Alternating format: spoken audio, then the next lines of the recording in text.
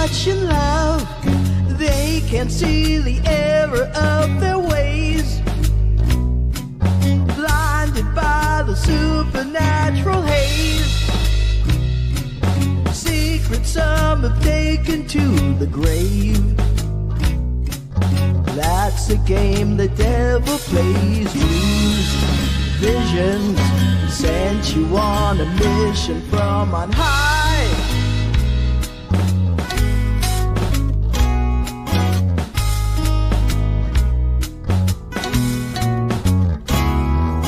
Who's the zombie now?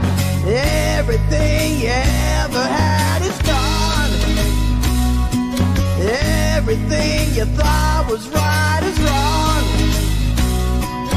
Broken hearts are left to carry on. Now you're both where you belong. Dreams, visions, it's a new religion of the lie.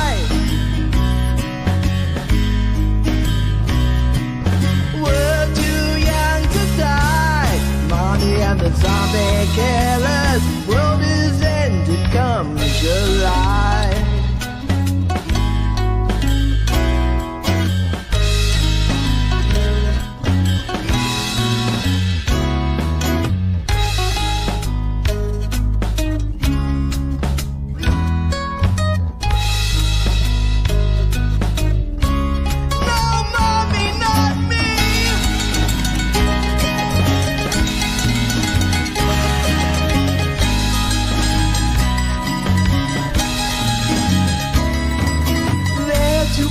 In love, they can't see the folly of their ways. Burning with a dark infernal blaze. Doctrine that will put you in the grave.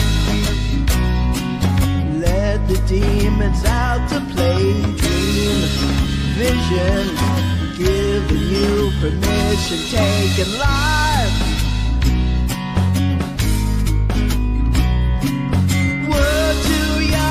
Die. Mommy and the zombie killers. World is ending come July. We're too young to die. Mommy and the zombie killers. It's all over come July.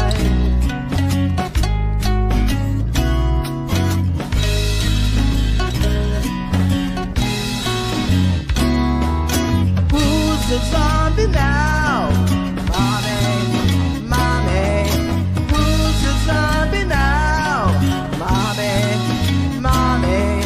Who's the zombie now, mommy, mommy? Who's the zombie now, mommy, mommy?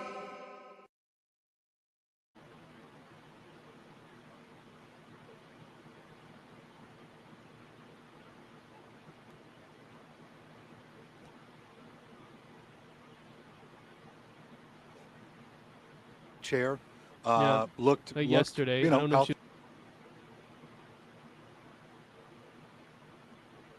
Looks like we got headsets. a sidebar. Headsets are on, Yep. so you won't hear audio. As look, you can see Lori shaking her head. We did notice she came in today on her own, no wheelchair. Looked yesterday. You know, I don't know healthy. if she was walking quickly, quicker than yesterday, but Right. she's got her blue blazer on. Trina has her headset on as well. Jurors have not come in yet. Just minutes away here from official opening statements. And again, this is where they are starting to learn now that this juror number 10, you know. Okay. Yeah. No, so at some point it will pop up Gator and some doctor. That will be you've got. I remember. I mean, she's gonna be doing.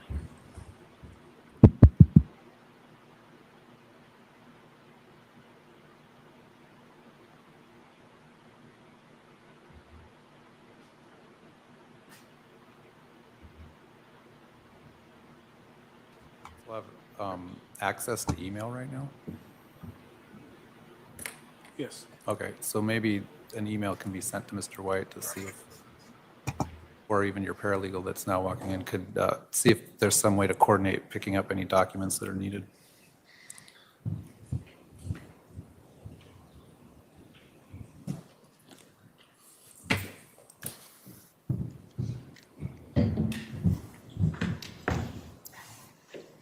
Or if they could even be digitally emailed over. If you need assistance printing them, we can do that too.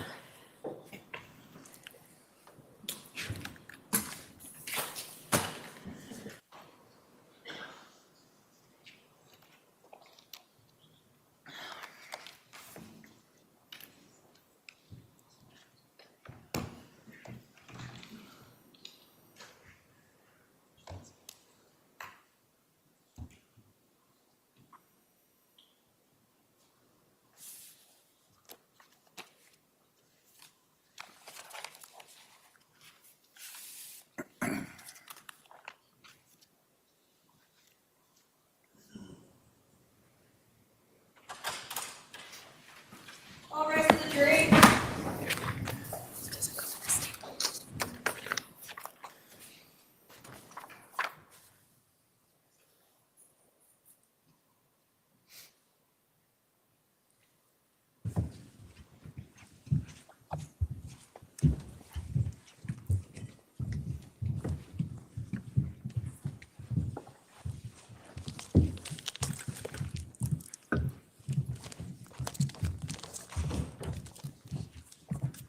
All right, please be seated. Members of the jury, welcome back.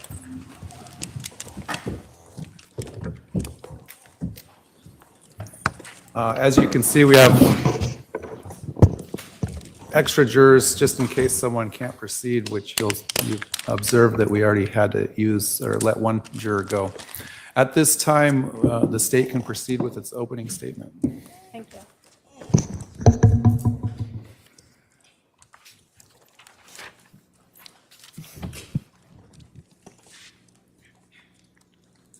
A Jeep Wrangler. The Texas license plate, no rear tire, and dark tint was parked right up next to Brandon Boudreaux. 2019, Brandon Boudreaux returned home. That Jeep had been idling there already for over an hour. When Brandon turned onto a street, he immediately noticed this Jeep because it was parked so close to his driveway. The back of the Jeep was facing towards him, and he immediately also noticed that there was no rear tire.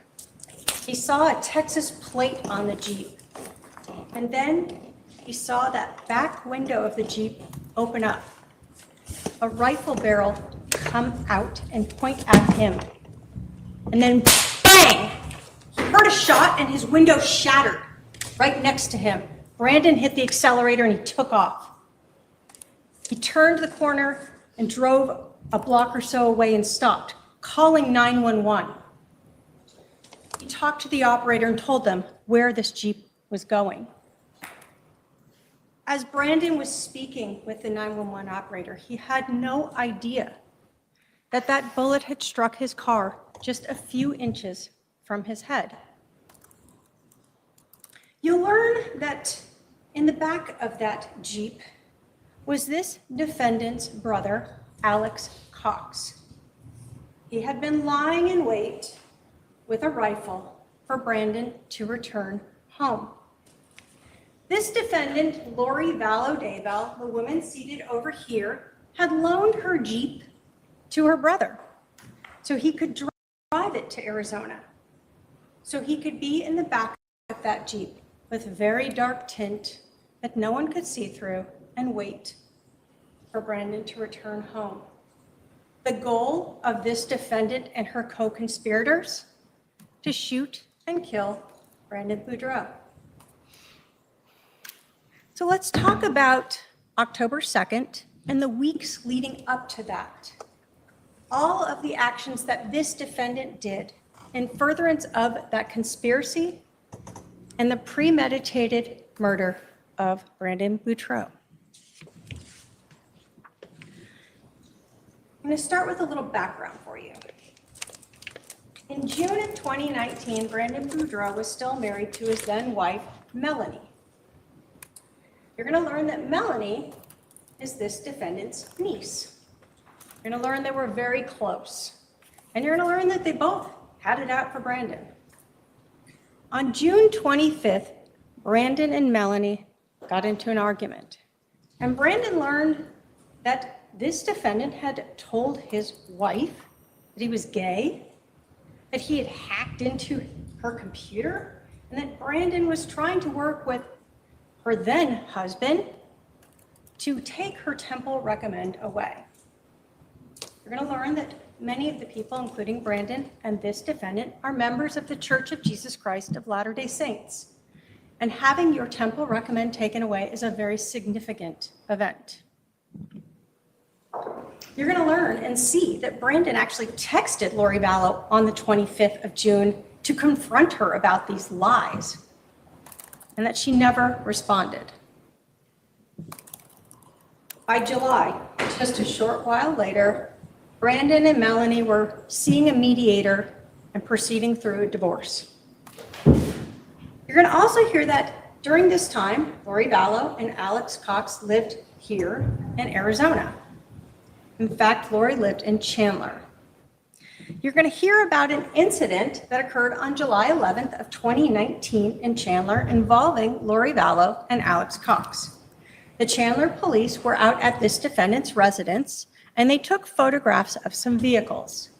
One of those vehicles was a 2018 Jeep Wrangler with Texas license plates, LWD 0997. That will be very important to you. They also noted that Alex had his own car, a Ford F-150. Both of those vehicles were in Chandler in July. You're going to learn that in August through September, Lori Vallow and her brother Alex Cox moved up to Rexburg, Idaho, to be closer to this defendant's soon-to-be husband, Chad Daybell. Both of them moved into a complex at 565 Pioneer Road in Rexburg, Idaho. Lori took the Jeep Wrangler and a Nissan Rogue, and Alex brought his Ford F-150. So everyone had their own vehicles. You're going to learn that as the divorce is proceeding between Brandon and his then wife, Melanie, that they put their house up for sale. And Melanie moved out and got a rental property. When their house finally sold, Brandon had to rent a home too. And on September 13th of 2019, he rented a house at 3875 East Phelps Street in Gilbert. Brandon will tell you that his plan initially was to stay in his own house almost up to the time of the closing and then move into the rental property. You will see a text message that Melanie asked Brandon for his new address. They had children in common, so he didn't think anything of this. And he sent her the address. That was on September 17th. You'll learn that Melanie Boudreaux, this defendant's niece, was the only person who knew Brandon's address, who knew 3875 East Phelps Street, and who also knew this defendant and Alex Cox. Brandon barely moved into that house before the shooting. In fact, he'd moved in sooner than he thought because Melanie told him she was going out of town and offered him the kids for an extra weekend. And so he moved in sooner and took the kids while she flew to Rexburg, Idaho on September 26th through the 29th to be with this defendant. So in the weeks leading up to this October 2nd shooting, we'll talk about all of these things that were done in furtherance of this conspiracy, starting with Lori Vallow's Jeep. You'll learn that Alex Cox searched out a place to have extra window tinting put on the Jeep. And I say that because you're going to see the photos from the Jeep in July, and you'll see there's tinting on the windows, but you can still see into it. And so on September 25th, Alex Cox took that Jeep to Dan's window tinting in Rexburg, Idaho, and he paid $200 to put some of the darkest tint you could put on it. You'll see those photos of what that Jeep looked like afterwards. This is the first action of this defendant, Lori Vallow, in the conspiracy, loaning her brother this Jeep and allowing him to put on these dark tint to get it ready so he can lie in wait and no one could see him in the back with that rifle. It is her first mistake, using that Jeep and tying herself to the conspiracy and to the premeditation. Also on September 25th, you're going to learn that Lori Vallow and her accomplice, Alex Cox, went to the Walmart superstore in Idaho Falls. You're going to learn that's not far from Rexburg. And they purchased a burner phone. Now, a burner phone is a phone that you don't have to put your subscriber information to. And so, how do we know that Alex Cox was there and Lori Vallow was there? Well, you're going to learn they each had their own cell phone, like most of us do, and that Alex Cox's cell phone was utilizing Wi-Fi inside that Walmart at the time that burner phone was purchased with cash.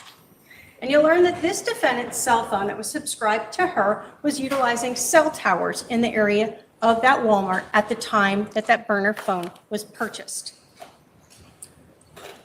Lori Vallow and Alex Cox knew that he would need a phone when he drove down here, but they knew you don't want to bring your own phone.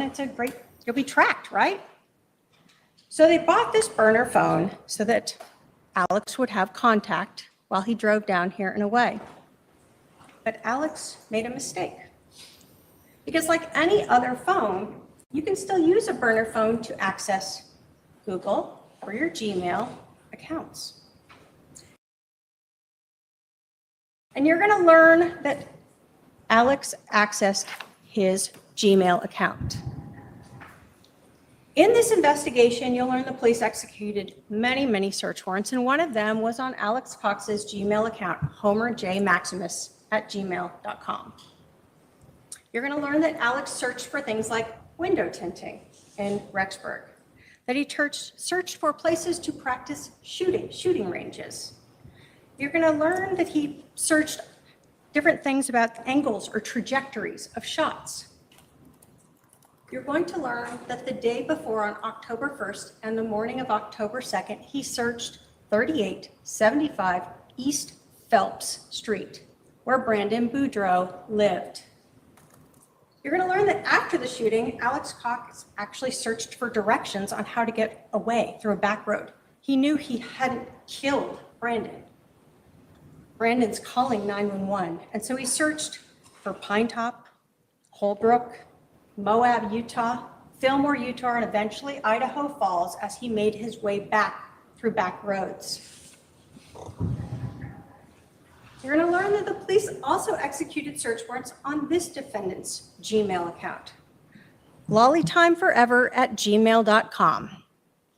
On September 30th, the day when her brother took her Jeep and started driving down to Arizona, she searched, quote, how to get the back seat out of my Jeep Wrangler. And she also searched a YouTube video, Jeep Wrangler JK rear seat removal, how to DIY YouTube video. This defendant continued to be a co-conspirator and to aid her accomplice, Alex Cox, by searching how to remove that back seat of the Jeep so he could better lie in wait to shoot Brandon. This was the defendant's second mistake, and more evidence of her being a co-conspirator and the premeditation. This defendant also, on September 30th, began aiding Alex by becoming his alibi.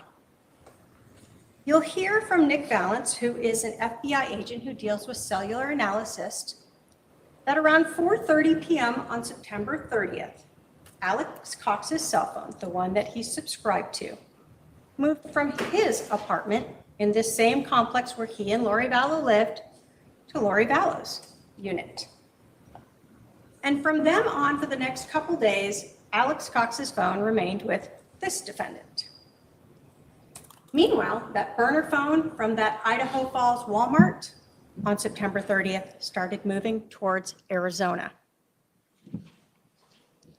You will hear that on October 2nd of 2019, at about 8 in the morning Arizona time, about an hour before the shooting, this defendant created the alibi.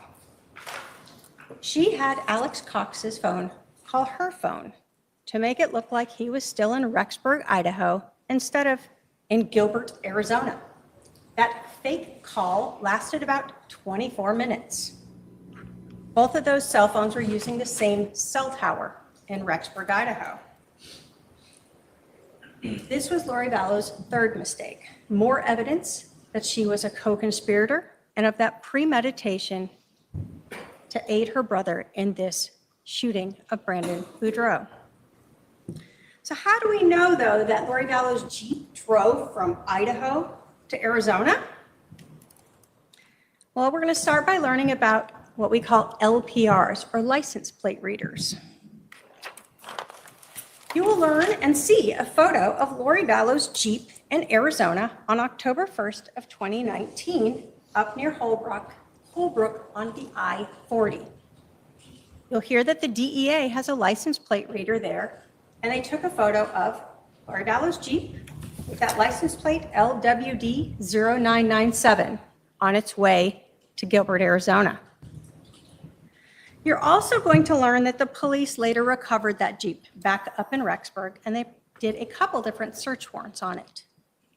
And what they recovered inside the Jeep, among other things, was a receipt from October 1st of 2019 from Mesa, Arizona, the day before the shooting, from a restaurant called Los Favoritos out on Power Road. You're going to learn that at the time, the burner phone is down here in Arizona. You'll learn that Alex Cox was using his Gmail and Googling an address on Power Road around the time when we then see the receipt. Alex Cox, Lori Vallow's Jeep, and Alex's rifle are here in Arizona waiting to commit this shooting. Meanwhile, up in Rexburg, on October 1st, this defendant does a little more additional help. She goes to a storage unit in Rexburg, Idaho, and rents unit C52. The next day, on October 2nd, when this shooting is happening down in Arizona, or after the shooting actually, she brings her soon-to-be husband, Chad Daybell, with her. And you will see video of this as she and Chad Daybell put the rear tire and the rear bench seat of that Jeep into the storage unit. Using the storage unit for that Jeep tire and that bench seat so that her co-conspirator, Alex, could lie in wait in the back of the Jeep, waiting for Brandon to return home that morning. This is, again, evidence of that conspiracy and of the premeditation to kill Brandon. So October 2nd, the morning of this shooting, you will see that Alex Cox was Googling that address, 3875 East Phelps Road. His burner phone from Idaho Falls, Idaho, is in Gilbert, Arizona. He's using his Gmail account, and he is using cell towers around Melanie Boudreaux's residence. Now, this is important because Melanie knew that Brandon had their kids. They had 4. She knew that Brandon that morning was going to have to drop off 3 of the kids at school and that they would exchange their youngest. They would meet at a park. Brandon would text Melanie, let her know he was there. She would respond, and they would exchange their youngest child. While Brandon was leaving his house to take his kids to school, that Idaho burner phone moves to his residence and begins waiting for him. Alex kept the Jeep running as he waited for Brandon to return. What Melanie didn't know was that Brandon was going to the gym after dropping off the kids. And so Alex had to wait longer. You'll hear that one of Brandon's neighbors noticed this Jeep. It's a neighborhood that doesn't have any real easy ingress or egress.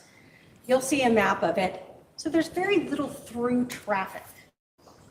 And so the neighborhood knows and recognizes most of the same cars. And you'll hear from a neighbor that as he was backing out, he saw this Jeep parked the wrong way on the road, nose to nose with another vehicle that he did recognize. He saw the dark tinting. He saw it was running, and he thought it just stood out as unusual in his neighborhood. It made him actually look into his rearview mirror to note it had a Texas license plate.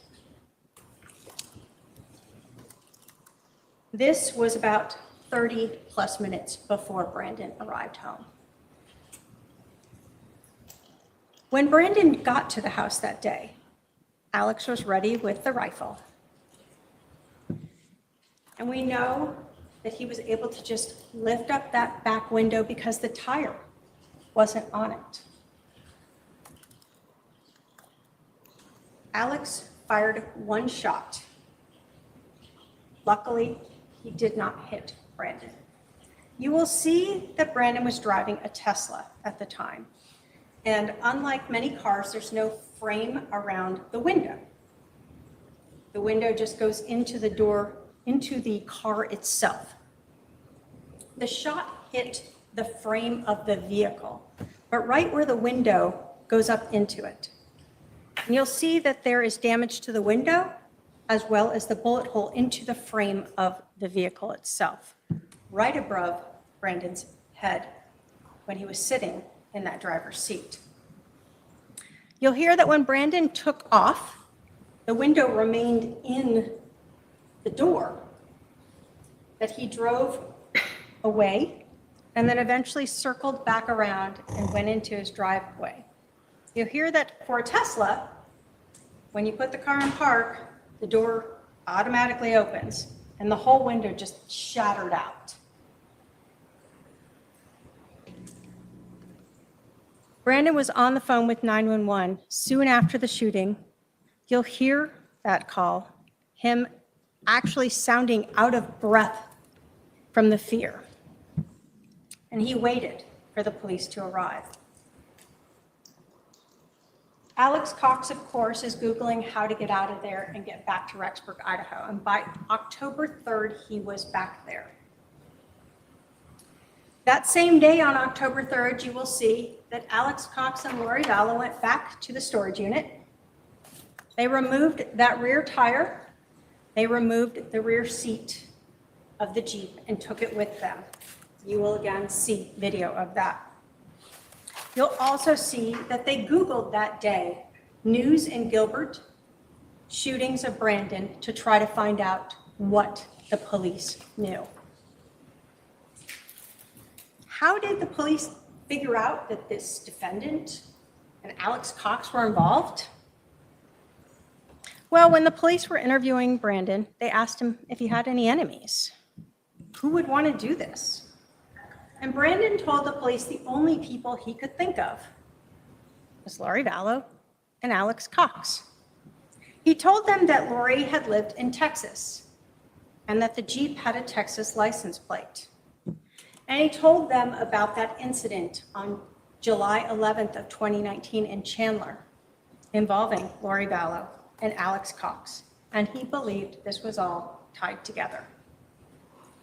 You'll hear that the Gilbert police reached out to the Chandler Police Department and learned about that Jeep with the Texas plates, LWD 0997, the same plate that was seen on that license plate reader on October 1st coming into Arizona.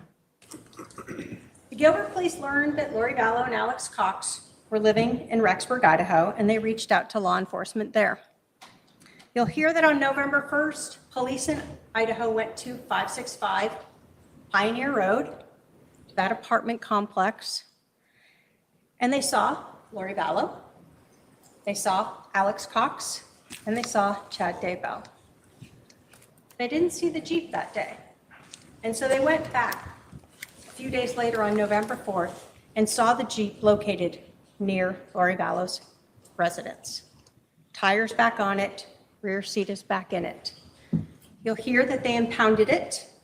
And on November 18th, the Gilbert police flew to Idaho to process it. You're going to learn about GSR, or gunshot residue. You're going to learn that they process the vehicle. Basically, they're little sticky kits. GSR is microscopic. You can't see it. So you try to collect it, and then you give it to an expert to look through it. You will hear that those kits were sent to the Phoenix Police Department and reviewed, and that particles indicative of gunshot residue were located on the kits that were tested from the rear of that Jeep Wrangler, and that this is consistent with a gun being fired from the rear of the Jeep. You also hear that the Gilbert Police Department collected DNA from areas like the steering wheel, the gear shift, seatbelt buckles, and that they got a blood blot from Alexander Cox. DNA profiles were created from the steering wheel and other areas around the driver's seat. And the DNA was found to be a mixture, multiple people, but the major contributor was Alexander Cox. Again, you will hear that the police executed multiple search warrants on cell phones, cell tower usage, data from Gmail accounts, and data from iCloud accounts. You will see a map of Lori Vallow's cell phone, Alex Cox's cell phone, as well as that burner phone from that Walmart in Idaho Falls, the one that was associated to Alex Cox's Gmail account. You will hear from Nick Valance from the FBI, and he'll show you how that burner phone went from Rexburg, Idaho, down to Gilbert, Arizona, was there for the shooting, and returned back to Rexburg, and was never used again after that. You will learn that the only phone number that that burner phone called or received calls from was Chad Daybell, this defendant's soon-to-be husband. The same phone, of course, that was using those cell towers right around Brandon's home at the time of the shooting. This defendant, Lori Vallow Daybell, has been charged with conspiracy to commit the first-degree murder of Brandon Boudreaux on October 2nd of 2019. The evidence in this case will prove to you beyond a reasonable doubt that this defendant conspired with Alex Cox and others to kill Brandon. She provided the means, the Jeep, she helped get the Jeep ready, and she tried to provide an alibi for her co-conspirator. At the end of this trial, the state will ask you all to hold this defendant accountable and find her guilty of conspiracy to commit first-degree murder. Thank you. Would the defense like to give an opening statement at this time?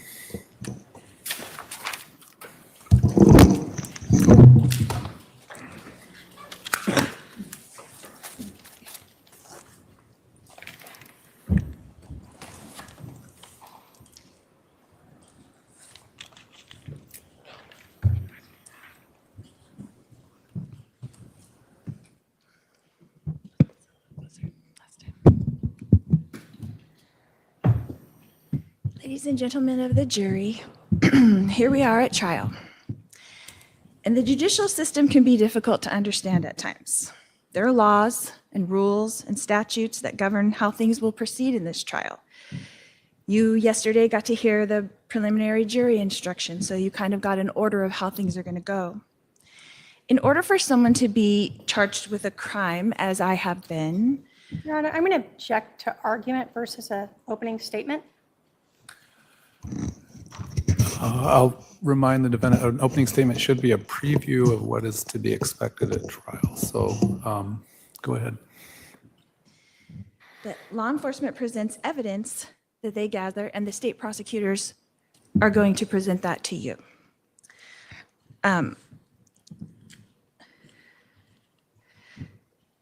Sometimes the state charges the defendant with a crime. They have charged me with a crime, a very serious crime.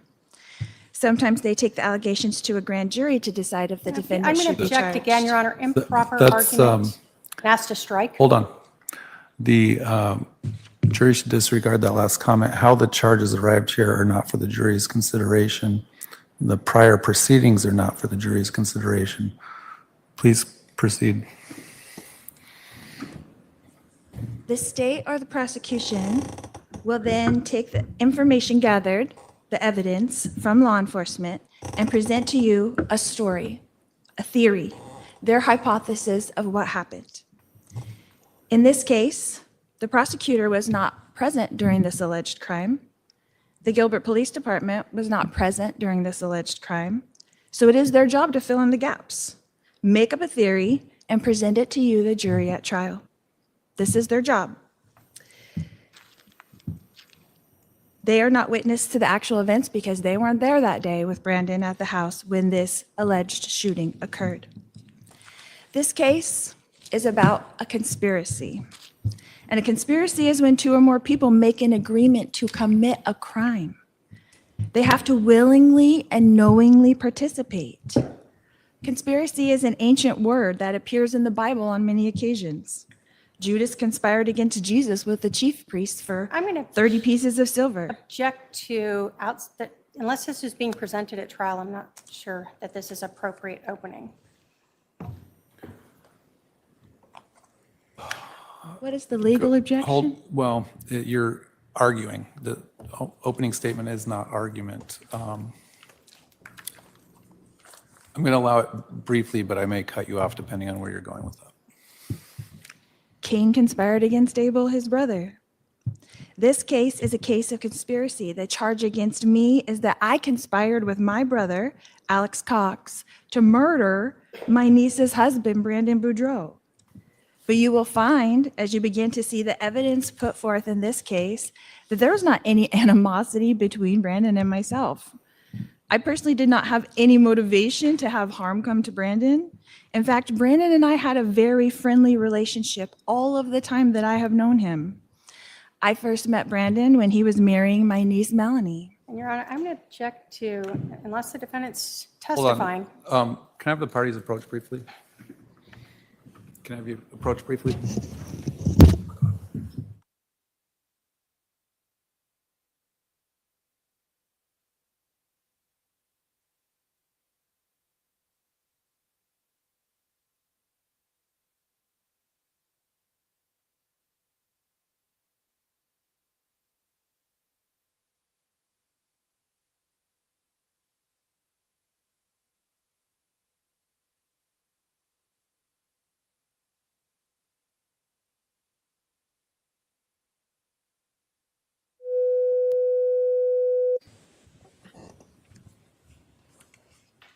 Go ahead.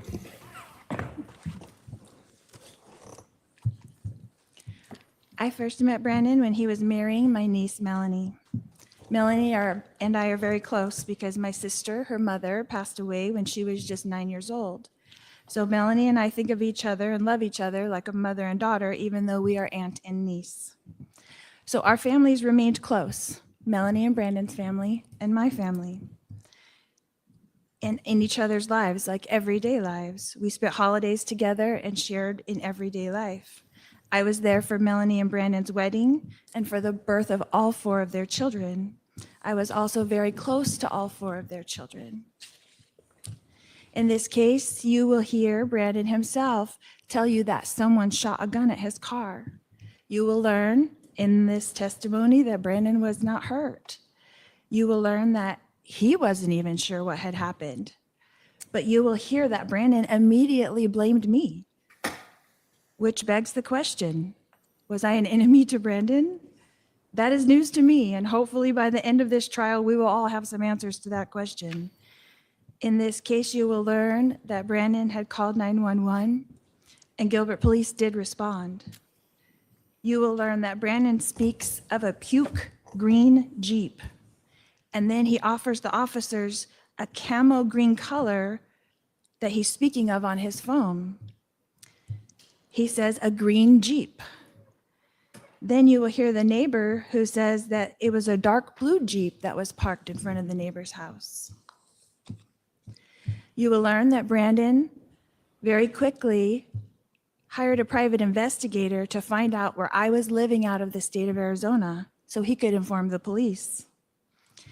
You will see Brandon exchange email information with Detective Pillar, the case agent in this case, about my whereabouts and about the financial dealings of my niece, Melanie Boudreaux. You will learn that Brandon was not particularly satisfied with the investigation that Gilbert Police was conducting, so he did his own investigation, hiring his own private investigator to follow his wife, Melanie Boudreaux. You will find out that Brandon had access to the VIN number of a Jeep and gave it to the police. You will find out that after that event, he quickly changed his story from a camo green Jeep to a gray Jeep. You will then learn that Brandon continued to provide information he was personally finding out to Detective Pillar, the case agent in this case. You will learn that Detective Pillar and Brandon discussed through email how they can demonstrate Melanie's financial gain if Brandon were to have died around October 2nd, 2019. This is what a conspiracy looks like. Two people trying to set up another person for a crime. My niece, Melanie Boudreaux, is named by the state as a co-conspirator. However, she has not been charged with the crime. I'm going to object but and I have that have. struck as well, Your Honor. Jury should disregard that statement. You're going to receive an instruction later that all persons that may be involved would not necessarily be charged or called as witnesses, and you'll follow those instructions later. Go ahead. I was not living in Arizona at the time this alleged incident happened on October 2nd, 2019. I was not even aware such an event had taken place. I did have a close relationship with my brother Alex, but I was not aware of his every move. Melanie also had a close relationship with Alex, but also was not aware of his location at all times. Brandon and Alex also had a good relationship until this accusation. They saw each other frequently at all of our family parties and get-togethers and would often be seen laughing and talking. Alex was a comedian who kept our family laughing.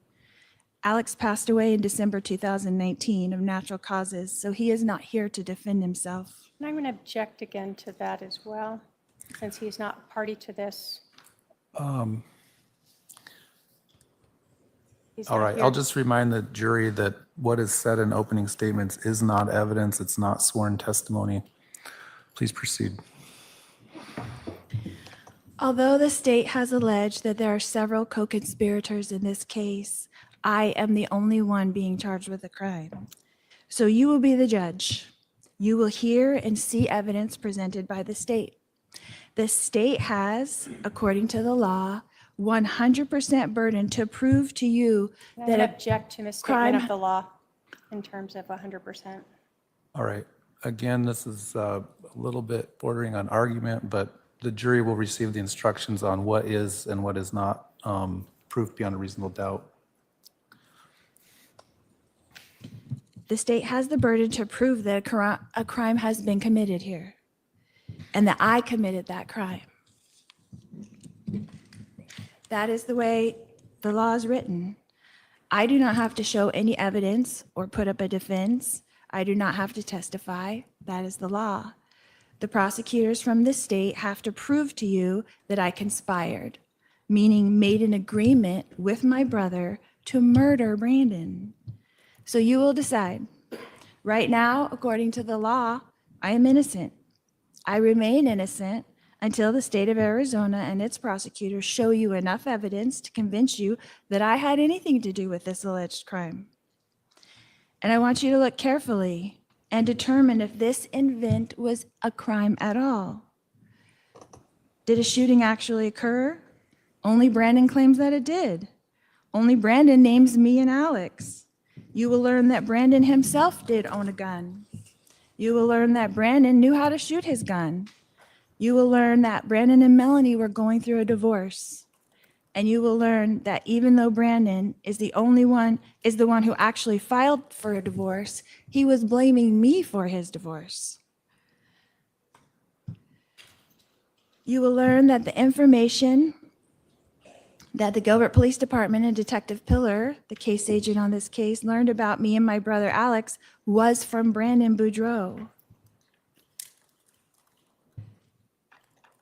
You will learn that Brandon and Detective Pillar communicated frequently and were on a first-name basis. I want you to look closely at the motivation of Brandon and the Gilbert Police Department, because I'm the only one charged with the crime, and I need you to decipher what really happened here, because I'm the only one who's being asked to pay a consequence for this And crime. again, Your Honor, I'm going to ask to object and strike that. There's Sustained, the jury in their instructions received an instruction that said the jury is not to consider a penalty.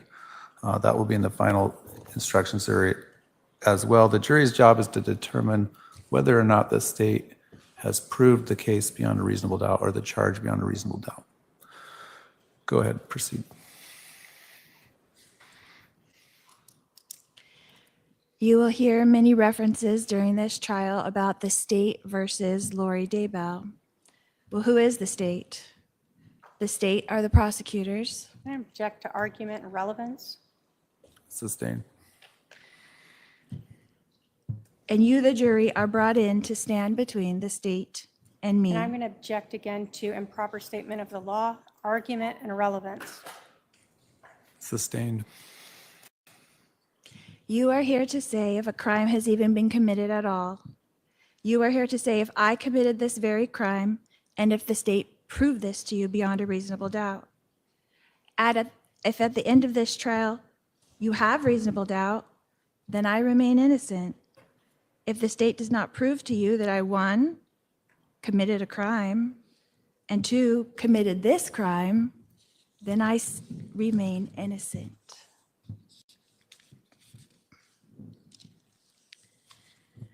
In this case, you will hear a lot of speculation. The definition of speculation is an idea or guess about something that is not known. During this trial, the state will try to convince you that I committed this crime by using speculation, innuendo, and insinuation. And the state is hoping that this will be enough. In this trial, you will in fact witness a power struggle between the state and the defendant. Your Honor, For I'm what gonna a fact object to really argument. Sustained. Because they want to convince you, the jury, that a fact is speculation, that a fact is innuendo, that a fact is insinuation, that they knew what I was thinking, what I was feeling, what I was planning, when they don't know it all.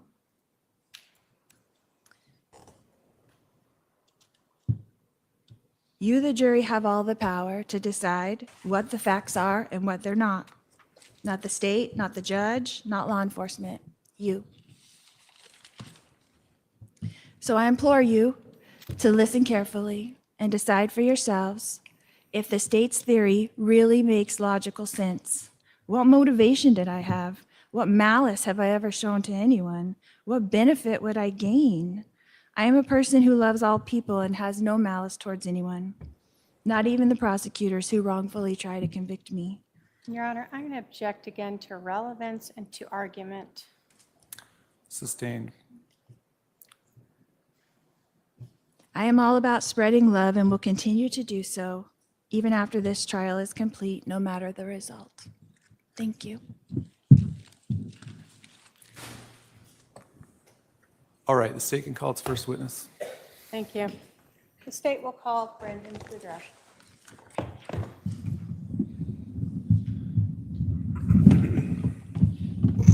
Your Honor, could we have a... You're going to come up here and be sworn in by the clerk. Can you please state and spell your first and your last name?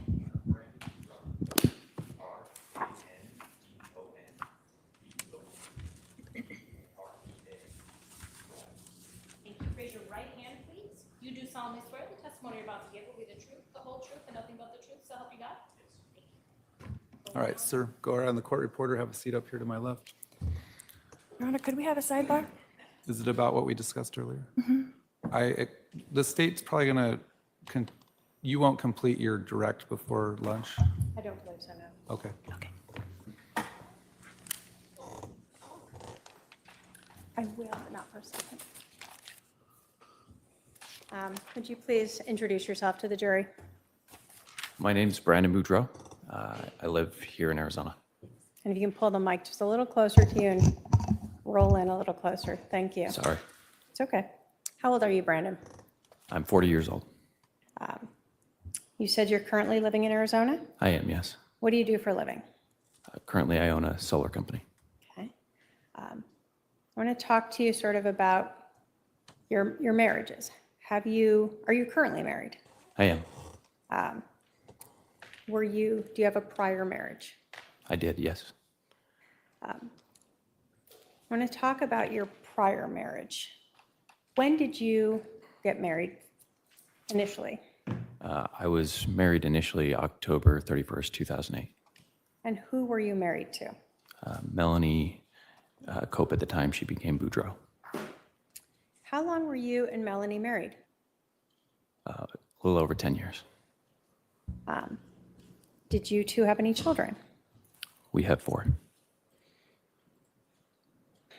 Do you recall approximately when you began divorce proceedings with Melanie? It would have been in July of 2019.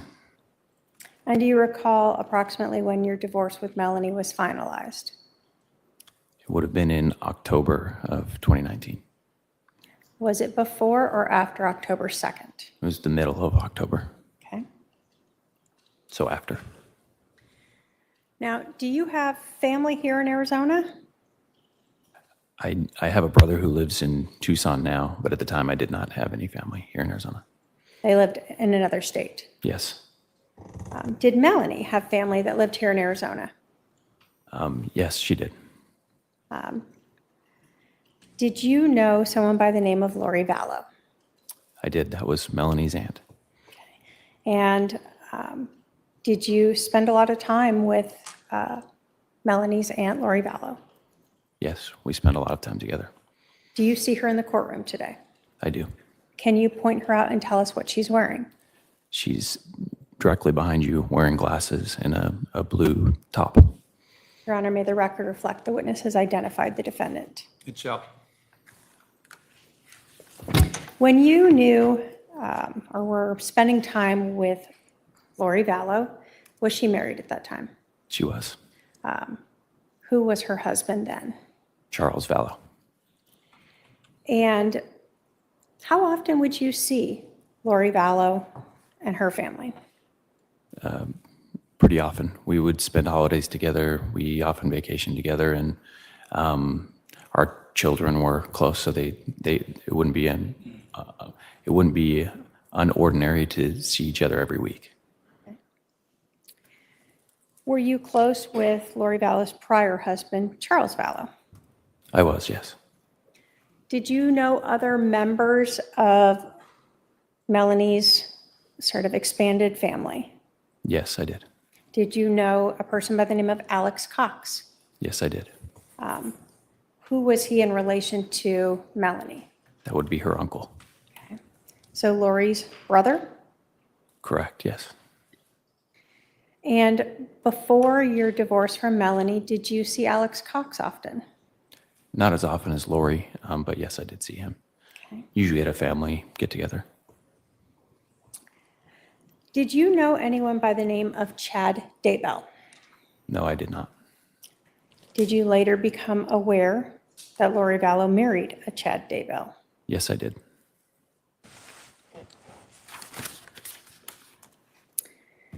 Can you try to describe for us the relationship between Melanie, your ex-wife, and her aunt, Lori Vallow?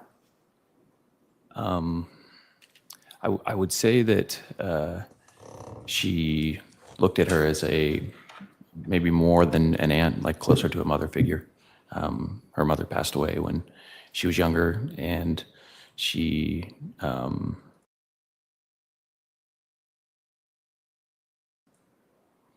let her hold a lot of influence in her life. Okay.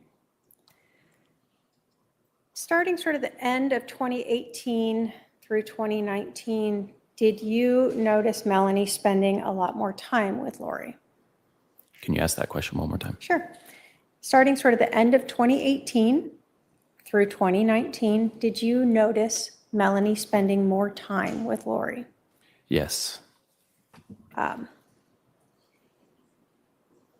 In 2019, did you start to notice issues with your marriage with Melanie? Yes, I did. Without going into what was said, did you ever speak with Charles Vallow about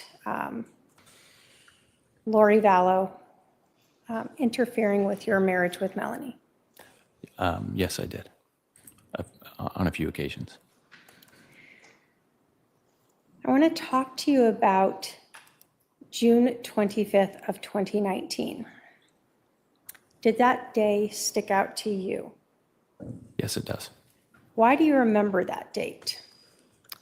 On June 25th of 2019, I had a long disagreement with my then wife.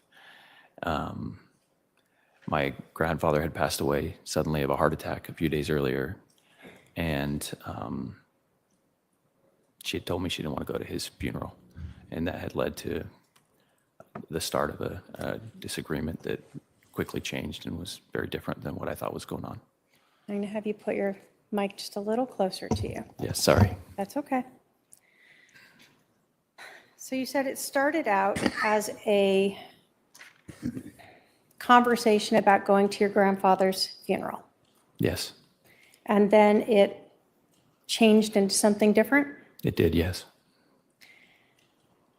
During this conversation with Melanie on June 25th, were you accused or told that you had been involved in doing some things to her aunt, Lori Vallow? I was, yes. This sticks out because it was so bizarre to me. I was trying to talk to my wife about our relationship, and she was using different language that was confusing. She kept saying that she was going to reveal things about me, and it just didn't make sense. And then she accused me of hacking Lori's computer, which I knew I hadn't done, and I didn't know why it mattered to what we were talking about. So, that something like that sticks with you because it's just doesn't connect. Do you know how to hack into other people's computers? I do not. So you're being accused of hacking into Lori Vallow's computer. Did anything get raised during this conversation regarding your sexuality?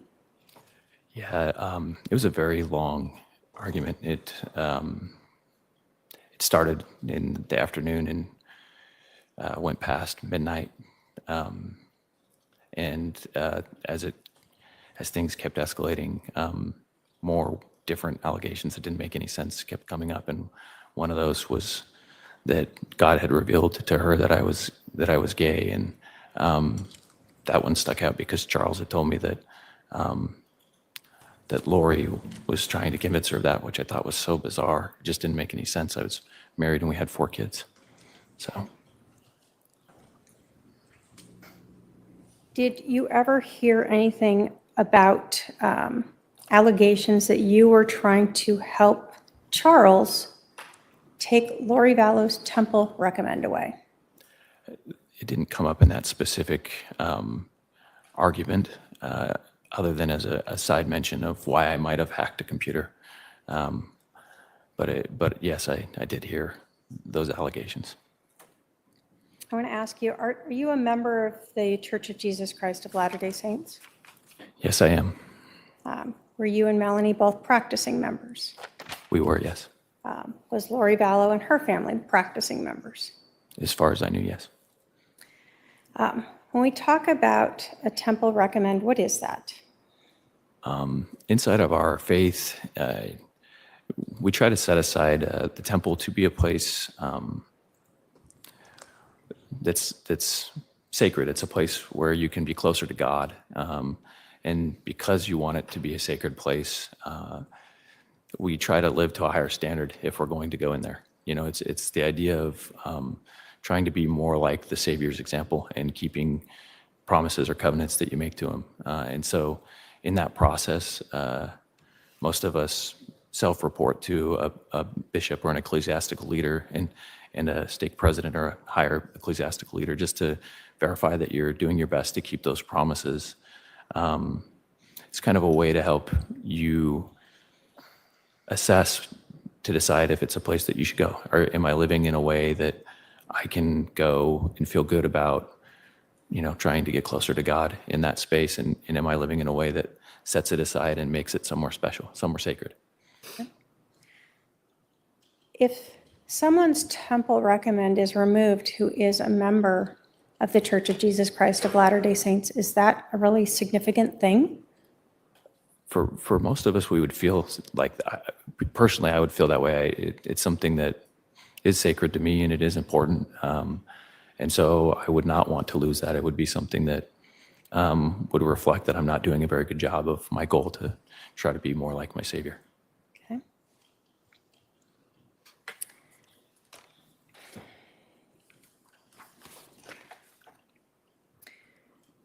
When you were having this argument, this conversation with Melanie on June 25th, what are you thinking? It began with just frustration, which when I took a little time and was introverted and thought about it, I realized wasn't fair. If she didn't want to go to a grandfather's funeral, I recognized that me feeling frustrated was something I should deal with myself, but not try to force someone else to do something that they weren't comfortable with. And then it was just really painful, because the rest of it there's a lot of frustration that comes from, at the end of it, she was asking for a divorce and demanding that we end our marriage. And, I had 4 kids, and this was going to change their entire world. It was going to change everything for my family. Did you, having spoken with Melanie, feel that Lori Vallow was involved in some of these things that Melanie was telling you, that was why your divorce should end? Can you ask that question one more time? Sure. As you are listening to the things that Melanie was telling you that evening or afternoon into the evening of June 25th, did you believe that Lori Vallow had been involved in some of these ideas that were being told to you as to why your marriage should end? Yeah, I mean, how else does her aunt's computer getting hacked even come up without Lori being involved? So I got pretty frustrated at one point, and I think I told her I'm going to take a break, and I texted Lori and Charles and tried to call both of them to discuss it with them, because I wanted them to understand the gravity. This is my family. This is my kids. This changes the rest of their lives. It's not just whatever was going on for those two. So you told us that you just mentioned that you actually sent a text message, or a couple of text messages, to Lori Vallow that evening? Yes, I did. Can you scoot just a little closer? Thank you. Yeah, I'm sorry.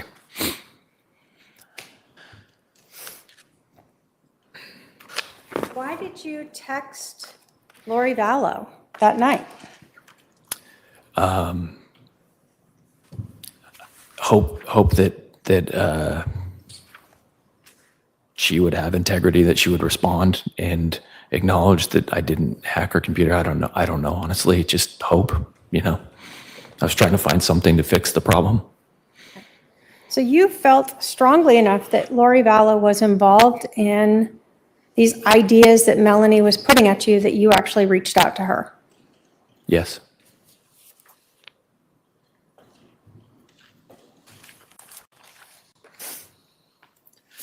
Your Honor, I've shown the defendant Exhibit 122. I'd like to have my paralegal bring that up.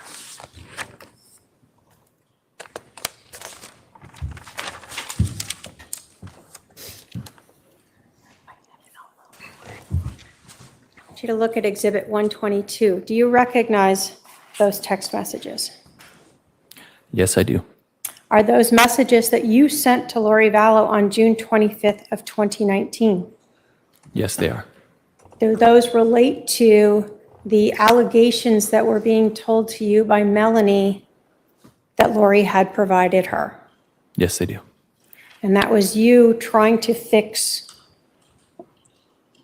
these things that were lies. Correct. State will move to admit Exhibit 122. Any objection? No objection. 122 is admitted. If I may publish.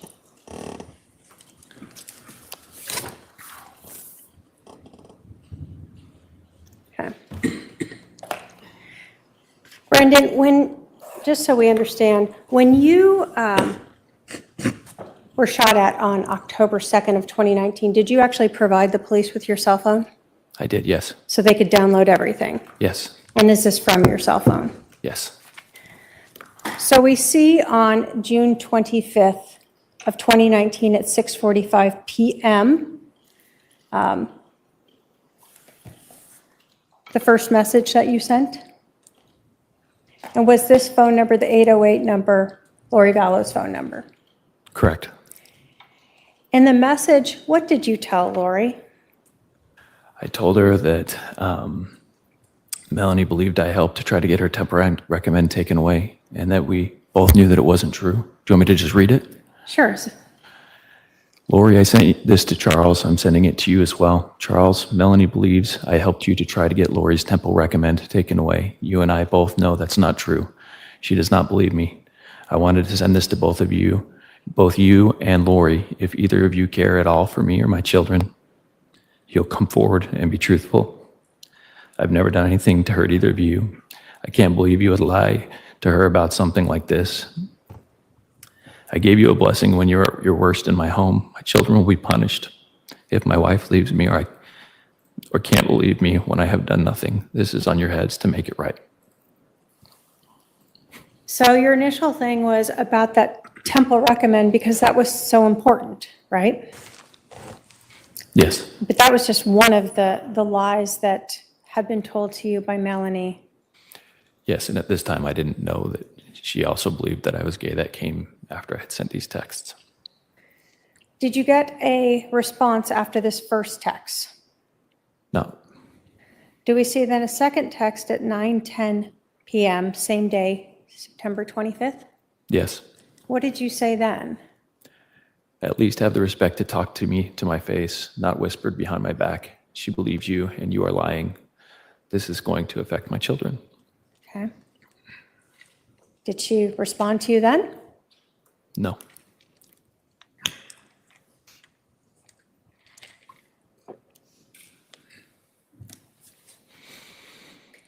And a couple minutes later, did you send Lori another message? I did. What did you say then? I will not stop until the truth is known. It says I didn't dip, but a typo. I didn't do the things you said, and because I know I did not, I will find a way to prove it.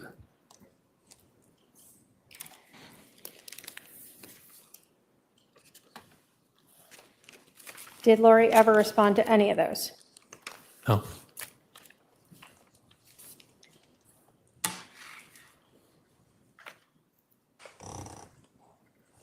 Were you able to convince Melanie that these things that Lori had told her were not true? No. Would she listen to you about it? After that evening, she would never spend time alone with me again. There was always someone else with us everywhere that we ever talked or communicated.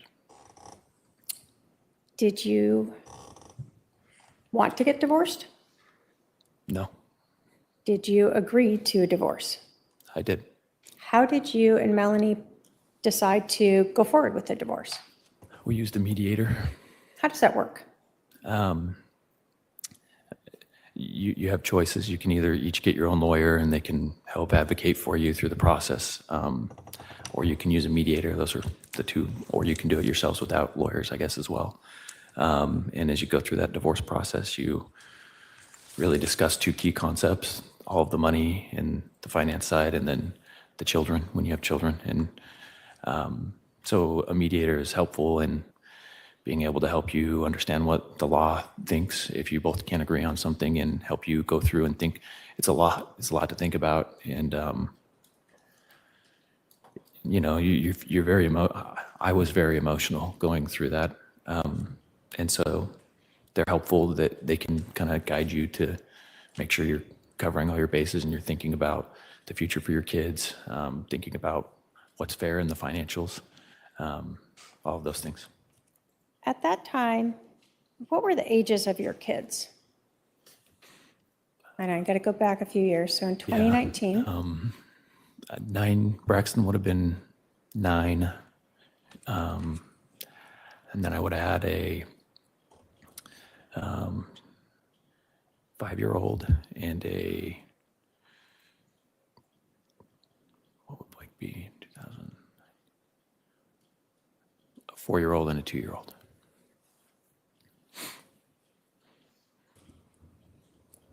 and you told us that you started to see a mediator sort of in July of 2019. Yes, Do you recall if it was the beginning, middle, or end of July? beginning of July. So really fairly quickly after you were confronted with these theories of you hacking Lori's computer and trying to take her Temple recommend away. Yeah. As you went through a mediator, did you agree to have joint custody of your kids? I did. Did you and Melanie have a house at the time you were married? We did, yes. And in the mediation, we agreed to sell it. Now, prior to the sale of the house, did Melanie move somewhere else to live? Yeah, we agreed that I would help her find a rental, which we did. And then our house was an expensive house. We were listing it at about $1 million. And so having those young kids inside of it while you're trying to have it show ready all the time was a concern. So we agreed we'd get a rental house where the kids would be able to stay so that they could just be kids and not have to try to live super, super clean. And I would stay in the house and just kind of live in it as a shell house till it's sold. Okay. Do you recall approximately when Melanie moved out? July, around the 14th or so, I think. I'm not 100%. It's been 6 Mid-July? years. Yeah, mid-July. So the kids were living with Melanie in the rental house and you were staying in sort of I'll call it a community property house at this point. Do you recall when your house sold? In September, I think we got it under contract, and at which point I started looking for a rental house, probably, For yourself? yeah, for me to move into so that we could then do our joint 50-50 custody Okay. with our kids. Did you find a house to rent? I did. And was that the 3875 East Phelps Street in Gilbert? Yes. When you were looking for a residence, did you consider at all the location of Melanie's rental house? Yeah, I tried to, we had agreed we would stay within a couple miles of each other so that it would be convenient for each of us. And I also tried to move close to where I had before I had built the home that we had, I had lived in that same neighborhood. So I tried to move closely to a place my kids would be familiar. Okay. Did you sign a lease for that 3875 East Phelps Street on September 13th of 2019? Yes. What was your plan in terms of when you were going to move into that new house versus staying in the community home? I was going to stay in the community home until right before we finished everything up. So like the end of September, and then I would move over to the new house. And when was the community house supposed to close? October 1st. Okay. And what was the mediation agreement for that money on October 1st? Who would get what? It was going to be split between me and Melanie, and it was supposed to all go to one account, and then I would transfer the money over to her. Okay. So at some point, did the plan ever change as to when you were going to move into the Phelps house? Yes. I heard from Melanie that I had an option to get my kids early, which I was getting very limited time with my children. That was hard for me. You know, it's difficult going through transitions like that. So she had offered, she said she was going out of town and that I could have my kids early if I got the house early. And so I was excited, and I quickly changed my plans and made a quick move from the current house into the new house to get it ready, because when you have young kids, you have to kind of prepare. You can't just move them in. Everything needs to be kind of organized. During the mediation, had you and Melanie come up with an agreement as to when each of you would have the children? Yes. What was that agreement? Mondays and Tuesdays would be my days. Wednesdays and Thursdays would be her days. And then we would rotate weekends. So weekends for you guys was Friday through Sunday? Correct. And then how would you hand off the children, and what would happen with your youngest? I worked, so she would watch my youngest even on my days. And then handoffs would happen at school. If they were in school, we would just drop off and the other person would do the pickup. If they weren't in school, then it would be drop off at each other's houses. Okay. So you said you worked. Did Melanie work? She did not. Okay. So Melanie kind of just tells you she's going out of town on the 26th and offers the children to you. Do you recall about when you moved into now this residence on Phelps? It's been a really long time. Shortly after, I think, that conversation, about a few days prior to when I got the kids. I think it took me a couple days to move in. So you had the kids on the 26th. I did, yeah. How did you told us you had been planning to move in a little bit later. How did you get moved earlier, quicker? Did you have people help you? What'd you do? My neighbors that lived across the street from me at the house that I was selling noticed that I was moving and offered to help. I just went and got a truck and decided to move. I was excited. I didn't tell anybody even. I just kind of jumped after it, and then one other friend found out, and he brought another friend. So there's 4 people who helped me move, and they were the only people. I mean, I immediately had my kids after. They're the only people who even knew that I had moved. It was a very quick decision. Now, you told us that part of the agreement would be that you and Melanie would would drop off the kids. At any time, did Melanie ask you for the address of your new residence? Yes, she did. Did you provide it to her? Yes, I did. You think anything of it when she asked you that? I mean, no, I had said I would give her my address always. We had to drop each other the kids, so she had to know where I lived. Okay. You told us that you hadn't told anyone else your address? Yeah, it wasn't like out of secrecy. It just hadn't come up yet because it was so quick. So Melanie knew your address? Yes. And then you said 2 of your neighbors helped you move? Correct. So they knew your address. And then you said one of your friends helped you move? And he brought another friend, so 2 of my friends knew where I lived. Okay, so 5 people knew your address? Yes. Shown Defense Counsel 123, if I can have my paralegal approach.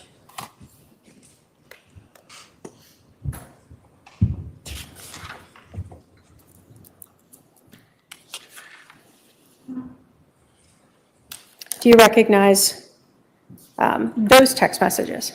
Yes, I do.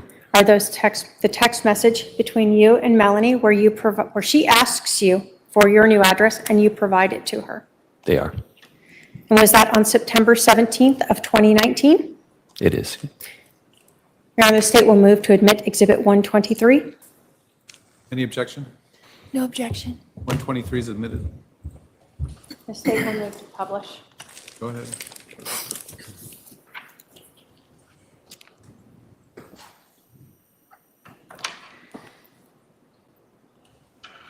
So again, you told us that you had provided your cell phone to the Gilbert Police Department on October 2nd. Is this from your phone? Yes. And so Melanie texted you on September 17th at 10 in the morning. What's your new address? That's correct.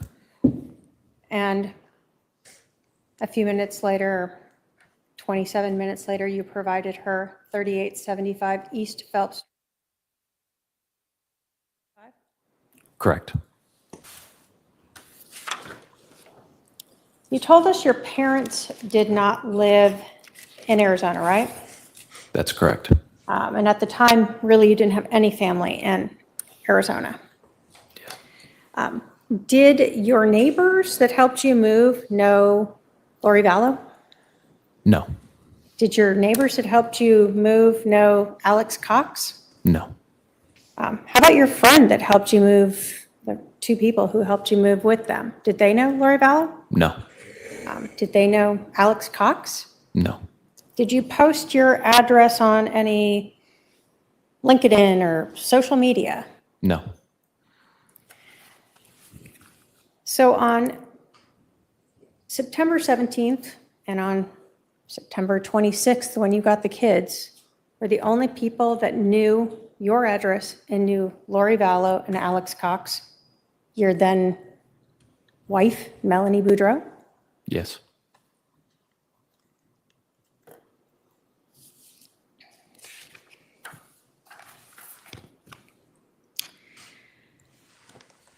So on September 26th, you're in your rental house on Phelps Street. You have your children with you. And is this sort of the first time you have been there with your kids? Yes.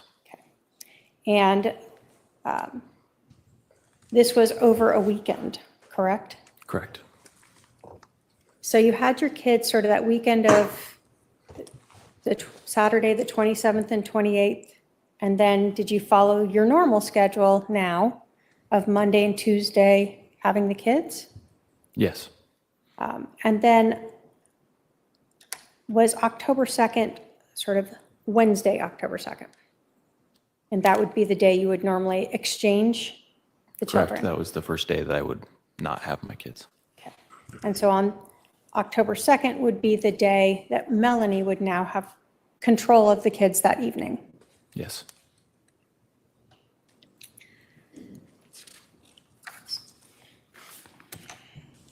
So I want to talk a little bit about your schedule with your kids the morning of October 2nd. Okay. Can you tell us sort of what your general schedule was? What'd you get up and do with all the kids? Yeah, it's been a long time. You know, my kids are different now, but back then, I would probably wake up an hour and a half early. Got to wake each kid up individually. Kind of, each of them has different needs. I think Breeze was still in diapers. Blake might have even still been in diapers. So you wake them up. You make sure that you get them cleaned up, changed. You feed them. Got to get 3 of the 4 of them dressed. They don't know how to dress themselves. So you got to give yourself time. So probably an hour and a half making food, getting kids ready, making sure everybody's good to go and prepared so that when you get within a short amount of time of school, you can get the 2 that are in elementary school there on time. All right, so you said you had 2 that were in elementary school. Are they in the same school? Yes. And so that leaves 2 other kids. Yes. What did you do with the other 2 kids? Blake was in like a pre-K preschool that was right by the new rental that we got Melanie, and then I dropped Breeze off at Melanie's. Well, she didn't want me to come to her house, so I would drop her off at the park, and then watch her run to her mom. Okay. Do you recall approximately when you left the house that morning to start taking the kids to drop them off at their different locations? Let me ask you this. Do you recall approximately when the kids had to be at school? 7. I probably would have left at 7:30. They probably started at 7:50. That's And were the schools you said close to your Phelps Street? it was like probably a 5 or 10 minute drive, depending on if there was some traffic or not.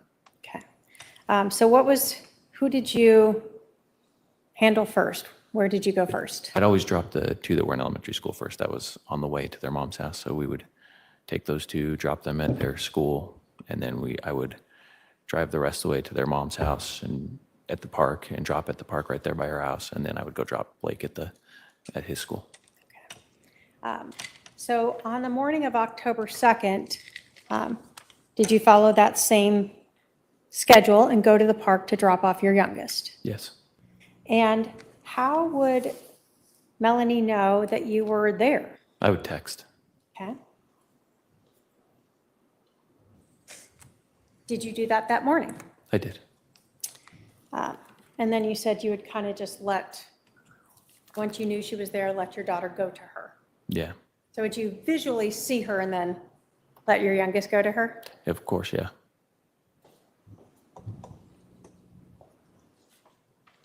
Show Defense Counsel Exhibit 124. Like not my paralegal approach with that.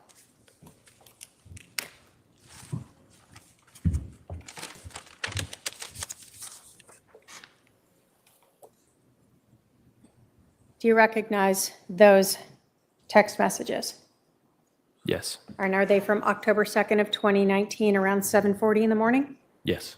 And do they reflect you letting Melanie know that you were there with your youngest? Yes. State will move to admit 124. Any objection? No objection. 124 is submitted. If I may publish.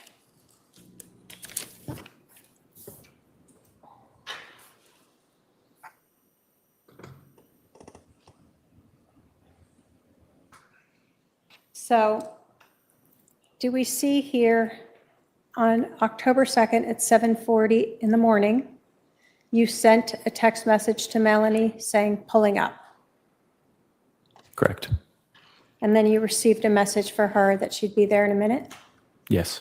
Were you able to hand off your youngest to Melanie? Yes.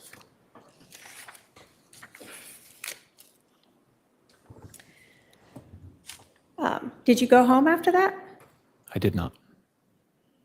Did you tell Melanie where you were going after that? I did not. Where did you go? I went to the gym. How long, well, let me ask you this. Where was the gym in relation to your Phelps house? It was a couple minutes away. It was it was midway between her and my Phelps house. Okay. And how long were you at the gym? About? Hour and a half. Okay. Can you tell us what kind of car you were driving back in October of 2019? It was a black Tesla Model X. Okay. Two-door or four-door? 4-door. It's Okay. like an SUV. How long had you had that Tesla? A few years. I bought it, I want to say 3 or 4 years earlier. Okay. So Melanie knew about that car? Yes. You had had it when you two were together, Correct. and you continued to have it as you were going through the divorce proceedings. Correct. And you drove that Tesla to that park when you exchanged your youngest. Yes, I did. I want to talk a little bit about Tesla vehicles. They're electric, right? They are, yeah. They drive a little different than gas cars. They do, yes. Can you tell us first about the acceleration? When you're driving a Tesla, they have when you take your foot off the gas, they built in a system that makes it slow down, so it like brakes for you. So they call it one pedal driving, but so when you push it, it'll accelerate really fast because that's just how electric motors work. The torque's very quick, so you can go much quicker. And it also, when you take your foot off the gas, it'll slow down a lot quicker too if you leave that feature on. So it drives very different than a gas car. You don't use the brakes as much. Okay. So if you take your foot completely off the acceleration pedal, it almost stops. Yeah, it can be very abrupt. It can feel Okay. like hitting the brakes. And so had you learned over those years how to kind of slow down by taking your foot slowly off that acceleration pedal? Yeah, you drive different. Did your Tesla have any type of technology built in to automatically open a garage door when you're within a certain range of it? Yeah, it did. It had that exact feature. It was when it got in a certain range, it would just send a garage door signal and open it up. Had you programmed that feature at the Phelps house? I did, yes. If you put your Tesla into park, what would happen? I used the feature where it would make the driver's side door just open automatically for you, so you didn't even have to reach over and open it. Would it open all the way? It would just slowly open. Sometimes it would open all the way. Sometimes it would open like a quarter of the way. There's like a sensor to make sure it doesn't hit stuff. Okay. And so that was something you had programmed already, so every time you put your car in park, that would happen for you? Yes. I'm going to talk a little bit about the driver's door of your Tesla.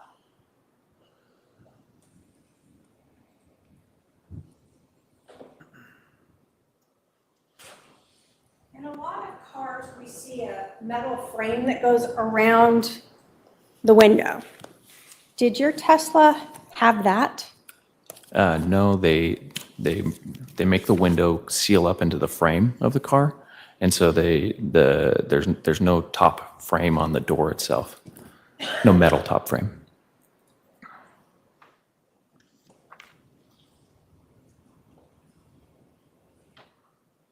Shown Defendant Exhibit 25. I can have my paralegal approach.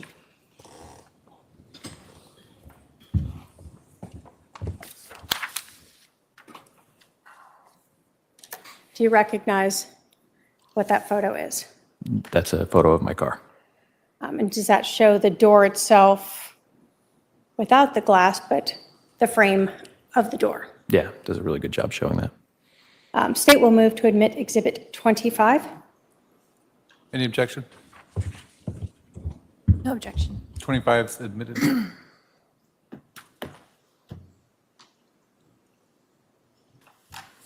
Okay. So is this actually a picture of your vehicle from October 2nd of 2019? Yes. And so we can see that there's no sort of metal frame around where the window would be, right? Correct. Okay. And is this actually your glass window right here? Yes, I believe it fell out when I opened the door, or when I put my car in park. Okay.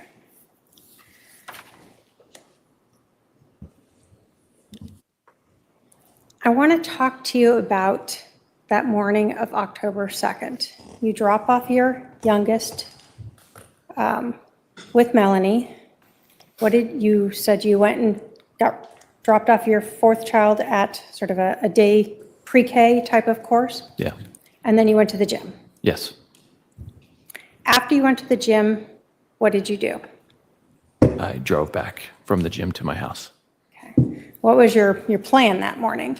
My plan was to shower and go to work and meet with my business partners, and we had an owners meeting that day. Okay. Can you tell us what happened when you turned into or onto Phelps Street that morning? That morning, I made my usual left onto Phelps Street, and there's one house and then my house, and so it's not like you're driving. You're coming through a turn, so you're not moving super fast, and there's not a lot of distance, so I don't really push the gas very hard. But I remember coming around the corner, kind of letting it almost kind of coast as I was waiting for it to catch the signal and send my my garage door up. And while I was doing that, I noticed a Jeep that was parked, and it was really awkward. Why was it awkward? Well, it was parked on top of the car that was normally there. So there's usually a van there, and it was just like parked nose to the van. And it was like, the back of it was almost blocking my driveway. It was parked so you just wouldn't think anyone would choose to park like that. So it kind of stood out to you right as you came around that corner. I noticed it had a Texas plate. The other thing that was awkward about it was no back tire, which Jeeps always have the back tire. That's like their thing. So all of that stood out, right? I mean, you don't have a lot of time when you're coming around a corner like that, but all of that just like, I was like, oh, that's weird. And I remember thinking my neighbor must know somebody from Texas, because I'm new, I don't know anybody yet. And I was like, and man, they parked awkward, like that's a really crappy park job. So that we understand, Was the Jeep parked sort of the opposite way of traffic? Yes, And so when you come around the corner, you're seeing the back of the Jeep. correct. And you said it was nose to nose with a white vehicle? Was it? Yeah, I believe it's a van.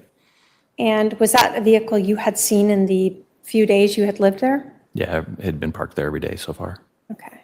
So you recognize that one. Was there a lot of other vehicles parked on the street? No, Just that Jeep right up to that one and on your driveway? correct. When you were coming in and sort of slowing down, what do you see happen? So as I let the car kind of coast in, the back window pops up. I see a muzzle. I hear a bang. And you know your fight or flight kicks in at that point.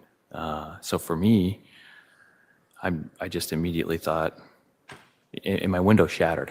You know, all that happened in like the snap of a finger. And so I just immediately thought someone's shooting at me because I saw a muzzle.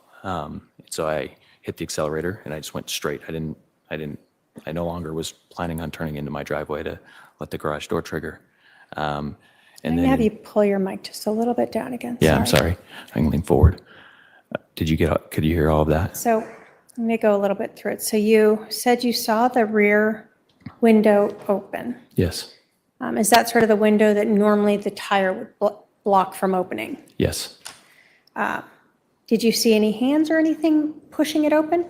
I can't say I did. It was, the windows were dark and I remember it lifting and I remember seeing a muzzle. Let's talk about the muzzle. Could you tell, like, was it a handgun muzzle, a rifle muzzle? What are we talking about? It looked like a rifle or a long gun. Yes. Also, possibly like there was a silencer on it or a suppressor or something because I remember the muzzle looked a little bit awkward at the end. Okay. Have you shot guns before? Yes. Have you shot rifles before? Rifles and handguns and shotguns. Did you grow up sort of shooting, hunting? Yeah, my family hunts. I'm not a big hunter myself. But you're familiar then with rifles and shotguns? Yes. Had you shot handguns before? Yes. So when you saw this, what did you think it was, the muzzle that you saw? I mean, you had a very short window, but it looked like a rifle to me with maybe a suppressor or something on it. Okay, so it was able to come out of the window enough that it looked like a rifle to Yes. you. You said you heard something. Can you describe that for us? It's a loud bang, gunshot. That's the only thing I can think of. And you've heard gunshots before. Lots of gunshots, yeah. So you hear this and you recognize that as a gunshot. Yes, And you said then your window shattered? correct. Did you see a hole through your window? No, which was confusing. So I was, all this stuff is happening quick. I'm sure I had some kind of what's the word I'm looking for? Shock, some form of shock. I'm sure there's a little bit of that. But I remember the first thought I had was I need to call 911. Someone just shot at me. So that, and I remember my phone flying forward and backward because I was driving quickly and accelerating quickly. I remember getting my phone and calling 911 and just, I mean, I remember having a hard time breathing, just feeling overwhelmed that somebody shot at me. And then I think maybe because I was feeling a little guilty or something, I remember thinking like, oh, maybe, there's no bullet in my car. I don't see a bullet hole anywhere. Maybe they did, maybe it wasn't a real gun. Maybe I'm overthinking this, you have a lot of thoughts going through your head. Did you ever say maybe it was a paint gun? Yes, I think I did. Think thinking now, have you seen a paint gun before?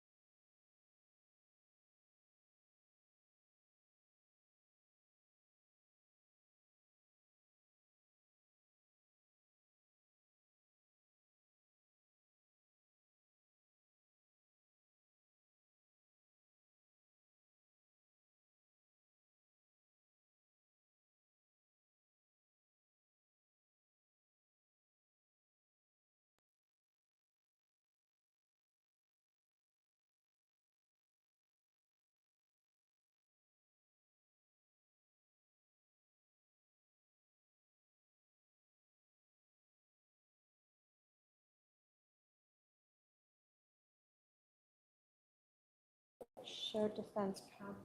Defended two different maps of the area.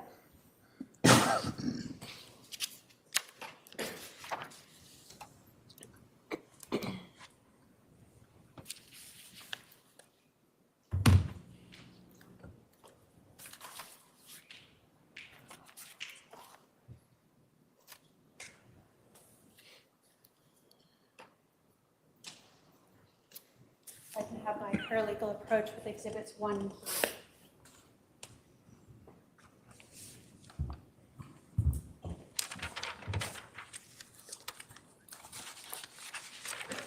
You look at those two exhibits and tell me if you recognize them as maps of the neighborhood, a closer up, as well as a further away map of your Phelps Street address and the streets around it. Correct. Yes, they are. And those are sort of accurate maps of that whole area. Yeah, I'd say they're accurate. State would move to admit exhibits 1 and 3. Any objection? No objection. 1 and 3 are admitted after you publish, so let's recess.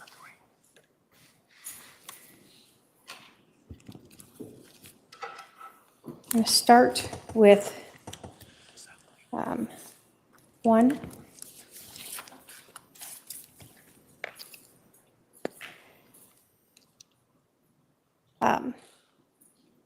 Actually, I think it's this way. When you were driving to your residence, I'll do it this way. We see here 3875 East Phelps Street. Is that your address at that Yes. time? And so it was 2 houses in. Yeah.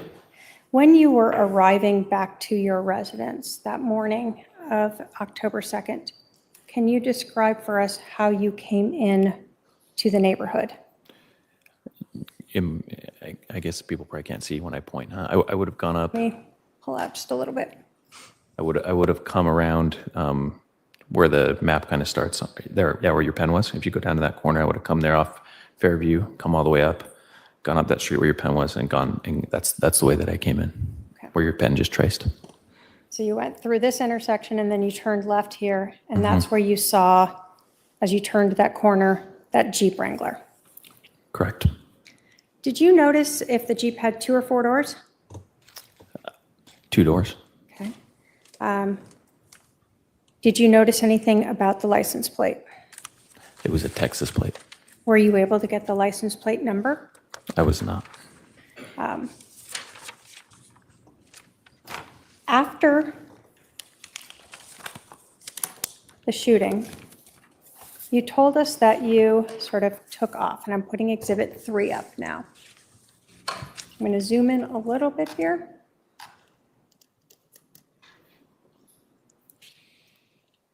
So we see Phelps Street. Is that the same street we were talking about? That is. You told us that you accelerated. Was it this direction on Phelps? Correct. And what did you do when you got to this intersection? Made a right on Cole, and you can see there's a pool right up there. I parked right there in front of that Okay. pool where that little walkway is, right on the. So Yeah. you parked right near the pool here. Yeah, right where your pen tip was there, kind of by the E. Were you on the phone with 911 prior to reaching that pool? Yes, I was on the phone with 911, I think, as I got towards the end of Phelps Street. Did you see the Jeep as you were there at the pool? I did, yes. And where did you see the Jeep go? It came down Phelps Street, went north on Cole, then it made a right on Waite when it saw me, and then it continued down Waite and made a right down whatever that road is. There's no name on it. And then I lost it at that point. It went down Fairview, and if you go to the bottom of this, it actually exits out onto Pecos Road. So I knew where they had to have gone, because the only way out of that neighborhood is to go down that Fairview Street drive and go around on Francis and then go out onto Pecos. And so that's what I told the police when I told them what happened. I told them that it had exited out onto Pecos. So basically, the only two ways to get out of your neighborhood was either to go up Cole, where they would have had to go past you to get onto Fry, or to go south to Pecos Road Correct. through this neighborhood. Yes. We're going to do Amita.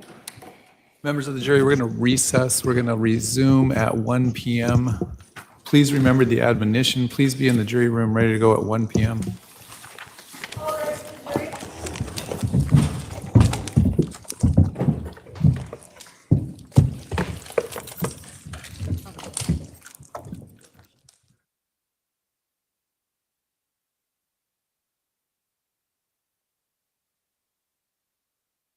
The jury being excused right now for lunch recess. You're getting a look at Lori Daybell, as she is accused of conspiring to kill Brandon Boudreaux, the man on the stand, her former nephew-in-law. And as the jurors are excused, there are a couple of things to go over with Judge Boreski. Does the state have a rough estimate of how much more direct on this witness? Probably 30 to 45 minutes. We have a 911 call to play, but Okay. Do you have an update for me on obtaining documents from your investigator?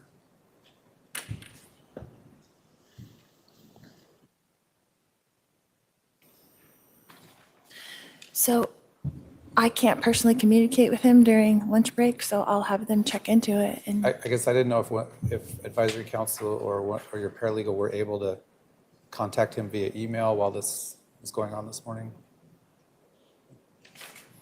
You did when you asked me.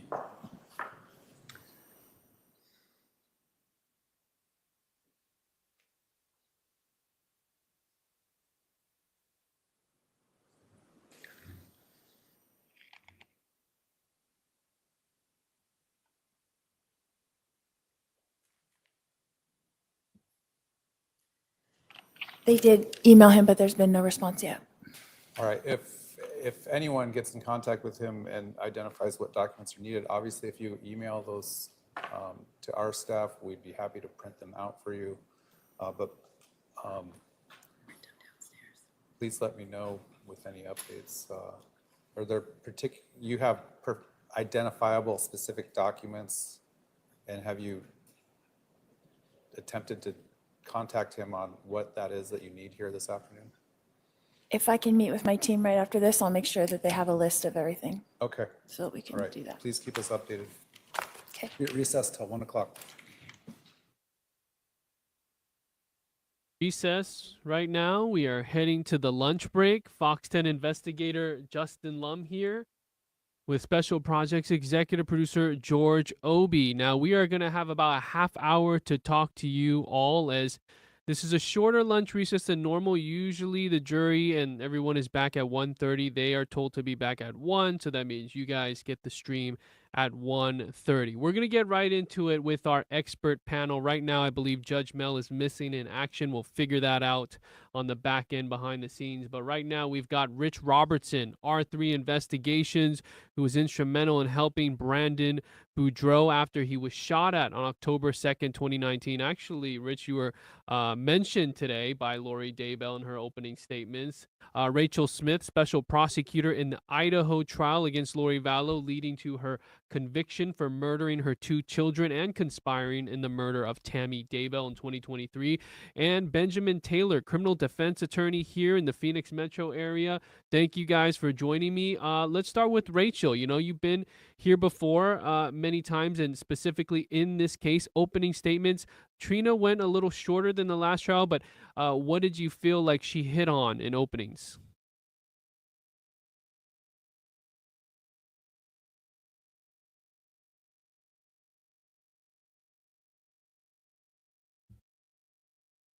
I don't hear her.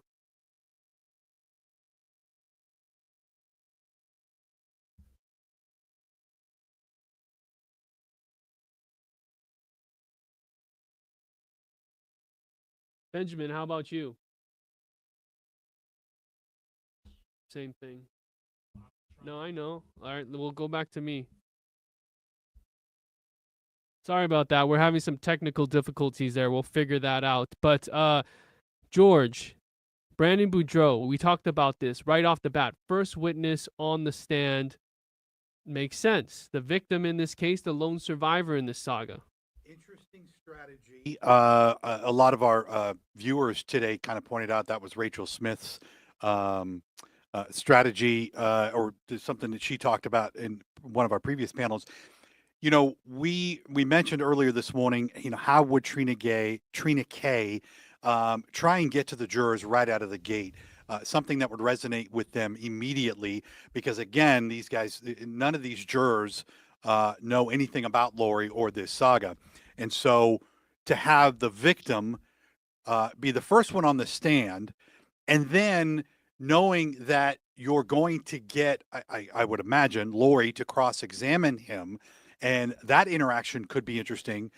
And to have that happen on the first day, and then if you look ahead, when the jurors hear from other witnesses, they're going to see Brandon in the gallery after today.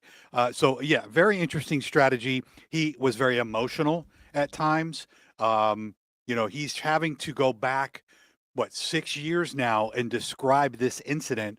But Trina had kind of set up in the first part of her questioning the lead up to what happened in October. Everything regarding, you know, the trouble that he had with his marriage to Melanie. She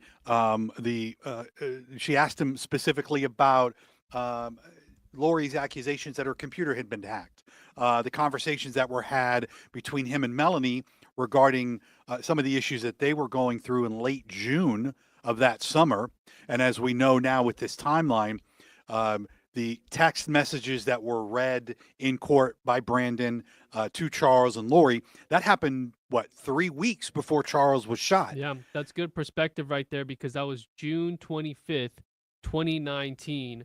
Charles Vallow was shot and killed by Alex Cox. Mm-hmm. July 11th, 2019. There was a lot happening as Charles was trying to figure everything out with his marriage and this affair between Lori Vallow at the time and Chad Daybell. And then here you have Brandon Boudreaux going through his marital issues, and he talks about how Lori was like a mother figure to Melanie Boudreaux, and that, you know, they went to temple all the time, and then to be accused of these allegations that he was just not, he didn't see coming, total curveball, and would change his life forever. So what we're seeing right now, prosecutor Trina K walking the jury through this day of October 2nd, 2019, and what was going on as he was shot at, what happened afterwards, the 911 call, and what he noticed about this Jeep that obviously is driving erratically, parked the opposite way. I think the jury is going to catch on to this, like, okay, this sounds like a hit. Yeah, it sounds like, I mean, he was very descriptive about what he saw in that Jeep. Will we hear from neighbors who also saw the same Jeep? We know that in her opening arguments, Lori kind of hinted at maybe some discrepancies in the description of the color of the Jeep. There was talk of tinted windows, which I'm sure Trina will get into more a little bit. But, you know, he was very descriptive about what he remembers seeing inside that Jeep near his house, and very descriptive about the weapon that he saw through the window. Not only the type of weapon, what may have been on the end of it when he talked about a suppressor, what he heard. He described how very familiar he was with gunshots, and he was almost adamant that it was a specific type of weapon that was used. And then you mentioned it. That was the first time that we saw evidence photos of his Tesla from what essentially is the top part of the driveway looking down towards the street. We've seen the body camera video, but we hadn't yet seen some of the photos that Trina that showed in court of the Tesla and kind of the aftermath of the attempted assassination. So we know from after the jurors were excused, Judge Bereski asked how long direct examination will take, about another 30 minutes. Mm-hmm. And then Lori will get her chance to cross-examine Brandon Boudreaux. Mm-hmm. This is what we have been waiting for. Opening statements, day one of this trial, really day one officially, we will get that. Right, and now the jury, they've heard from Lori in her opening arguments, but now they get to see Lori. We've seen her in her cross-examination previously in the last trial. It's almost a window into who Lori is. How much has she learned from the first trial and how she approached witnesses?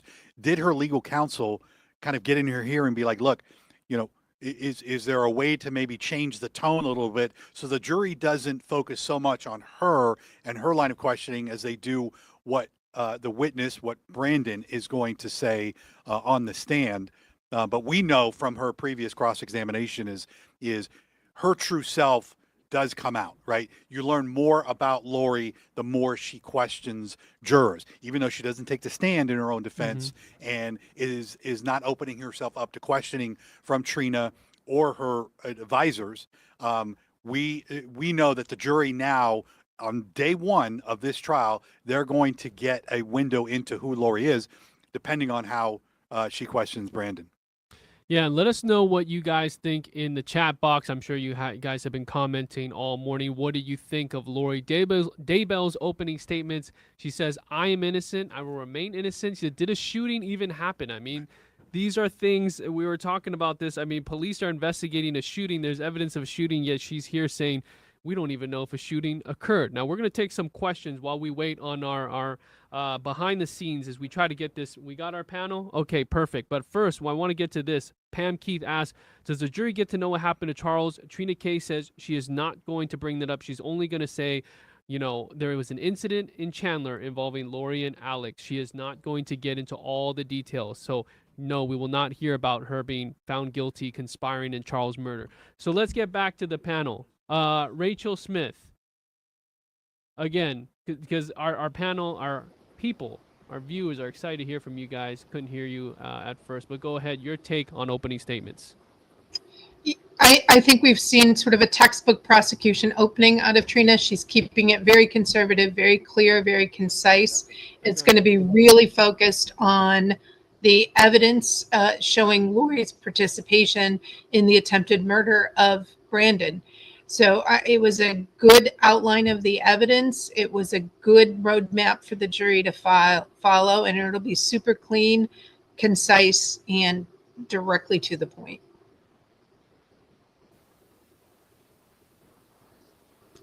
Judge Mel joining us. Thank you. How you doing, Judge? What do you think of Lori Daybell's opening statements?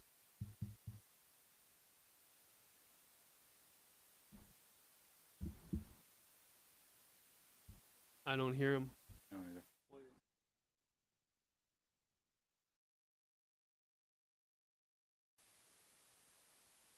I hear static. Let's try Rich. Sorry about this. We are navigating as we speak. Rich, go ahead. Can you hear me? I could hear the judge.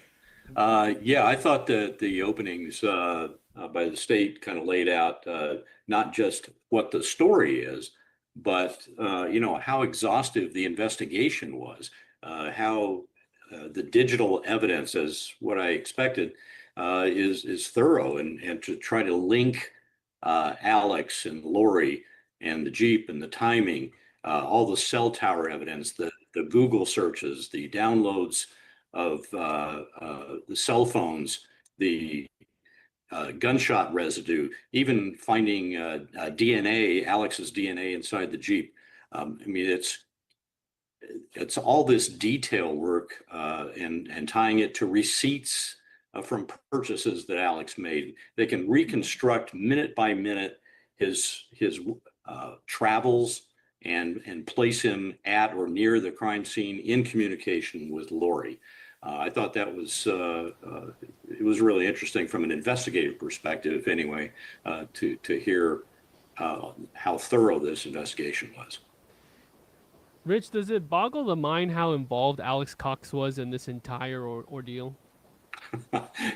He's the boogeyman in this case, and always has been. It's for a stand-up comic to become a serial killer is the stuff you're going to write books about at some point. Benjamin, what's your take on how Lori handled openings? I mean, she did the best she could. I mean, she doesn't have much there. If you heard that, you know, she's trying to do a reasonable doubt opening, and pretty much what she's trying to say is, hey, it's not my burden to prove myself guilty. It's the state's burden to prove me guilty. So she didn't really have any facts or that much evidence out there doing openings, and you saw that she was objected to a couple times by the prosecutor, Trina Kay. But I mean, she doesn't have much there. So there's always an old saying, right? If you don't have much there, you have to bang the tables, right? And that's what she's doing right here. She's just trying to bang the tables and trying to hopeful that, you know, some of the jurors get confused about this evidence. But if she has expert witnesses in the future who can take the stand, I mean, that would be helpful. But yes, I agree with what Mel was saying earlier. Her opening was like really lacking of any evidence, but she's just hoping for a fumble here in the future. Yeah, let's listen to Lori's opening statements as she basically seems to be blaming Brandon Boudreaux for all of this. Sometimes the state charges the defendant with a crime. They have charged me with a crime, a very serious crime. Sometimes they take the allegations to a grand jury to decide if the defendant I'm should going to be charged. object again, Your Honor. Improper That's, argument. Asked to strike. Hold on. The jury should disregard that last comment. How the charges arrived here are not for the jury's consideration. The prior proceedings are not for the jury's consideration. All right, we probably heard several objections from Trina Kay during Daybell's opening statements. Judge Mel, we able to hear you? What do you have to say? Nope, I don't got you, Judge. Rachel, go ahead. You know, I thought Lori did better this time. Still, she failed. But I do see that somebody has worked with her. Somebody has tried to give her the ability to have some phrases for the jury to walk away from, some context. So I saw an effort to really just go after it's their burden, not mine. You don't even know it was a shooting, and that they're going to show you, you know, the conjecture, innuendo, speculation line. She's trying to give the jury a way to look at it from her point of view, which is a step up from what she did last time. But I agree with Judge Mel. She failed this time. And unfortunately for Lori and very fortunately for Brandon, I think we're going to see a repeat of what we saw last time, is Lori playing a lawyer on TV to her own detriment. Rich, you know Brandon well. How do you think Lori's going to, is she going to try to trigger him in some way? Questions she's going to ask in cross-exam? Well, trying to guess what Lori's going to do is a little bit difficult. But you know, she was in trying to cross-examine Kay Woodcock during the Vallow case. She was apprehensive and didn't want to engage. I think she might be a little more combative with Brandon, but not a lot. I don't think she knows how to do that, for one thing. She did ask the key question, though, in my mind, in her opening, is how did I benefit? What's the motive for me? And I think that the prosecution needs to address that. I think it's a little bit obscure, short of protecting or helping Melanie get out of a bad marriage. Is that a motive for murder? And the jurors aren't going to know anything about all of these other crimes that happened around it. So they're going to be missing some context that could be an area that might ask some questions. There might be some eyebrows raised on that. Yeah, we have not heard a lot about the life insurance policy, and maybe that will be something that they'll get into in this last 30 minutes of direct exam to try and show the jury that there would be a benefit at the time for Melanie, and that there was going to be help for the Daybell inner circle, right? Rachel, you went over that a lot in the first trial. Yeah, I mean, the evidence is there that shows what Lori and Chad and Alex's motive was. Zulema in particular established motive. There's witnesses who have Lori's statements. There's also text. So we'll see which direction Trina K goes. I did see that, it would be, if it's going to come in, it'll come in through those statements about the financial benefit that Lori and Alex got from Mel Boudreaux, now Pulowski. So, I also heard some emphasis on the temple recommend theory. So I will be very interested in watching the next 30 minutes to see what direction Trina goes and to see what direction comes out of Brandon, because there's a couple motives out there that have been used in the past, and I think will help the jury understand why Lori would want Brandon dead. Benjamin, we know this time around, Lori gets to have her counsel with her at lunch, and they have sort of a separate area where they can game plan, review what happened this morning. Obviously, she's still the leader and runs the show as her own attorney, but, how much of an impact is that, having that time?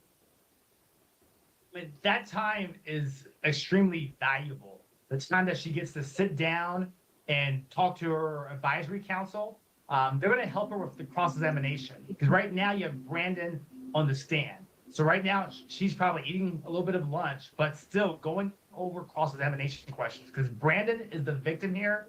He's the witness that the jurors are going to sympathize with, and he's the main person in this whole case. So this cross-examination later on today, Lori and her advisory council defense team need to really get the great questions there to try to prove that she wasn't involved in this. So that's what they're doing right now. They're eating lunch and they're going over the questions that Lori's going to go up and do and ask. And she has to be very delicate with Brandon, because he is the victim.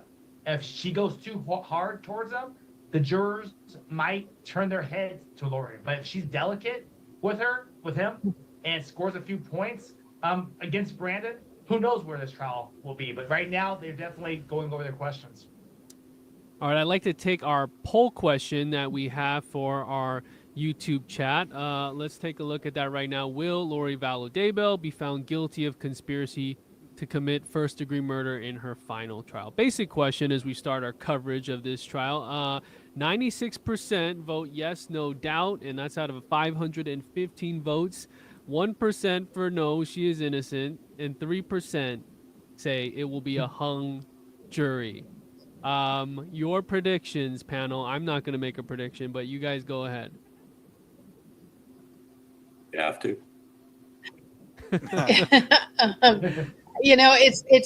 I never like to jinx it and predict what a jury's going to do, but the evidence is very clear. The evidence is solid. And if the jury pays attention, I would anticipate a conviction and a measure of justice for Brandon.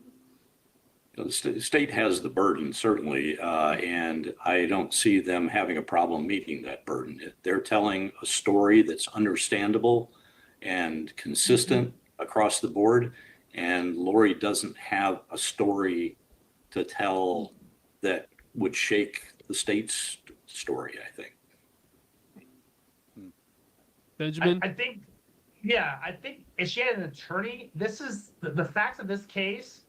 She might have a chance here if she wasn't representing herself. Because she's representing herself, I think she's going to be found guilty. But I think she did kind of, kind of mention this in openings that, hey, did Brandon actually see me there? They have to prove a conspiracy. So the forensic evidence, the text messages, like in the first trial, they're going to be, dealt with in this trial too. And that's what be the key elements. The conversation she had via text to see whether she's guilty or not guilty. But yes, I think she's going to be found guilty. But I think if she had an attorney, she would have a better chance of this trial versus her previous trials. And Trina K said we're going to see evidence of locating Alex and Lori at a Walmart in Rexburg, the storage unit video, putting in the back seat of the Jeep, and the rear tire. I think text messages are going to be brought up for sure. We've heard this term before, this name, the Homer J. Maximus Gmail account. Rachel, you know a lot about that. So really, and we were talking about this earlier, if Alex were alive today, he'd be in multiple trials. I mean, it's just his ties and association with his sister. It's just all digital and physical footprints everywhere. And Trina came out of the gate animated when she said bang, and she brought up that gunshot, that sudden shooting that Brandon was overwhelmed by. Rachel, have you been in that situation where it's like, let's wake this jury up right away and get animated?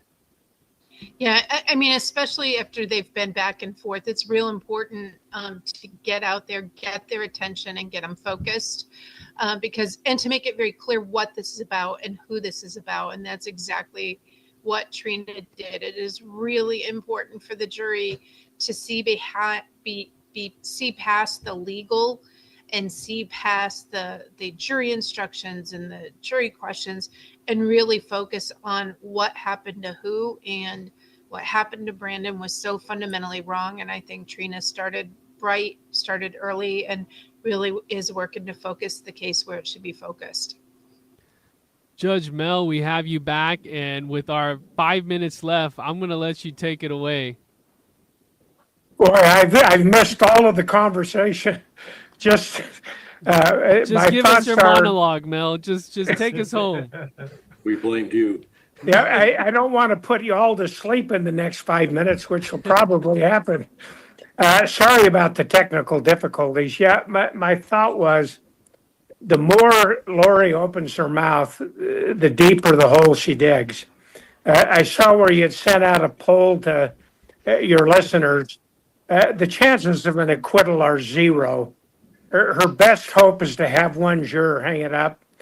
I thought that Trina gave an outstanding opening. I think Brandon Boudreaux is just absolutely exceptional as a witness. He's got feeling, he's got compassion. You can see the unbelievable trauma that he's endured. I think Lori's perhaps best argument is the argument of why is she there and not other people, which I think some people at the end may wonder if his estranged wife was the only one who knew where he was in all of these circumstances. I think the rhetorical question is, why hasn't she been brought into this? And we don't even have her on the witness list. I mean, Rachel, it just seems like Melanie, as she testified in Chad's trial, but we just have not heard her full story besides media interviews in the past. Media interviews before the kids were found. She defended her aunt, but people want to hear from her. It's not going to happen. Right.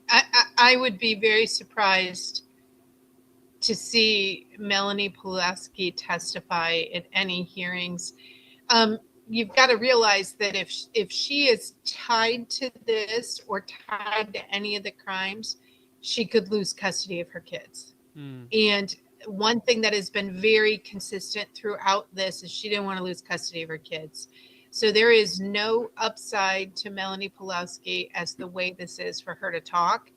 And right now there isn't a need for the state, and it's not worth the gamble of putting somebody like that up there, especially when she has everything to lose and nothing to gain by testifying. So she's going to put her kids first. And we got Rich, go ahead. Yeah, because I want to go to you as our insider. You watched her and Alex in October 2019 in November. Yeah. And what I was thinking that depending on Lori's strategy, Melanie would be a defense witness, and hostile certainly, but potentially put her on the stand and make her the boogeyman in all this, since Alex isn't there to turn into Lori's defense could be to shift the blame to these other folks. And so, but she's not going down that path, clearly, but she did have that opportunity. Yeah, this is the Brandon I knew when. Well, I can still hear him even though y'all can't, so I have to go over here to do it, I guess. He was wild-eyed. He certainly had time for this to sink in, and a lot of things have happened the last 6 months. Okay. All right, let's make sure I'm unmuted. All right. So Trace and them are back in the courtroom, and I may try to find another station because I feel like this Phoenix, this one here has a lot of, it has a little crunchiness going on in it. So I'm going to see if I can find a different feed. Let's see what East Idaho News is going.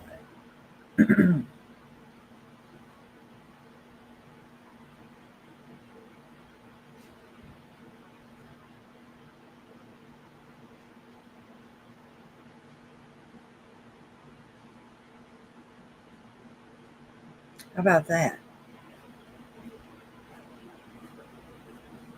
So Brandon has 2 rows of family and friends there to support him.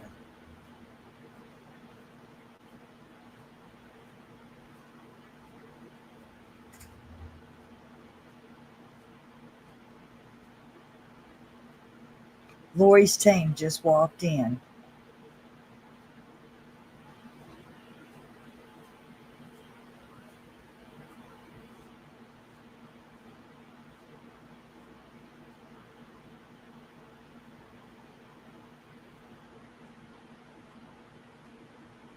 I don't think she's in the courtroom, but surprising things happen.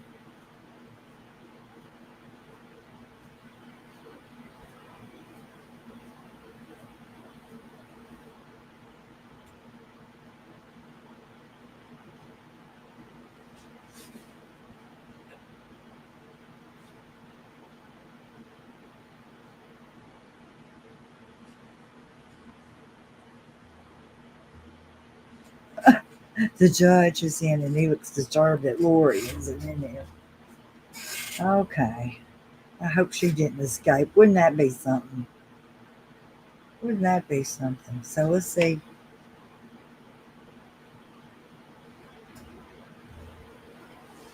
If Nate has anything to say about all of this. Nate's not talking yet. Or if he is. Sometimes I have to just redirect myself with the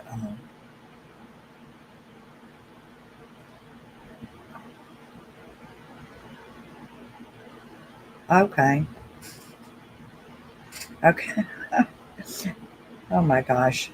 So Nate says that we're back in the courtroom and Brandon is on the stand.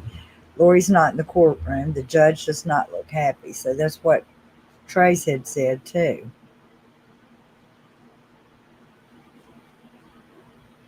I'm trying to find.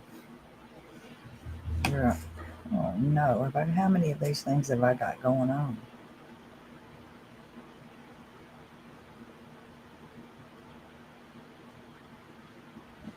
So let's see. Nate says that, and also Nate says that Lori just walked in smiling, and the courtroom is full. My gosh.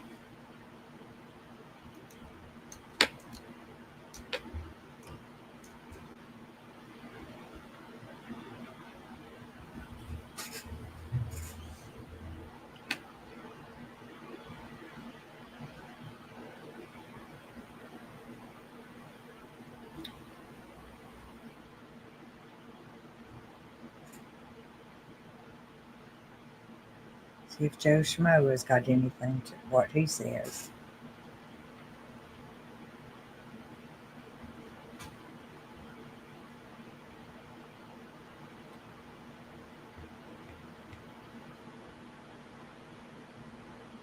Justin hasn't said anything.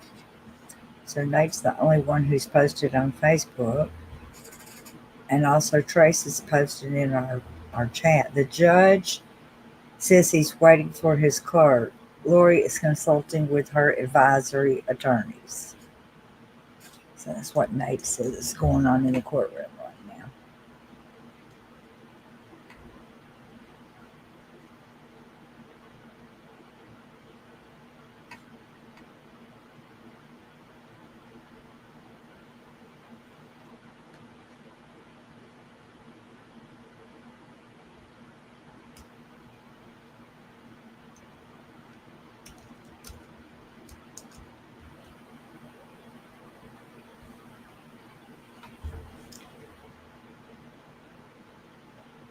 So I think I need to have our window open with our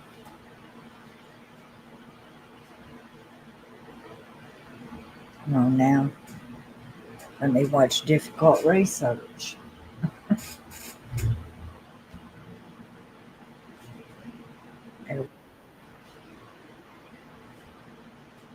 Okay. To see what y'all see sometimes.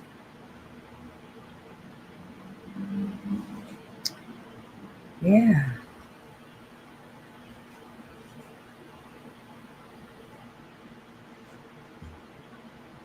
So Nate's not saying anything for a minute. Justin hasn't started posting again since he got in there. Joe Smo hasn't posted since he got back from lunch that I see. It's possible that they did, but I didn't see it. So let me see what Trace is saying.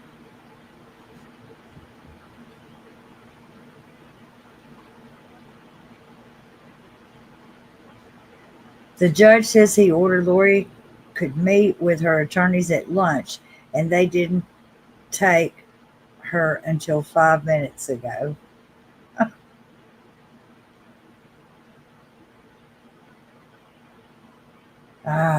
Well, it's always, she's just treated so bad. She is treated such a terrible thing. She'll be complaining. That'll be in her appeal. Lori is unable to get a hold of her investigator for the papers she needs. Well, where is that investigator fella? He should be up there in court with her. Let's see, what was his name? I don't remember what her investigator's number, but remember, he was so cozy with her. Now he won't bring her papers. That's a sad situation. Boo-hoo, says Fancy Nancy. What a mess. Oh my goodness.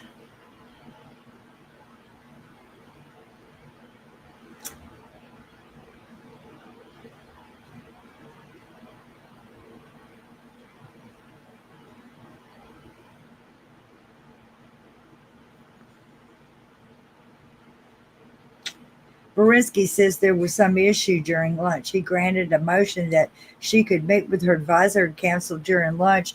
Lori was only given 5 minutes to meet with her attorney during lunch. The judge reminds the officer that Lori is allowed to meet with her team during lunch and accommodations need to be made. Okay, let me put that in the chat. That was from Nate. Also, Nate says, Lori says she's unable to get hold of her investigator. Lori asked if she can cross-examine Brandon on another day out of the order so she can get the information from the investigator. The judge asked if any of the documents she plans on using may have been marked by the state already as exhibits. Lord, that's a lot, isn't it? Maybe like that. She don't have her papers.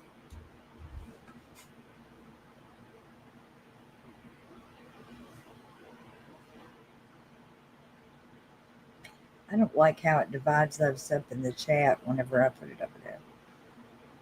Denied. I don't even know what we got denied yet.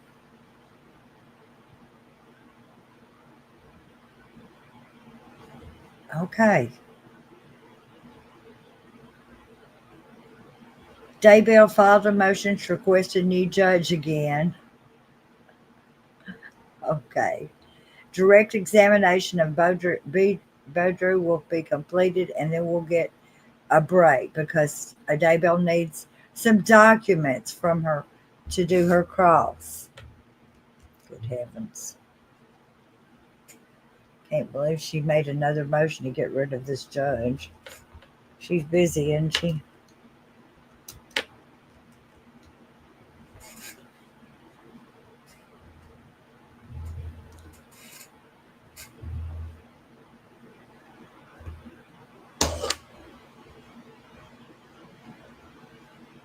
Okay.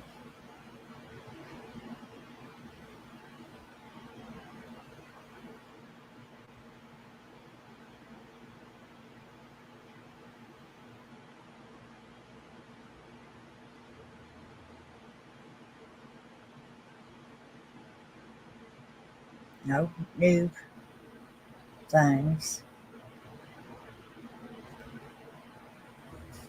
This is sort of the same thing that Justin says. Lori has filed a motion during lunch. It was for change of judge. Barisky says it's to be referred to the presiding judge who already denied her earlier. He said, we will proceed as normal for today. As for the jury, and he asked for the jury to be brought in.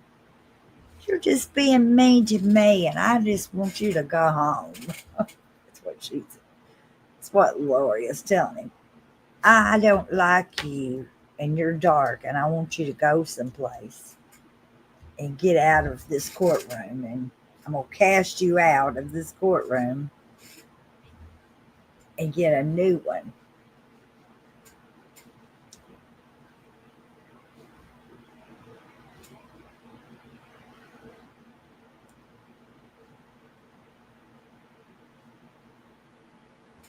Just insane that she keeps trying to get rid of this judge.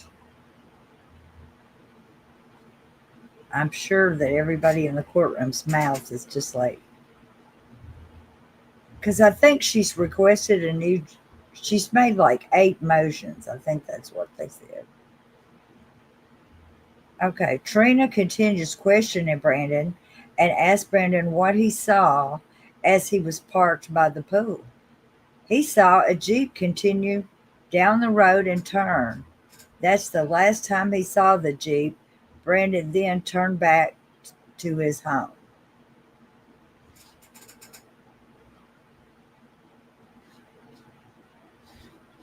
So that was what Nate had to say.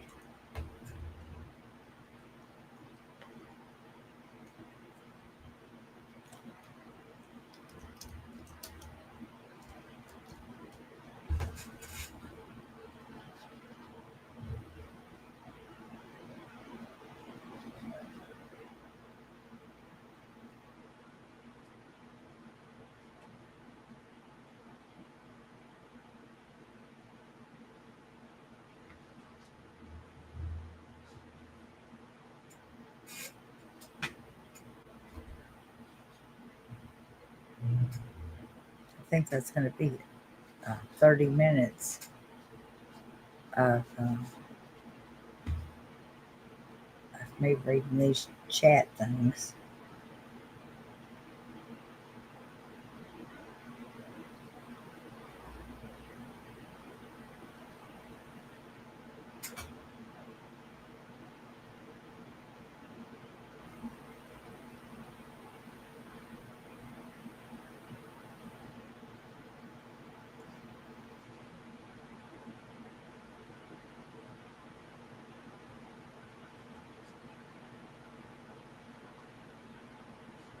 I don't think she can put Brandon off. It sounds like this judge is just telling her no about the things she asked for.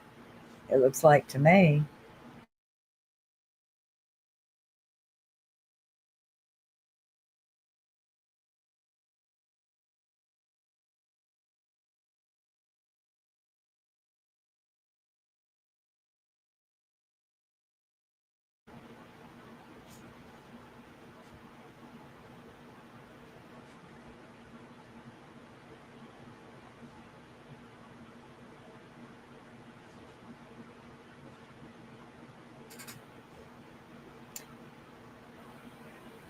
So Brandon was on with 911 when he was driving home. Trina asked how far Brandon was from the back of the Jeep as he heard the gunshot. He was a few feet, maybe 10 to 20.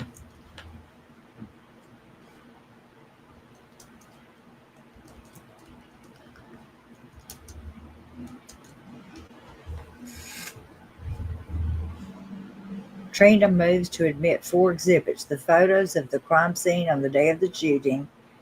We see a yellow crime tape. Trina asks the Jeep where the Jeep was parked. He uses a pen as he describes the spot. It was right at the end of the driveway.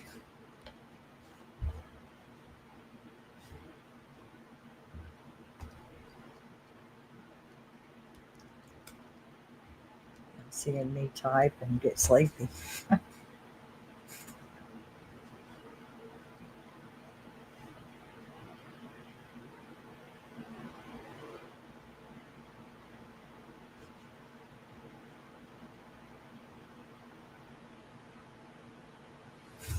Okay, Justin can't believe all that what he's hearing. He can't even think what to type.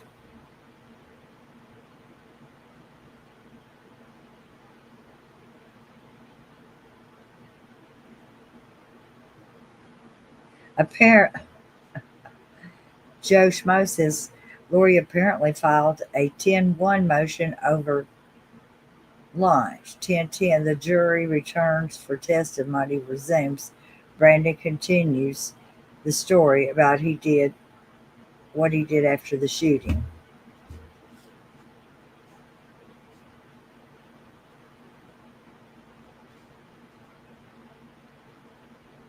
Yes, she did it at lunchtime. She's filing motions at lunchtime. I'm sorry I ran everybody off by losing the signal earlier. I apologize.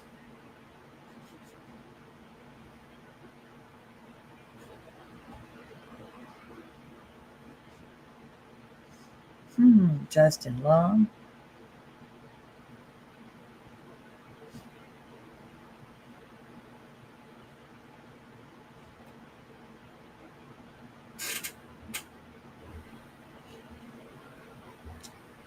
Justin Long. Okay. Nate Eaton says there's 2 orange cones on the road that show the distance of where the Jeep was parked to the driveway. Trina points them out. Is that over here?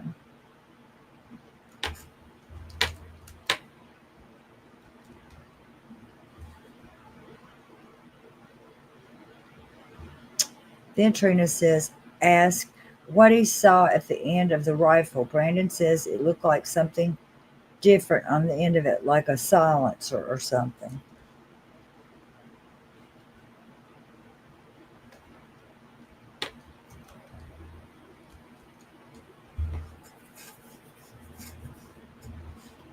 Okay.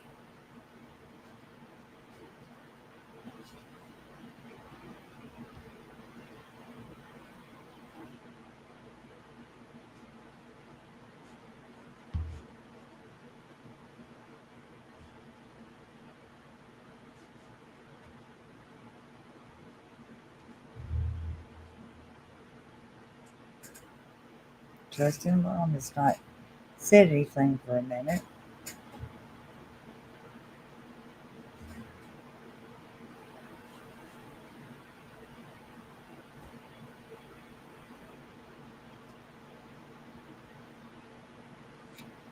So she's questioning him about the rifle. What's on the end of the rifle? I have a little bit of my Dr. Pepper, y'all. Oh my gosh. What is going on down there at the courthouse?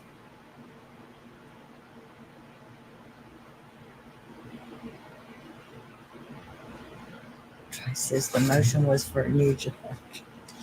She will not stop, will she?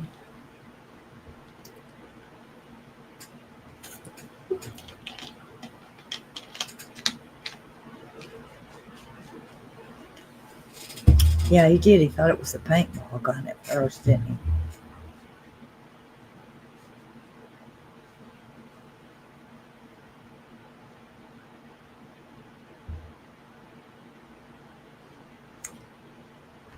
Okay, Boudreaux. Justin says Boudreaux was on the stand discussing his direction after being shot while driving through the neighborhood.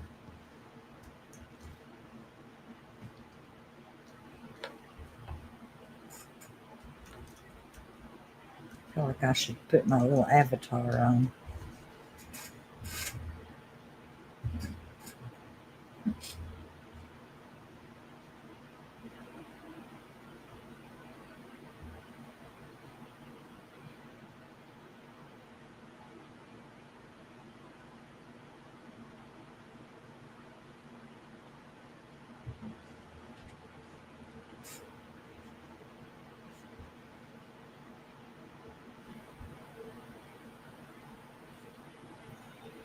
After the door opened and the window fell out, Brandon said the dispatcher told him to stay in his car until the police officer arrived. The first time he saw the outside of the car is when he walked around with the officer. Remember thinking that's really close to where I was sitting.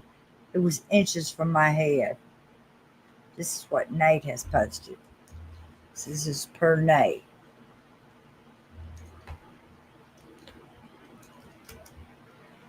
That gunshot was inches from his head. Trina admits a photo showing a bullet hole in the frame of the driver's side of the vehicle. His head would have been right at that level. Whoa. He liked to got successful on that, didn't he? Something else.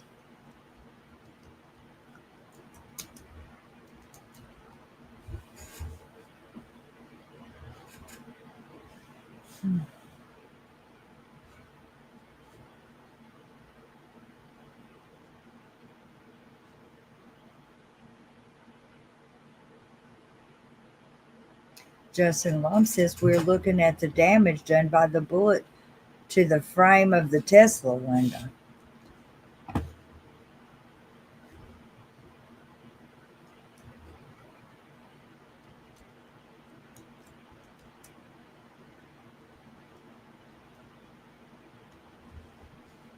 So let's see what they're saying here.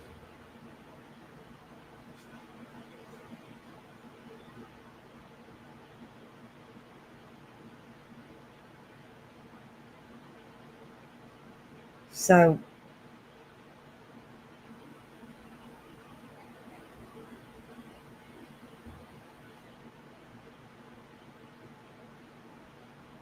thank you, Fancy Nancy. I'm trying to find her.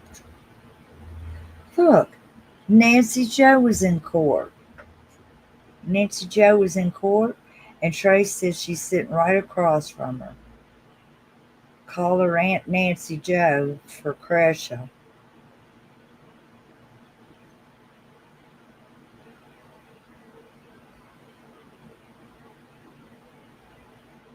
She'll sure think it's a Nancy Joe is sitting right across from her. That is so sweet. Yeah, she'll think it's a conspiracy that Nancy Joe was even in on it. Some kind of thing all against her. Yes, we love Nancy Joe. Okay.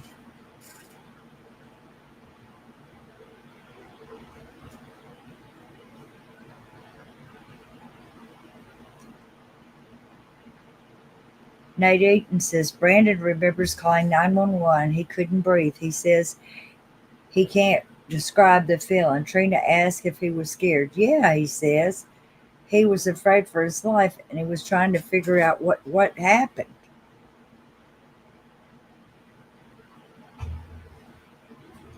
Yeah, that probably was very scary.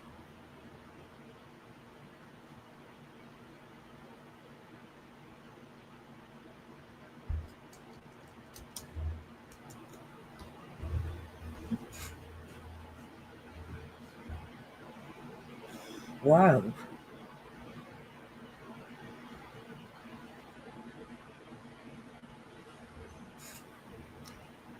And so now they're going to hear the 911 call for Justin.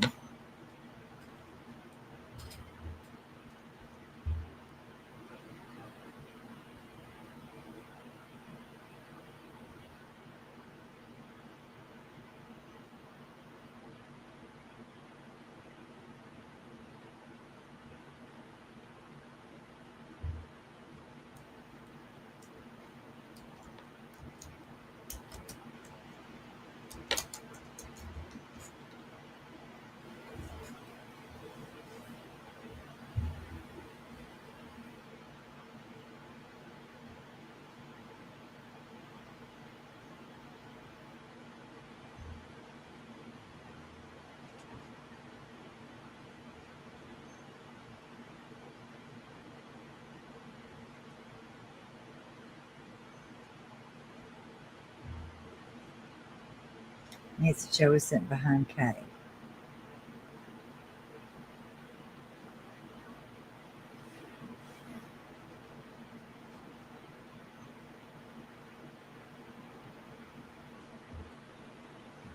Trina moves to admit Brandon's 911 call to 911. She plays it in court. Brandon is out of breath, says someone shot his window. He describes a green Jeep and says it was Texas plates.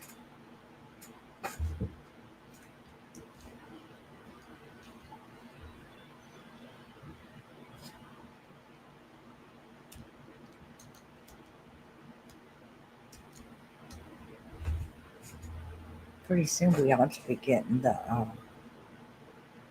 has it been 30 minutes? We should be getting the feed soon.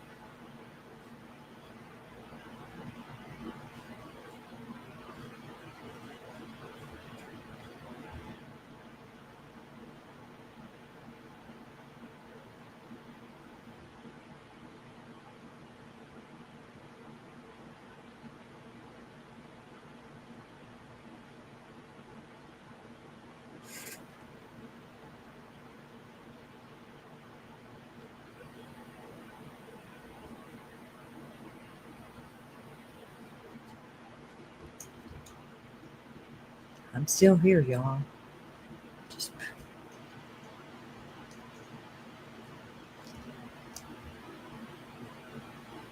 Joe. This is Joe's.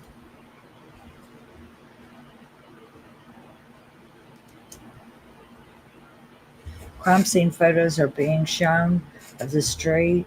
Brandon describes where the Jeep was parked relative to the white van, which is still parked just down from the driveway. Brandon says he later noticed the bullet hole was inches from his head.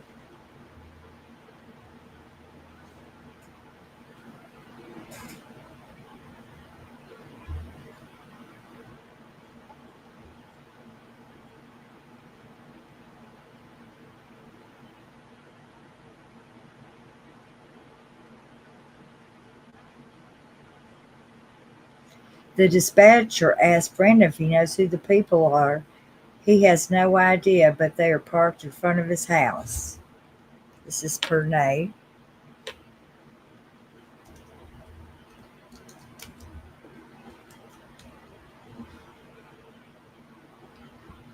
The dispatcher asks where Brandon is at that moment. He is in his car at his house. Dispatcher says officers are on their way to meet you. Brandon says, I don't know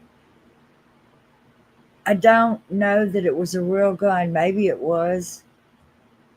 He was confused and in shock.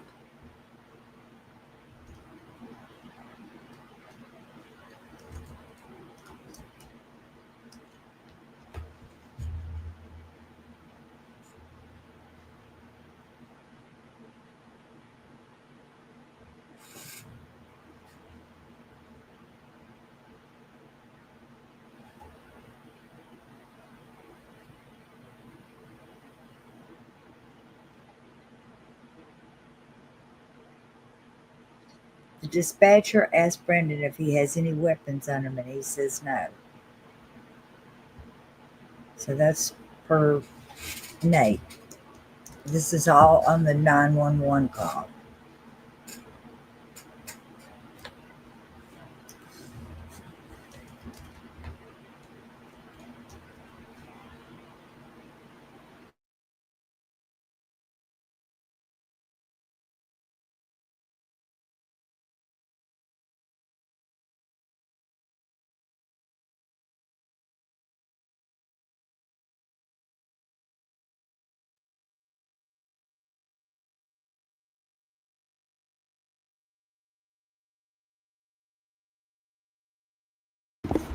Okay. Can y'all hear me now? Don't tell me I've messed up something. There.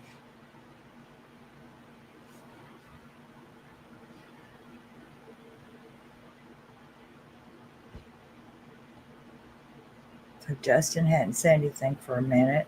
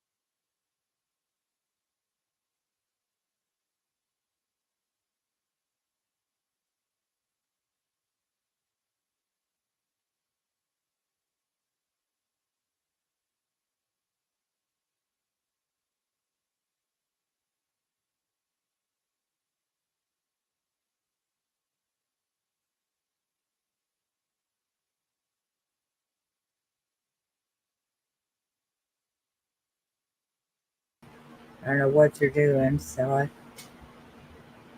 can you hear me now? There was no sound in the courtroom yet. But can y'all hear me now? Yeah.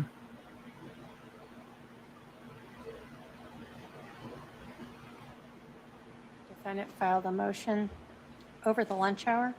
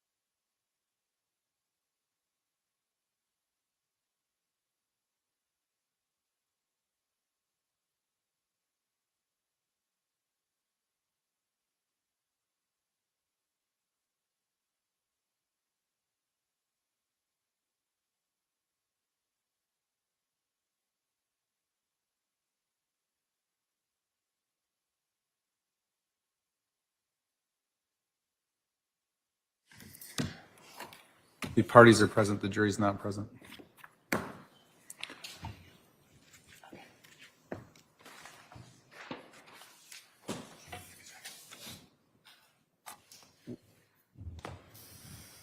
I guess there was some issue when we had our pretrial conference a couple of weeks ago. You had filed a motion to meet with your advisory council over the lunch hour. That was granted, but apparently you weren't.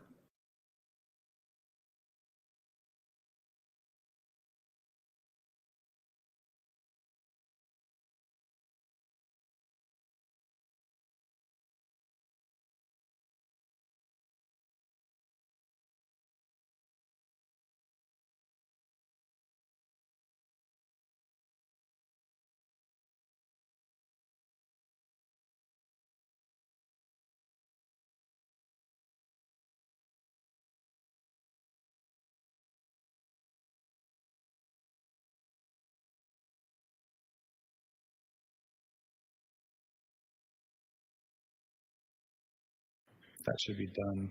I know there's spots here in this building right behind this courtroom. What other issues? We were unable to get a hold of my investigator. He isn't answering the phone or has not answered the emails yet, so I didn't know what remedy we can take for that. I have an idea, but Okay, what's your idea? maybe doing the cross out of order, maybe taking on another after the direct is done, so that I could get with him to get that information. Do you know if any of the documents you'd plan on using may have already been marked by the state as exhibits? We could look at them and I think that's check it where out. you might want to start is Okay. if it's already been marked, or maybe tell the state what you're looking for. Because if we don't need to wait for things that are already available to us, that would be ideal. And could we do that on the break or? I guess what we'll do is we'll proceed with direct of this witness, and maybe we'll take a short break when the state's done with this witness. Okay. And then we'll try to sort it out. Okay. Was there some motion that was filed over the lunch hour? Yes, I haven't seen it. What is it? it's a 10.1 motion that I thought was filed yesterday, but they just brought a notary in today. For a change of judge again? Correct. All right, well, I guess that can be referred to the criminal presiding judge. We can deliver a copy to Judge Green today, and I'm sure she'll get to it as soon as she can. But we'll proceed with trial. Okay. Let's bring in the jury. Can I remind the witness, you are somewhat soft-spoken, so try to remember to get as close to that microphone as you can.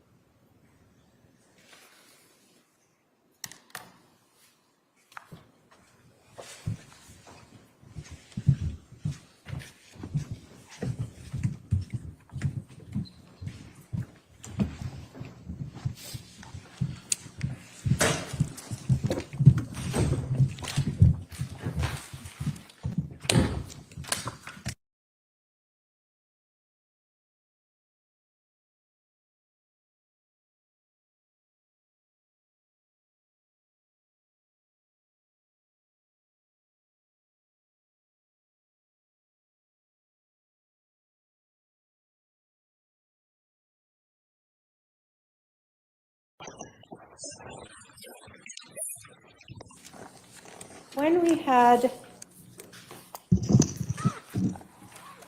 broke, we were talking about your travel and the travel of the Jeep after the shooting, correct?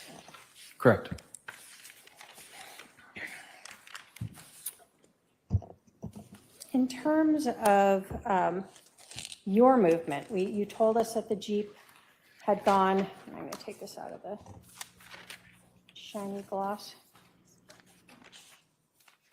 You told us the Jeep had gone on Phelps up to Cole, and you were here, and that's where you saw it turn on Waite? Correct. Were you able to kind of see across here to watch the Jeep? Yeah, you can't see from this aerial view, but there's just like a fence and there's nothing else there. It's just bushes. So you can see almost that whole street there on Waite from where I was sitting. Which direction was your car facing? Towards Fry or away from Fry? My nose was pointed towards Fry. Okay. So you were able to see the Jeep then continue and turn down this street? Correct. After that, did you see the Jeep again? I didn't.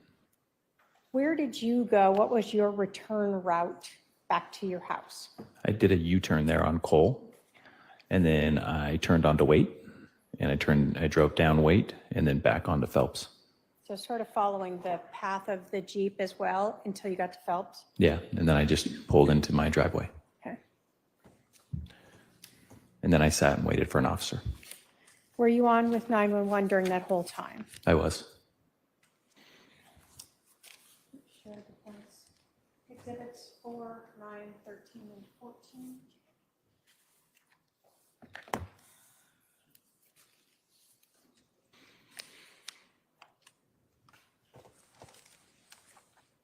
When you came back to your house, well, let me ask you, I want to ask you some distance.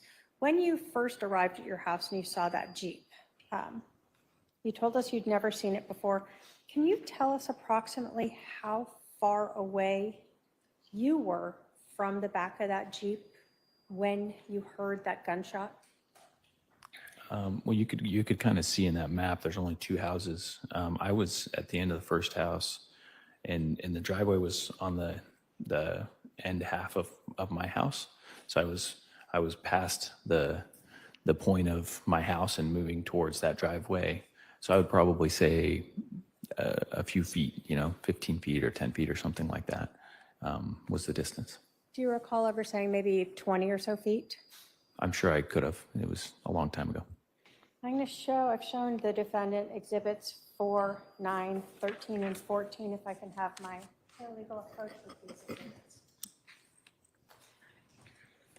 You can take a look at those and let me know if they depict Phelps Street and the house you rented, as well as some cones to represent different things in the street.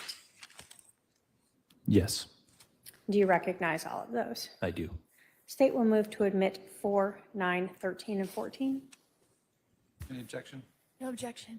4, 9, 13, and 14 13 and 14. are admitted.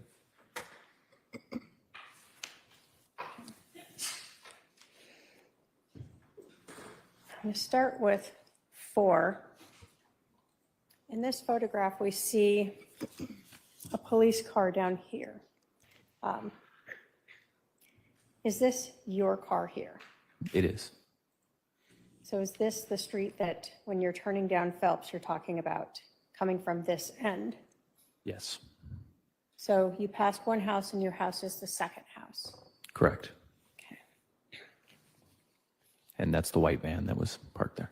Okay. So we have another photo. Let me first kind of go here. In this photograph, is this your residence? And this is exhibit 9. Yes, Okay. And this is your driveway. correct. It's on the outside And edge. so is this the area? Well, let me ask you, where was the Jeep parked? You can see just the front of the white van's bumper there. It literally, the bumper of the Jeep was touching that van's bumper. It was just right on top of it. So the back of the Jeep would have been right where your pin point is right now. Okay, so right at the edge of your driveway? Correct.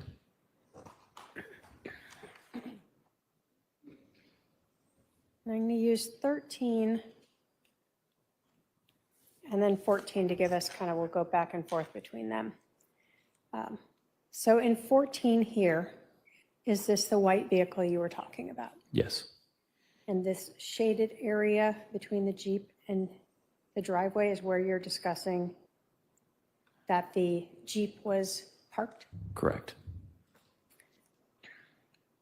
And then this is your driveway. Yes, The rear of the Jeep was facing you. correct. It was facing towards me. We see two cones here. What do those depict in terms of the location of your vehicle?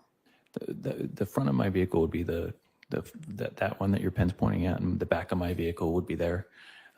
That's an estimate. Obviously, we were trying to recreate, but that's an estimate about where my car was when I heard the shot and my window shattered.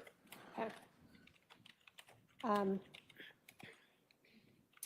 So at this point, when we were talking about slowing down, had you started to turn into the driveway yet?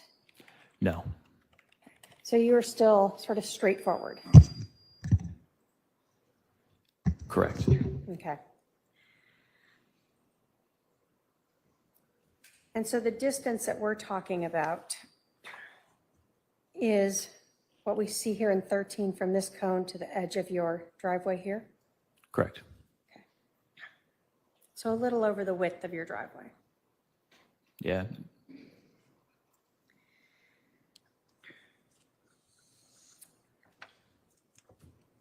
When you saw the rifle come out of the rear of that Jeep, can you describe for us what you say you saw on the end of it? It was cylindrical, and it looked a little bigger than a normal. I mean, every muzzle at the end of those rifles has some kind of a sight or usually something on it that they use to when you're shooting. But this looked like it had something different on it. It was a little bigger, and that's why I said suppressor or. I mean, I didn't get a long look at it, but it definitely stood out to me that it looked a little different. I think that's the part that I described was that it was noticeable. Okay, so it was wider or bigger than the normal barrel itself. Correct. Okay.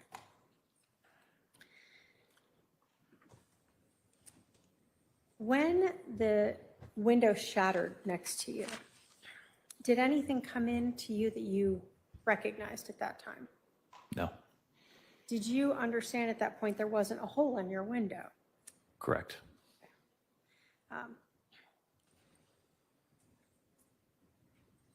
As you hear that bang and see your window shatter here, is that then when you accelerate this direction that we see down Exhibit 14? Yes, that's exactly what I did. Okay. And then when you got to the end of this street, which direction did you go? I went right. Okay.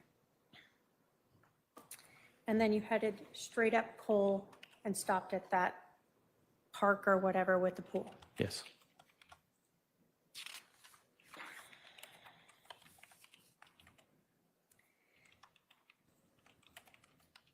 As you are waiting in the driveway here in your car, did you get out of it? I know you said the door opened, but did you get out?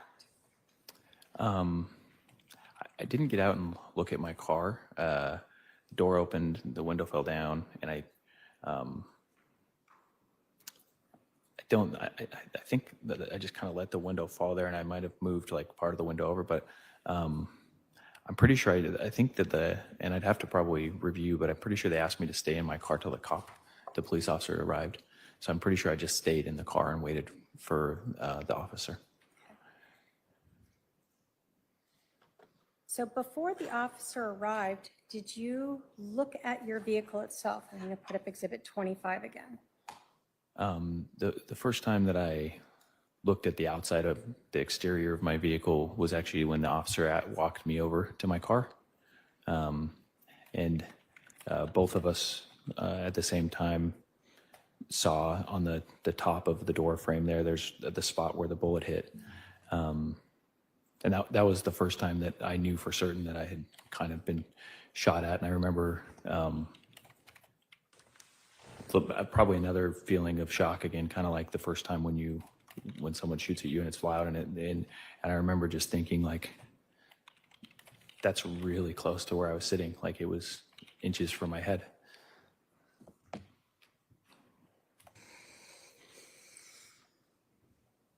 Showing the defendant Exhibit 26. approach.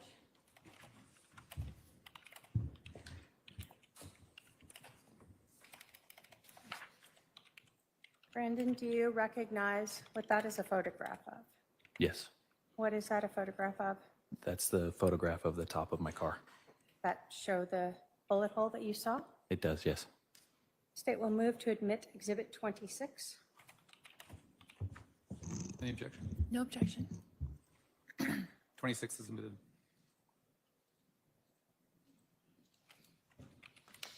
So we see here in Exhibit 26, is this the bullet hole? That is. Dumb question, was it there before? No, Was your window broken before this? no, And you were sitting right here? correct. You can't see it as well, but that's, when you sit in that with the way I was sitting in the chair, my head would have been right at that level.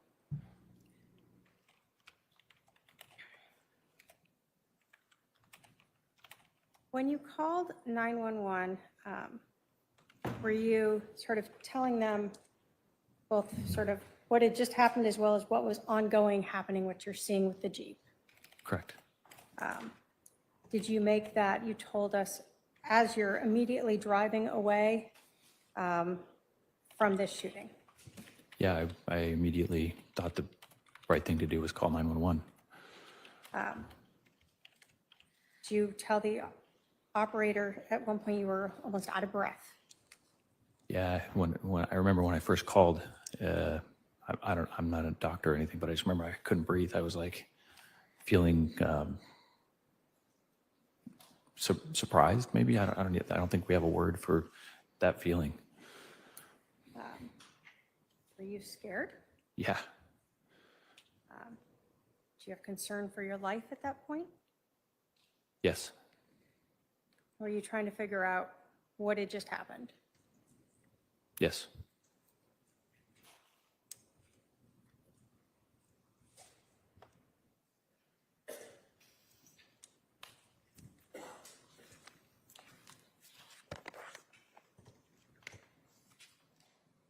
I've shown the defendant Exhibit 125, the 911 call. If I could have paralegal play that, just to have the witness identify himself in it. Go ahead.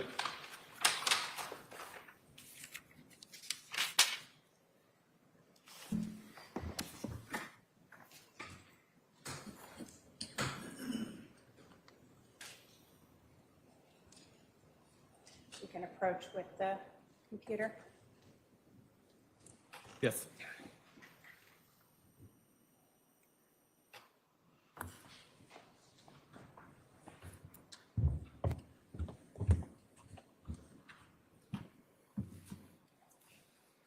Brandon, if you can just listen to that. Have you listened to your 911 call before?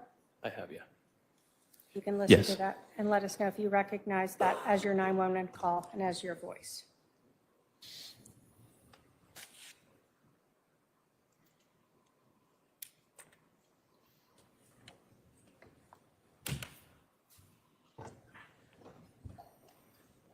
Yes, this is my 911 call. Thank you. Under the state will move to admit Exhibit 125 pursuant to 8031, 8032, and 902. No objection. It's admitted.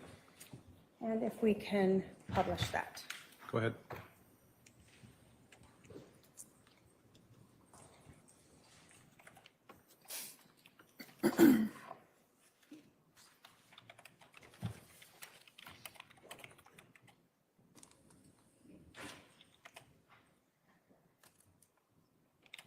Gee, I moved to a new home about a week ago. What kind of vehicle is it that drove? October 2nd, 2019. 9 hours, 14 minutes, 53 seconds. 911, where's your emergency? Someone just shot my window. Okay, where they're in a at? Jeep. I'm in the Cooley Station neighborhood. I was pulling in my house at 38755 East. But I can see them driving off. Okay, someone shot at your vehicle? Yeah, and it hit my window. It shattered my driver's side window. Okay, when you pulled into his driveway? As I was trying to pull in my driveway. Sorry, Okay. I'm a little off breath. They just drove off. I saw them drive off. Okay. Do you know who these people are? I have no idea. I moved into a new home about a week ago. What kind of vehicle is it that drove away? Jeep Wrangler, had a Texas plate on it. It was, Jeep Wrangler? It was olive green. Olive green? Okay. Yeah. Hold on just a second. Texas license plate? Yeah. Okay. I didn't get the plate. I'm sorry. I got a little nervous. That's okay. That's all right. Oh, which way did they go? Do you remember? They're driving south towards Pecos Road, between Pecos and Rector. Okay. Okay. You don't see the vehicle anymore? No, they left. They drove off. Did you see how many people were in the Jeep? Sir? Yeah. Hello? Oh, did you see how many people were in the Jeep? There must have been at least two because somebody shot at me and then somebody else drove off, and I don't think they had enough time to go climb from the back into the front. Right. Okay. And then do you have any injuries? Did they shoot at you? They shot at me, it hit my window, it bounced off. It might not have been a real gun. It was loud, but it might have been like a paintball gun or something.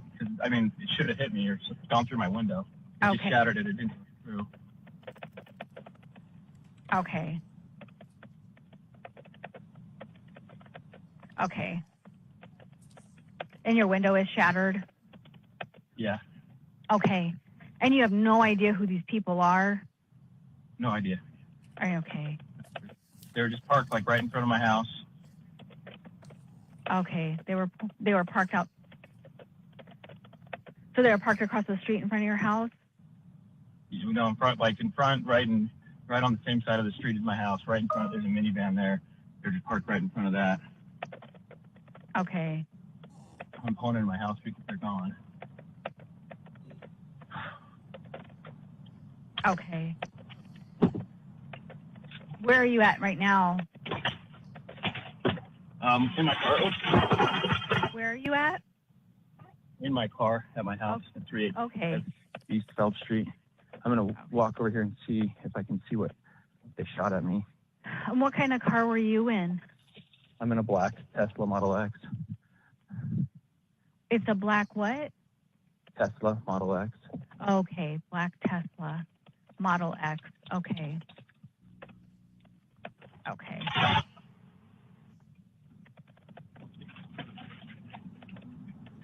All right. I do have officers on the way to meet you. Okay. Do you want to go inside or do you want to wait outside wherever you feel? I'll wait out here. Yeah, I don't know that it was a real gun. Maybe it was. I can't tell. I don't think it was because we should have gone through my window. Okay.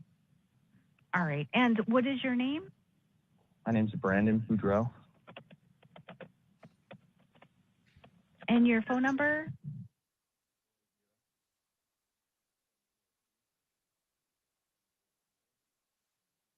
Okay. Okay. I'm going to stay on the line with you just to make sure you're safe, just in case they come back. Do you have any weapons on you? No. Okay. Okay.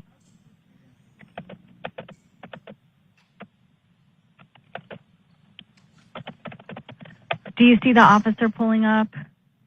Not yet. Not yet. Okay. Looks like he's coming up Phelps. You said 3875 East Phelps, correct? Correct. I wonder if he's on. There's another section of it. He might be on another section.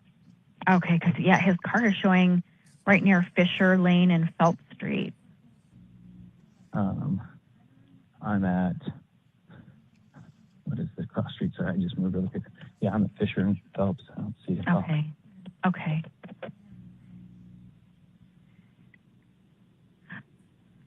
Interesting.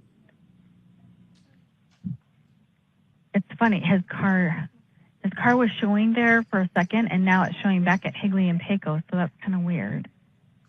Wonder if he saw the Jeep drive off or something. Maybe. I know that there's actually an officer that's heading towards you, and then there's other officers that are dispatched that are looking for the car. So we've got several guys looking out for the car, but we have one headed towards your house. Okay. I think he accidentally hit his arrive button is what happened because he's still moving.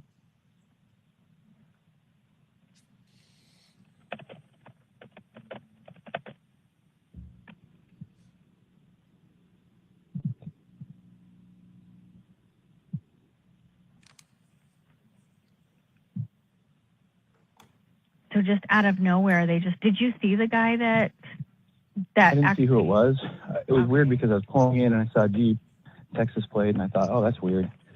You know, my neighbor must have someone visiting, and then they like lifted up their little back window in their Jeep, and I saw like a muzzle, and then I heard a snap, and my window shattered. So I just, instead of turning into my driveway, I just hit the gas and drove off because I didn't know. And kind of when I got my bearings, I realized I should call 911. Okay. So then I drove, and then as I didn't drive very far. I just drove around the corner and waited for you guys to pick up, and then I kind of saw them come around the corner and go down the road and start driving down south towards Pecos and Brecker. Okay. And did they look like Hispanic? And I knew that was the only way white out. males? I didn't see a person at all. I didn't get to see a person.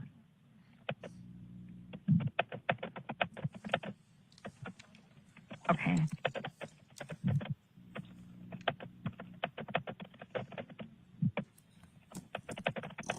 I knew there was only one way out of Pecos Manor, and that's down there on Pecos Road, so that's why I told you that. Okay. All right. I do see the officer pulling up on Fisher from Fairview. Okay. So he's coming from the other way. He'll come around right now. I'll see him in just a sec. Okay. Yeah, I see him. Okay. All right. I'll go ahead and let you go. Okay. Thank you. Uh-huh. Bye-bye. Bye. October 2nd, 2019.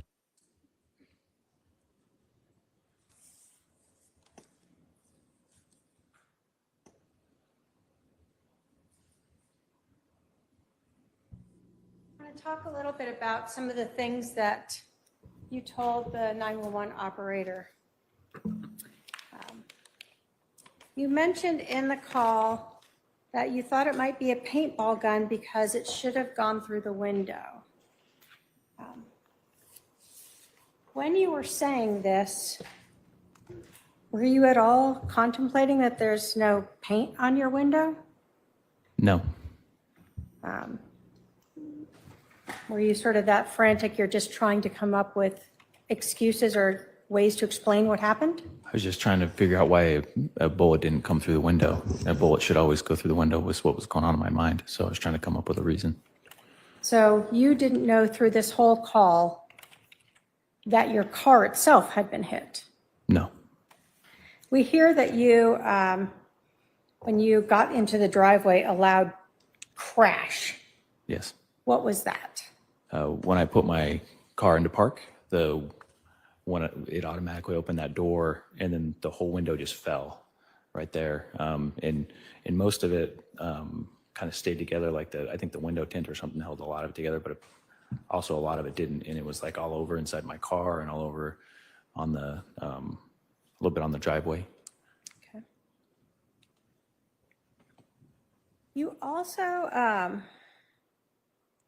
told them that you thought there might be two people. Why did you think that? I was trying to figure out how someone could have been laying in the back, shooting at you, and gotten into the front and gotten out of there so quick. I was thinking like you'd have to jump over a chair. It seemed like they moved very quickly. So I think I was just trying to come up with a logical reason how they could have moved so fast. We can have the Elmo again, please. Thank you.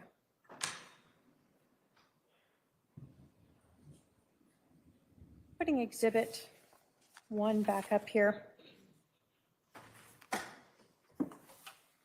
So this is the residence that you were arriving back to, correct? Correct. And your car was facing this direction west? Correct. And so the Jeep itself was also facing west? Correct.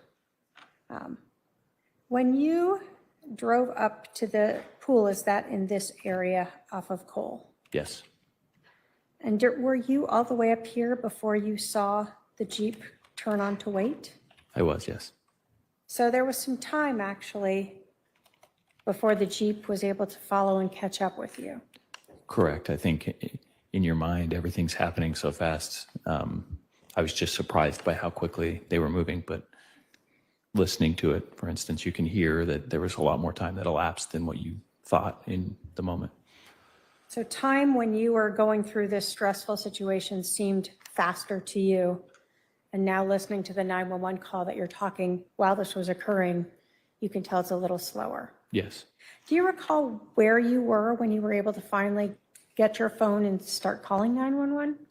I was at the end there of Phelps Street, about to turn on to Cole and then I had to unlock my phone, so it took me a couple more seconds around the corner to get it. Okay. So you were able to drive down Phelps, get into your phone and get up to Cole and park there. And then you saw the Jeep also turn on Cole and then turn on wait. Mm-hmm. Is that yes? Yes.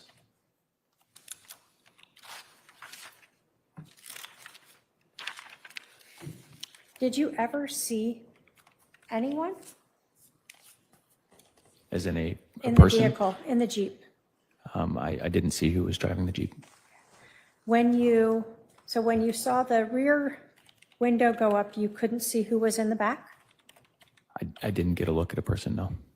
And then when the Jeep turned, you're looking in your rear view mirror towards it? Yes, and then because I noticed it, I turned my body and looked out across. And so as the Jeep came up Cole and turned onto wait, you were not able to see who the driver was? No. In the 911 call, we hear the 911 operator refer to the officer as a he. Was the first officer on scene a male or female? Female. When the female arrived, you got off the call with 911? I did, yes. And did you speak with her and then walk her over to your car? I did, yes. And did she point out this bullet hole in your car? She did, yes. When you saw that, what happened physically to you? I remember within a short amount of time, I asked her if I could sit down. I started getting a little bit overwhelmed because I realized that someone shot at me, was trying to kill me. If my head was that close, that's the only logical thing.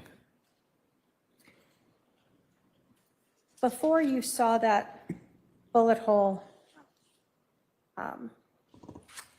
were you still sort of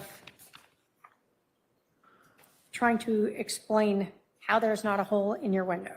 Yes.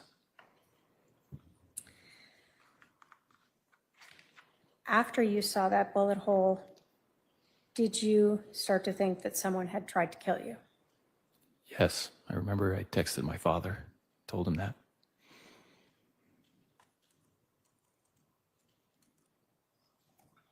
What did you text your father? I said, I think someone just tried to kill me. Were you thinking about how close you had come to death? Yeah. As you were experiencing all these emotions and trying to figure out how to handle this and texting your dad, did the police ask if there was anyone that could come stay with you? Yeah, they did. And because I didn't have any family, I just said, I had my two business partners who were really good friends, and I asked if they could come. Did you have to tell them where to come? Yeah, they didn't have my address. Did they come and stay with you? They did. Did you eventually move with them across the street to kind of hang out in the shade? It was hot, so yes, we moved over to a cooler spot as the day went on. And we see in Exhibit 9, is this actually you guys sitting over here? That is. At some point, did a detective come get you and interview you? Yeah, Detective Pillar came over and got me. Did he interview you? Yes, he did. Where did that interview take place? We walked around that corner. He had his car parked, and in a kind of a shady spot, and we did an interview in his car. Was that recorded? I believe so. The first patrol officer on scene, that female officer, did she ask you if you could think of anyone who would want to harm you? She might have. I don't recall. I'm not certain. Okay. When you met with Detective Pillar, did he ask you if you knew anyone who would want to harm you? Yes. Do you remember a lot of your interaction with that first officer? To be honest, like the part that I remember the most is just when I saw the bullet hole, and I think maybe just kind of got a little bit of shock because it was real when I called 911, but then I kept thinking to myself, a bullet didn't come through my window. And, you know, I just, when I saw that, I just realized like, no, someone is 100% trying to kill me. And then it was kind of an emotional little bit. Like I felt a little overwhelmed. When you talked to Detective Pillar, was that a little bit later, but while you're still sitting here on the scene? Yes. Had you had time to kind of get yourself back under control? Yes. Do you remember that conversation more than your Yes. conversation with the first officer? Yes, I do. At that time, when you were asked by Detective Pillar if there was anyone you knew who might want to harm you, were you able to provide any names? I told him the only person I could think of. And who was that? It was two people. It was Lori and Alex. Is that Lori Vallow? Lori Vallow and Alex Cox. So the morning of October 2nd of 2019, you have already told Detective Pillar that's who you believed is the only person you could think of who would want to harm you. Yes. Had you met Detective Pillar before that morning? No, didn't know him.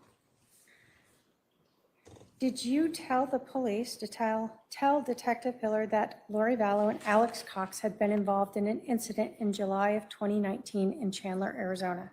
I did. Did you think that that incident had something to do with this? I did. You were asked by the police, or do you recall being asked by the police if you had any issues with money or anyone else? I do. And did you have anyone else that you could think of that would want to shoot at you? I did not.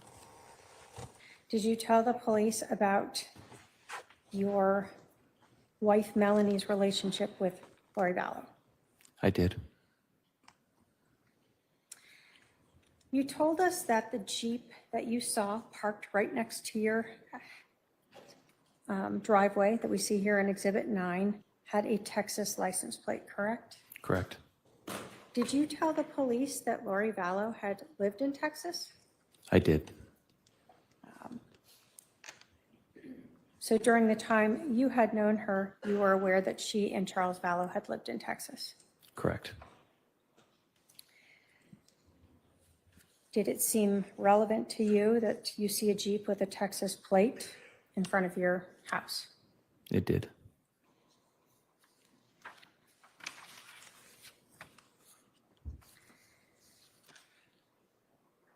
So on October 2nd, when you were shot at, Melanie was living here in Arizona, correct? Correct. And she lived close to your house in Phelps? Within a couple miles? Within a couple miles, yes.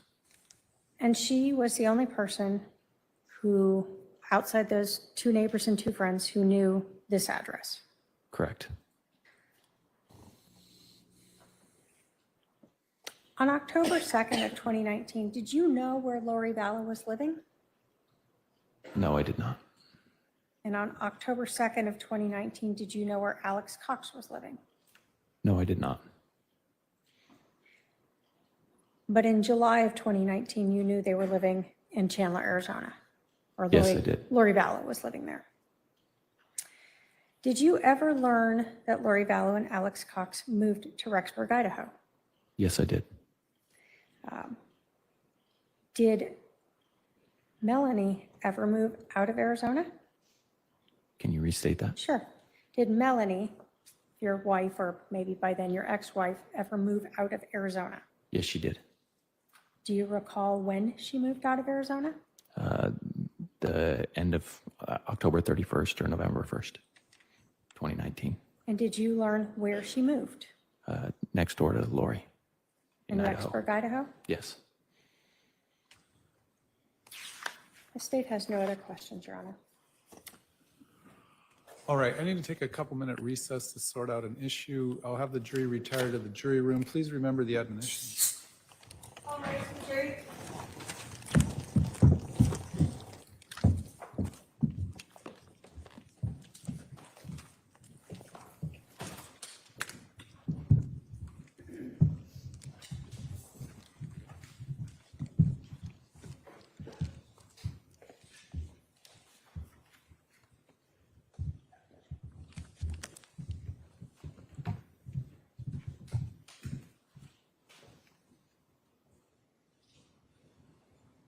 All right, you may be seated. The jury is no longer present. Do you have some exhibits that you could use, or what are you missing? Or I don't have any exhibits that I need. My investigator has he has the whole file. He has the whole file on Brandon. I tried to get it from him last night, but was unable to get are there in being contact. arrangements made? Maybe your paralegal can pick it up from him tonight or someone? We're trying to do that, exactly. Do you have another witness here? Do you mind going out of order? Your Honor, if that's necessary, we can go out of order so that we can continue proceeding today. Okay. I'll inform the jury that normally, as we said in the preliminary instructions, that there'll be a direct examination, a cross-examination, and then a redirect examination. But this time, we're going to take a witness out of order, and the defense will cross-examine Mr. Boudreaux at a later time in the trial. If you need me to contact OPDS to try to get something done with getting a hold of your investigator, or you want me to, please let me know before we leave here today. Okay. All right, Judge, if I can just make sure, I told my witnesses too, okay, because I obviously didn't know this. So if I could go check and see if they're Absolutely. here before we bring the jury in. that's fine. And Your Honor, can we make this a 15-minute break or no? Do you need some time? All right, we'll go ahead and do a 15-minute recess for the court reporter as well. And just let us know when your witness is here. Thank you. Thank you.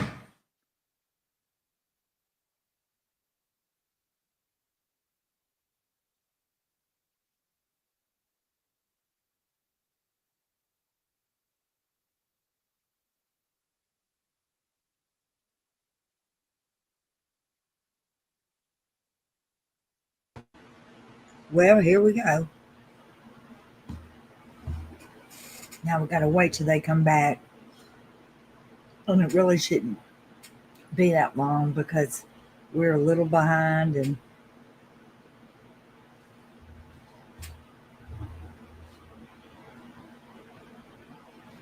because it looks like Nate and them were saying that she's already back in. Oh, the next witness is Robert Abak-Tamarco. He rented a home on the street where Brandon lived.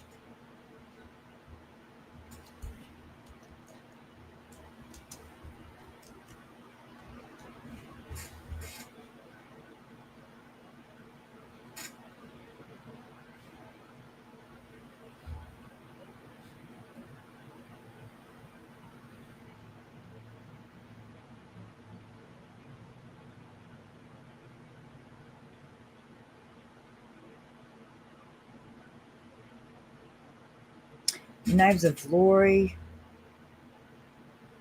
Alex, Melanie were not on the lease. Collins never told anyone about who was moving into the house besides the realtor. Lori has no questions for the witness. The judge asked the jury if they have any question. The witness is excused. Well, that don't seem right. I must have done that backwards. I guess we'll get to know in a bit.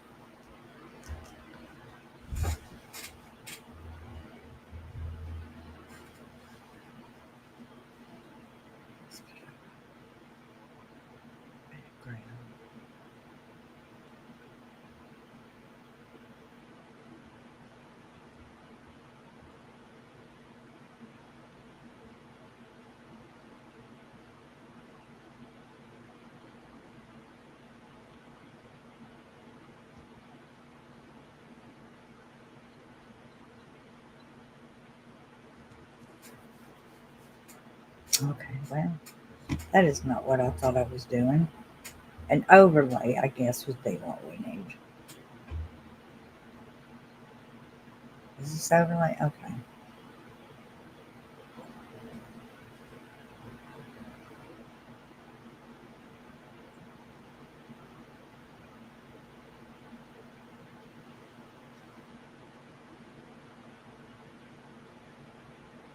So while we're on break, I'm just going to let us be looking at this fine bunch here. That this is, where's Brandon Boudreaux? Here's Brandon right here. He's the one for this trial is getting justice for. And he was married to this heifer here, who is Lori's niece.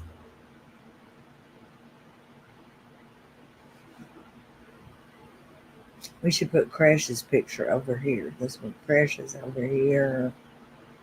And Megan's over here with Uncle Greg's. See, this is a different one.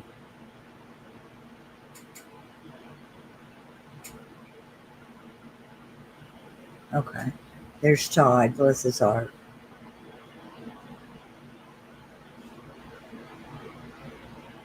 That's a lot of victims, isn't it?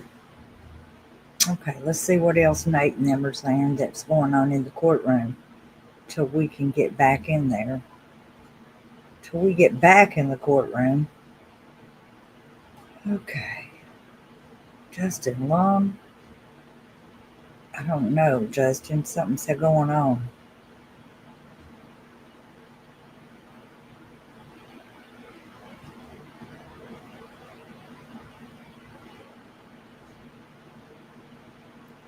Okay. Nate says that Abtamarco was not working in October 2019 on the morning of October 2nd, 2019. He left his house to go to the gym for a 9 a.m. appointment. He usually took only 5 minutes to get there. He left his house around 8:40 and he was parked in the driveway of his house. Huh. That's what Mr. DeMarco says. Mr. DeMarco is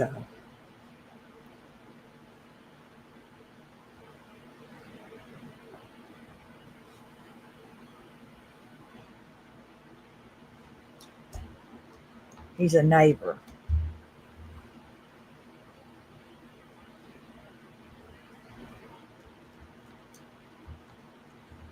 And that's what he said.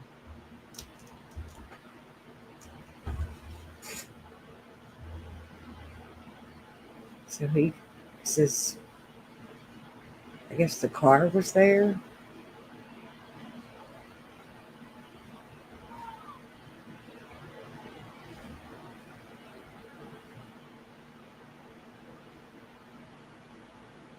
Okay, Abba Tamarco says he normally had to pay attention to a neighbor's van that was parked on the street. Trina displayed a photo on the screen showing the van parked on the street on the day of the shooting. So they're used to maneuvering around that van that he was butted up against.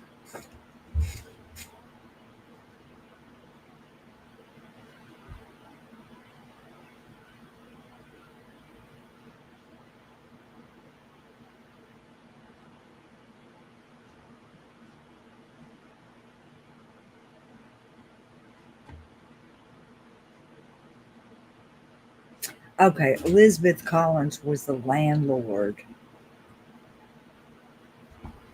And she was the one before Mr. Abermarco.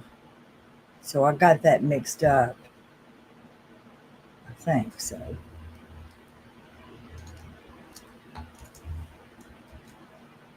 So Joe,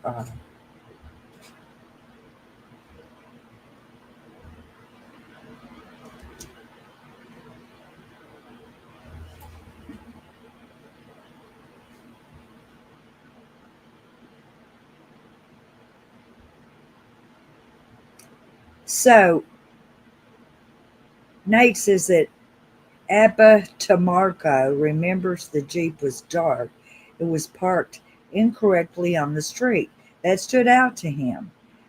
He never had seen a Jeep in the neighborhood, or when he was backing out and leaving, it seemed to be out of place and of and being concerned it was running, not immediately seeing anybody in the vehicle.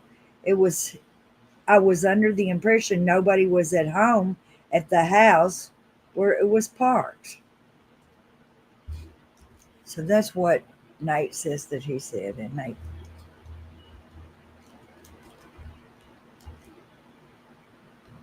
It's a lot right there.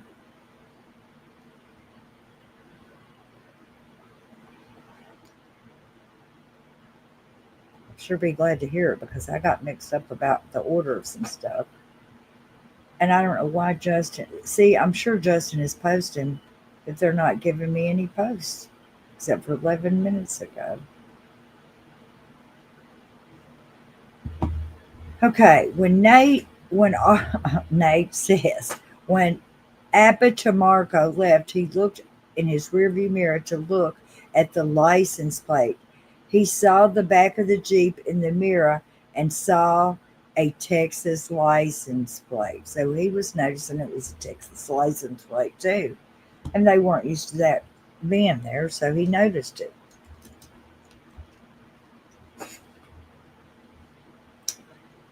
Okay, then Nate says he was not able to write down the license plate number. Trina asked if there was a tire on the back of the Jeep. Abba Marco doesn't recall. When he returned home from the gym, there were police everywhere and access to his street was restricted. I bet he thought, that would scare you. He thought maybe it was something happened to his family. He couldn't get back in there. Abba Tamarco. I wonder how we'll see how that's really said. Just shortly, I'm guessing. Justin Long.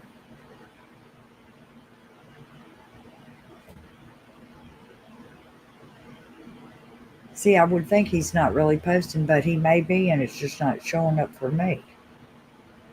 I don't understand this thing.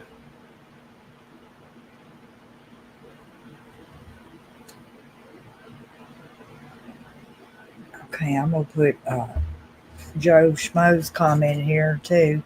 It's kind of some of the same things, but he says it a little different. He says, the state calls Brandon's neighbor Robert Abitamarco. Quiet neighborhood, few problems. His neighbor parks a white, he's got a can, I'm sure it's van, across from the driveway. October 2nd, he noticed a dark Jeep Wrangler was also parked across from his driveway, nose to nose. Tinted windows and motors running.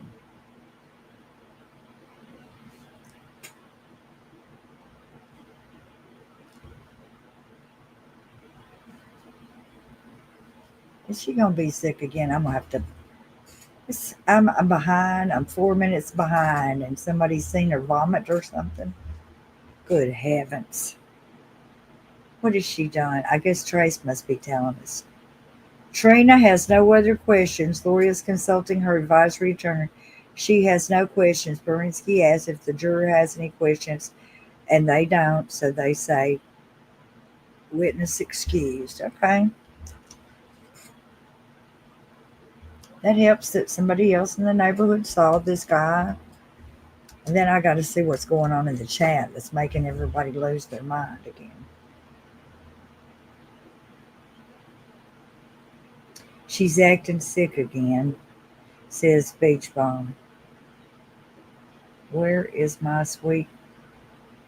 Does anybody see a from Trace?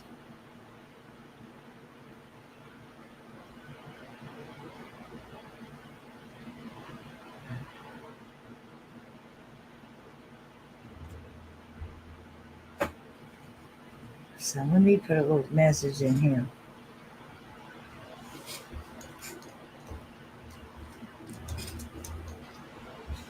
Evans, got more buttons. Trace on the case. What's going on?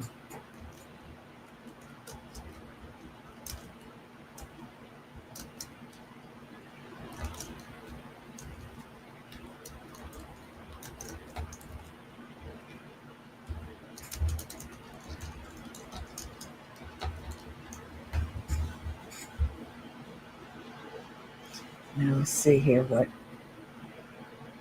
Justin Lund, you need to get over here and do some typing. Okay. Next is the next witness is Nolan McDermott. He's a sergeant with the Gilbert Police Department. He's worked there for 18 years. So that's what Nate has to say.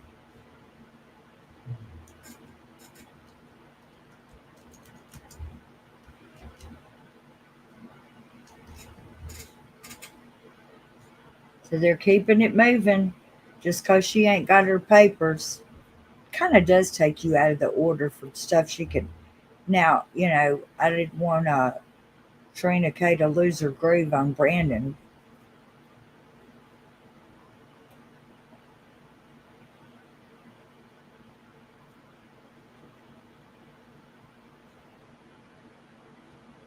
I can't believe she's acting up.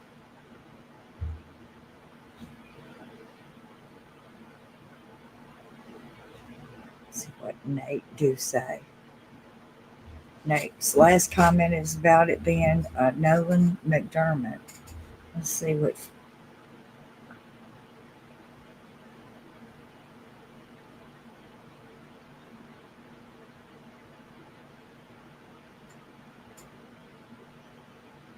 Looking for a trace.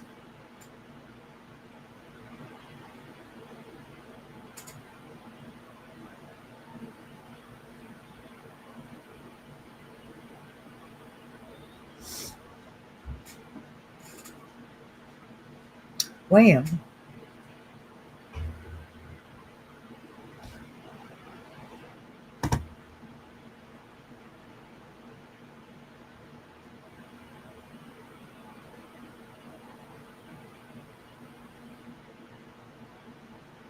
so Beach Bum says the front window can only be a light tint across the top.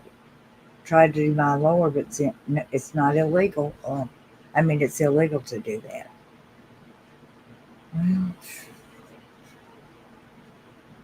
you know, I bet you he knew some boys that would do illegal stuff. What do you think? What in the heck?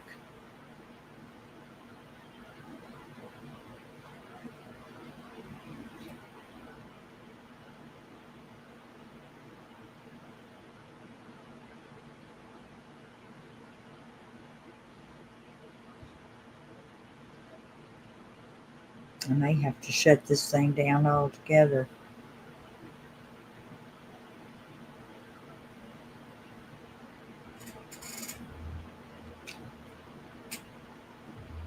Not my computer, Twitter, because it's not giving me the latest things. So I'm going to relaunch Twitter, whatever that means. I don't understand it.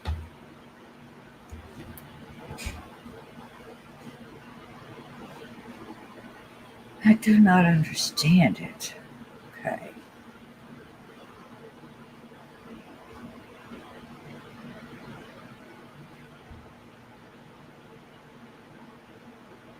Okay. 1 minute ago. Now what happened? Where did it go?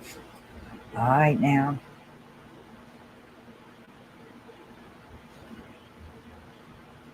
Okay.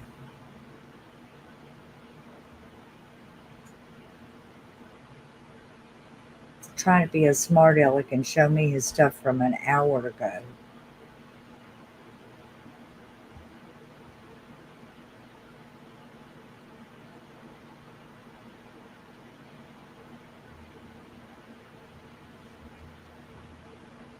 Yeah, it's going to be a smart aleck to me.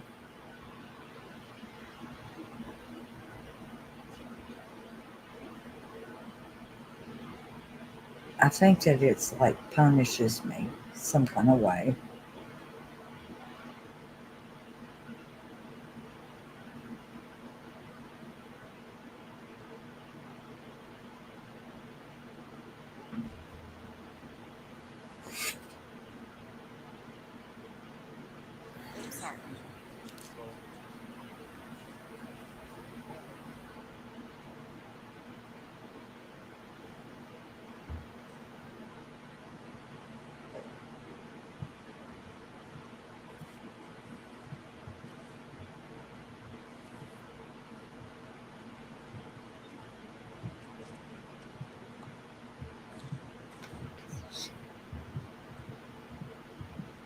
All right, you can be seated.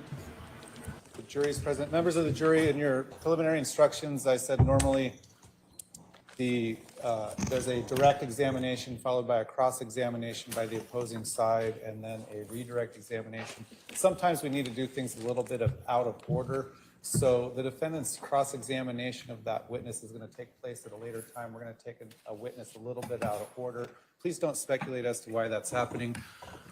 The state can call its next witness. Thank you. The state calls Elizabeth Collins.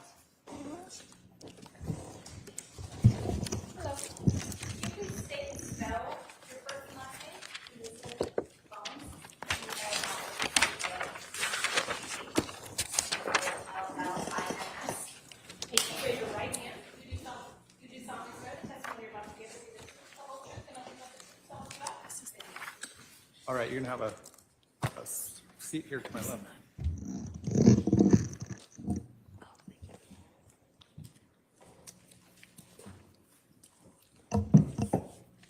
Please introduce yourself to the jury. My name is Elizabeth Collins. And do you live here in Arizona? I do live here in Arizona. Back in 2019, did you own any rental properties? I did. And did you own a rental property at 3875 East Phelps Street in Gilbert, Arizona? Yes. Is that here in Maricopa County? Yes, it is. When did you purchase that house? I purchased that house in October of 2018. And how long had you been renting that house? I've been renting it since I purchased it. Was this a long-term rental or one of those short-term Airbnb type of things? Long-term rental. Did you have a minimum lease length? Our minimum lease length for the initial lease is 1 year. So you'd had at least one person in there since you'd purchased the home? Correct.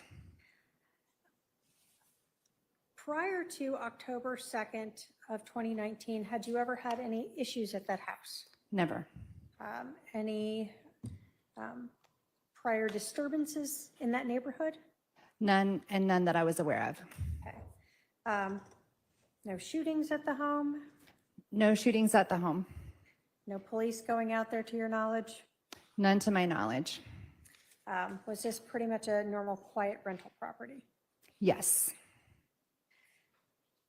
Did you ever rent 3875 East Phelps Street house in Gilbert to Brandon Boudreaux? I did. Did you go through a company to advertise the lease? We did. We used a realtor that was a friend of ours to help us advertise the property for lease and to do the legal documentation. Okay. I'm going to put up oops, can I have Valma? Thank you. Has previously been admitted as Exhibit 9. Do you recognize this street? Yes, I do. I'm going to zoom in a little here. Do you recognize this house over here and this sign? Yes, so the rental property is on the right-hand side of that photograph. So basically the house right here? Yes. Then you indicated that you used a company to do your lease agreement. Yes, I did. I've shown the defendant Exhibit 119, if I may have my paralegal approach.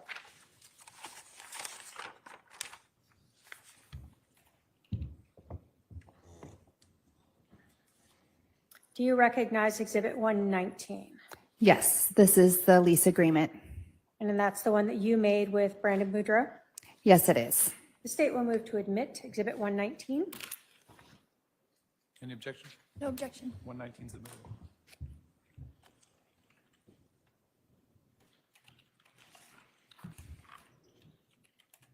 So in Exhibit 119, we see that you were the landlord, one of the two, I guess, landlords. Yes, And then you rented this to Brandon Boudreaux. correct. Did he have other individuals listed on the lease agreement to also be present at the property? Just the names of his children? Okay, so his 4 children were listed on there. Yes. What was the date for the lease to begin? Oh, I believe it was September 23rd, 2019. We signed it on the 13th, which is what threw me off, but Perfect. So the lease agreement started September 23rd and was going to be until September 30th of the next year. correct. And then you indicated that this was signed on the 13th of September. That's my recollection. Let me go to the last page of Exhibit 119. So does that show the different signatures, or at least yours at that time? I think. Correct. Mine and my husband's.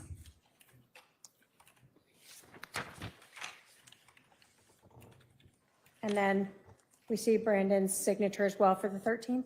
Correct.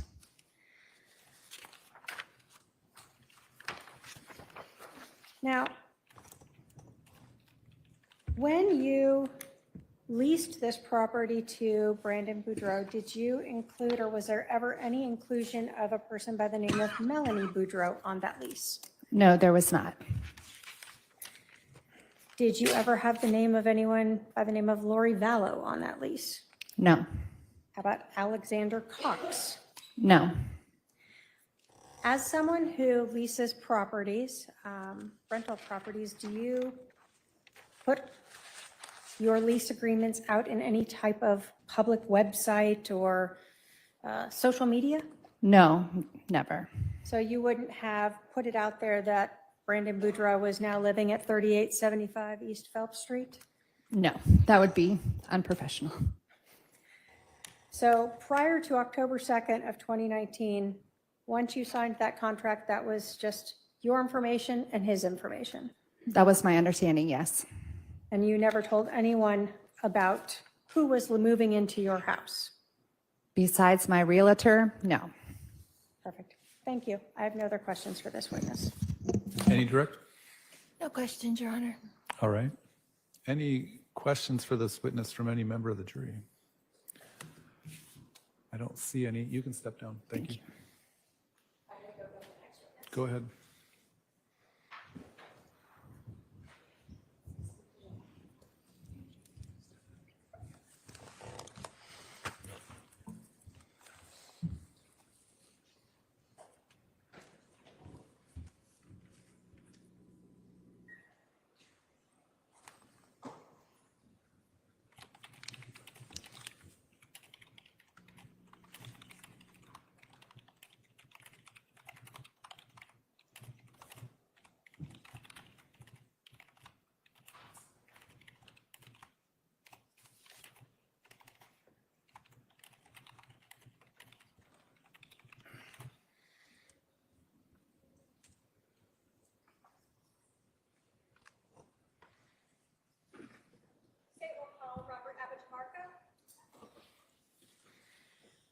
All right, so you're going to come on right up here. My clerk will swear you in. Hello. Can you please state and spell your first and last name? Robert Abitamarco, R-O-B-E-R-T, A-E-B-A-T-O-M-A-R-C-O. Thank you. Raise your right hand. You do solemnly swear the testimony you're about to give will be the truth, the whole truth, and nothing but the truth, so help you God? Thank you. Thank you. You're going to walk around the clerk, I'm sorry, the court reporter here and have a seat to my left.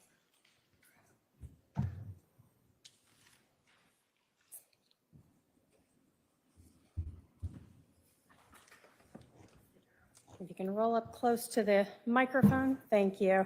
Would you please introduce yourself to the jury? Robert Abitamarco. Can you tell us, do you still live in Arizona? Yes. Back on October 2nd of 2019, where did you live? 3870 East Phelps, Gilbert. Did you rent or own that house? Rent. How long had you lived there? A little over 2 years. Okay. Can you describe for us that neighborhood? What was it like? It was a quiet residential neighborhood. It was a very quiet street. It was not a through street. A mixture of families living there. Okay. Had you ever had any problems or issues on that street? No. Okay.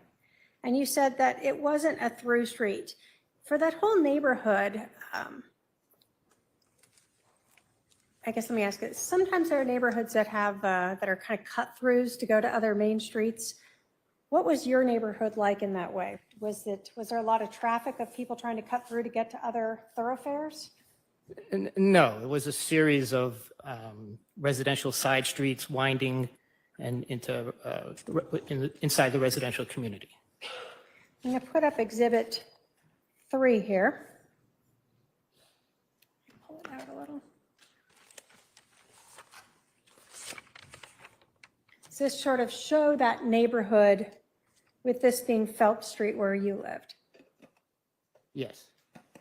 So when you're talking about this neighborhood, there's no easy way to get from Pecos to Fry Road, right? Correct.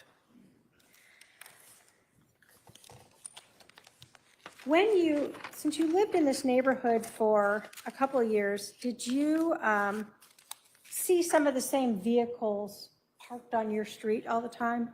Yes. And so you sort of knew which ones would belong to your neighbors? Generally, yes. Okay. I'm going to put Exhibit 1 up here. Not sure if you're able to make out sort of little house shapes.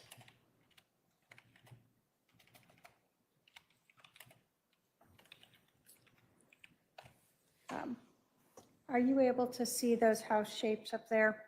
Yes. Okay, so we see this is 3875 East Phelps. Where was your house? Was it on the same side of the street, on the other side of the street?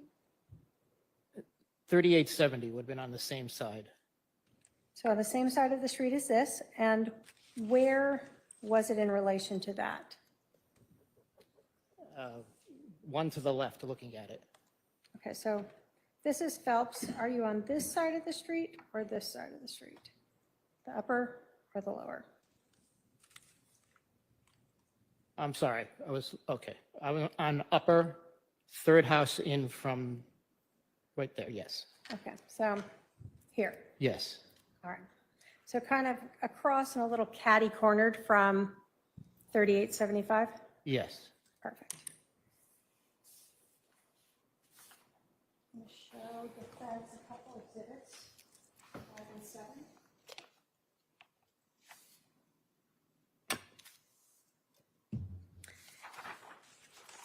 Back in October of 2019, were you working?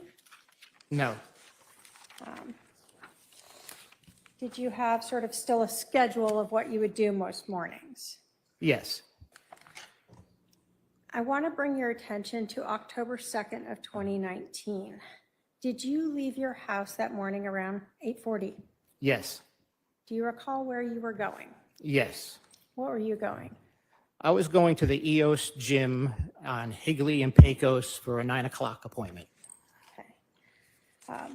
How far away, how long would it usually take you to get there? 5 to 10 minutes. So you gave yourself a little room to get in there and get ready? Yes. At that time in 2019 at this residence, did you usually park in your garage or your driveway? The driveway. Okay.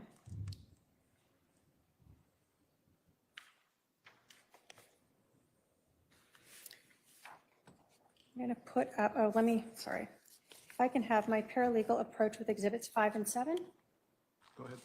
So if you can look at these two photos and let me know if you recognize these exhibits. what they're photographs of.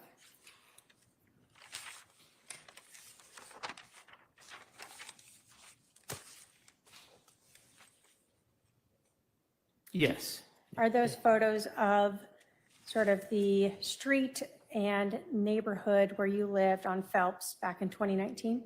yes. The state will move to admit exhibits 5 and 7. No objection. They're admitted.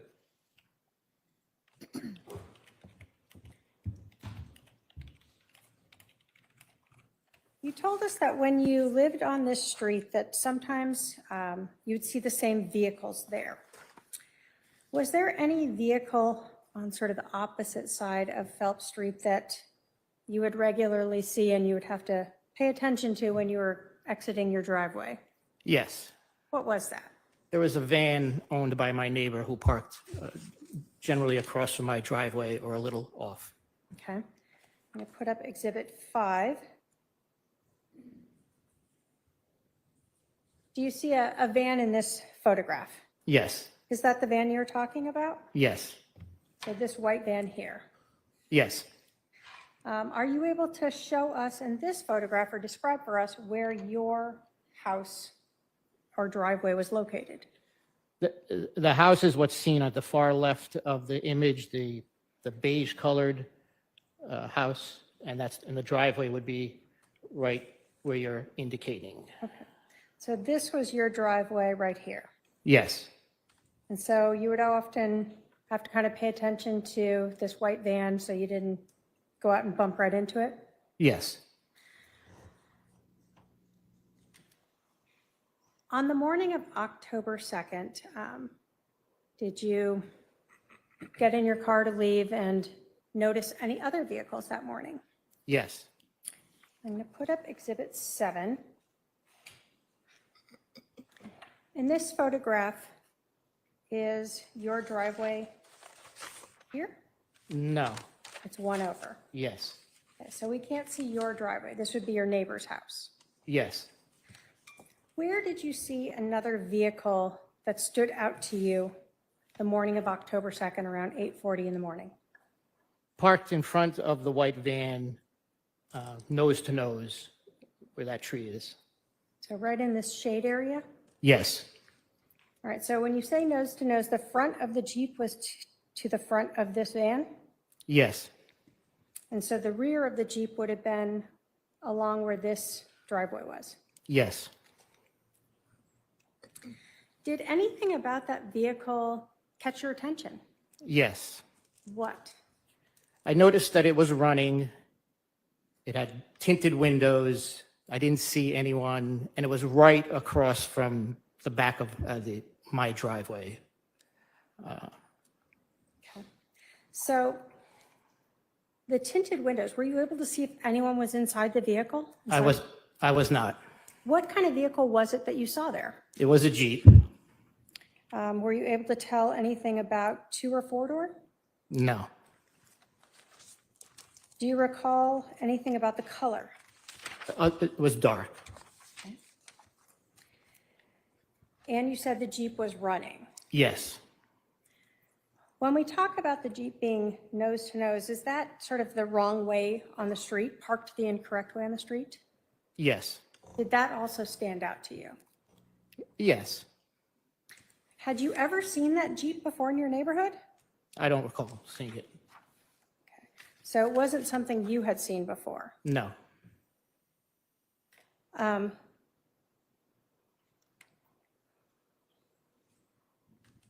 When you were backing out and leaving, did you feel like you needed to take note of anything else of that Jeep? yes. Why? It seemed and being with that vehicle or in that vehicle.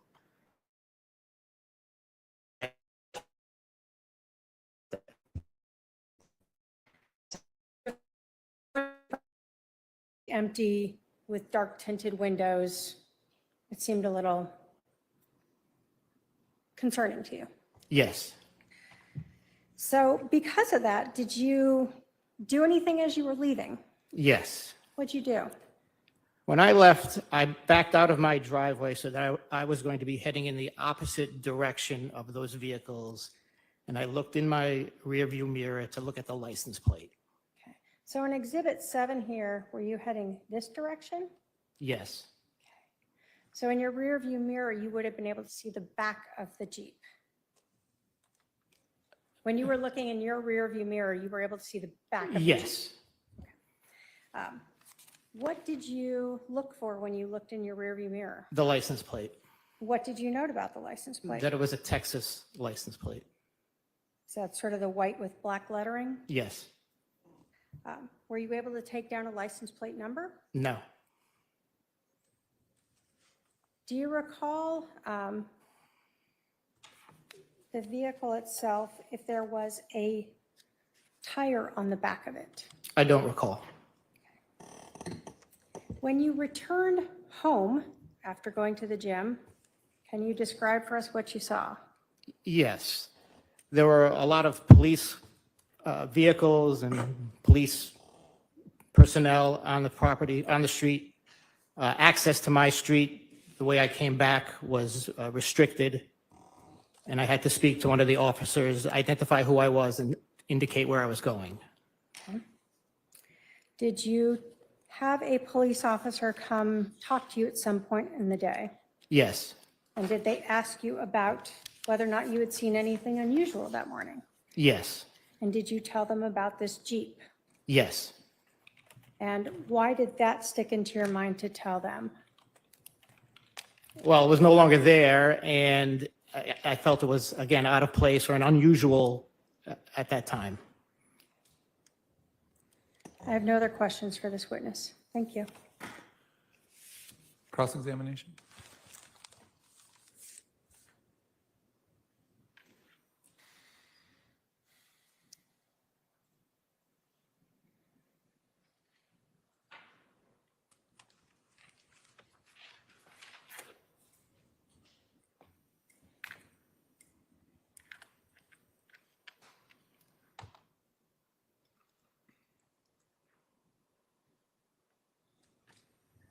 No questions, Your Honor. All right, any questions for this witness from any member of the jury? Don't see any questions. You can step down, sir. Let me go get my next witness.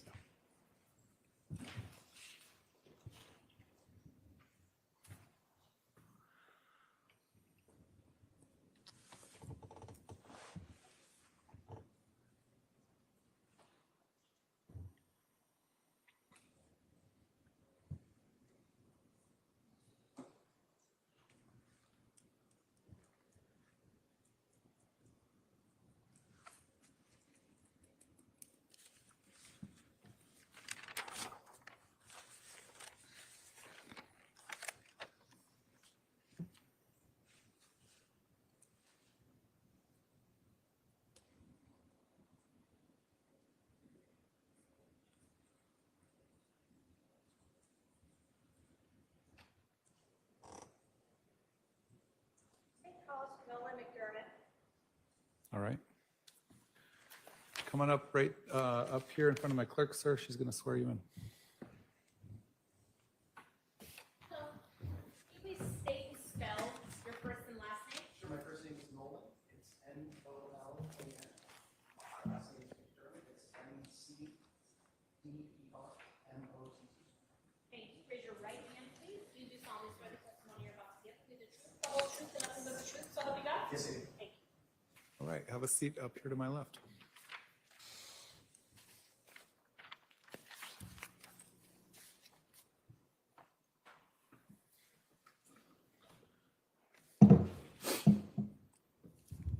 Would you please introduce yourself to the jury? Sure, my name is Nolan McDermott. I'm a sergeant with the Gilbert Police Department. How long have you run with the Gilbert Police Department? 18 years. Where do you currently work? I'm currently assigned to Internal Affairs. Can you tell us about the different areas you have worked at the Gilbert Police Department over your years of service? Yes, I've spent a majority of my time on patrol, both as an officer, field training officer, and a patrol sergeant. I've also spent time in our criminal investigations division, where I was a detective over special victims units and our violent crimes unit. Over the years at the Gilbert Police Department, have police officers, both patrol and detectives, been responsible at times for processing the scenes? Yes. Did you have any training over the years on processing scenes? Yes, both in the police academy and then through training through field training program, and then as well as just training with colleagues throughout various cases. Back in October of 2019, what unit were you working in? I was assigned to the violent crimes unit. And were you a detective in that unit? Yes.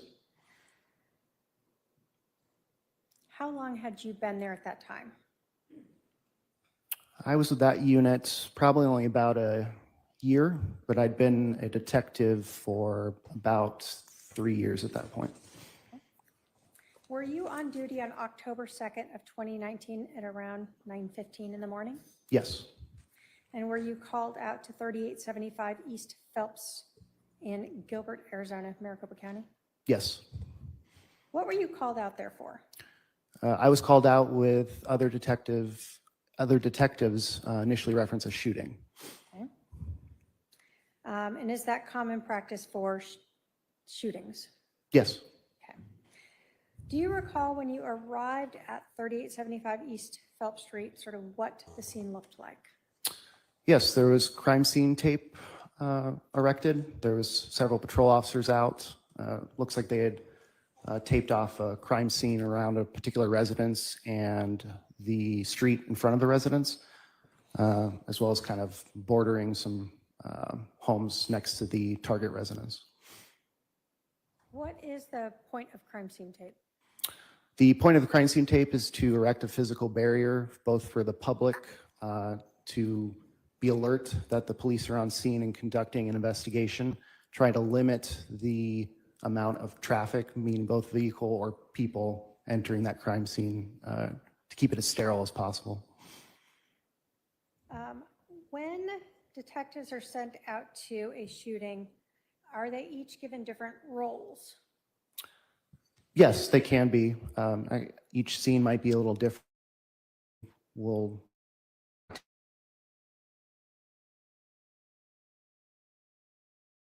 A role to process the crime scene. Yes, I was participating in that. Were other detectives then assisting you in processing the crime scene? Yes. Who were the other detectives who were out at the scene? Detective Pillar was there and Detective Ferrer was there. When you got to the scene, were photographs taken of the street, the vehicle, and any items of evidence? Yes.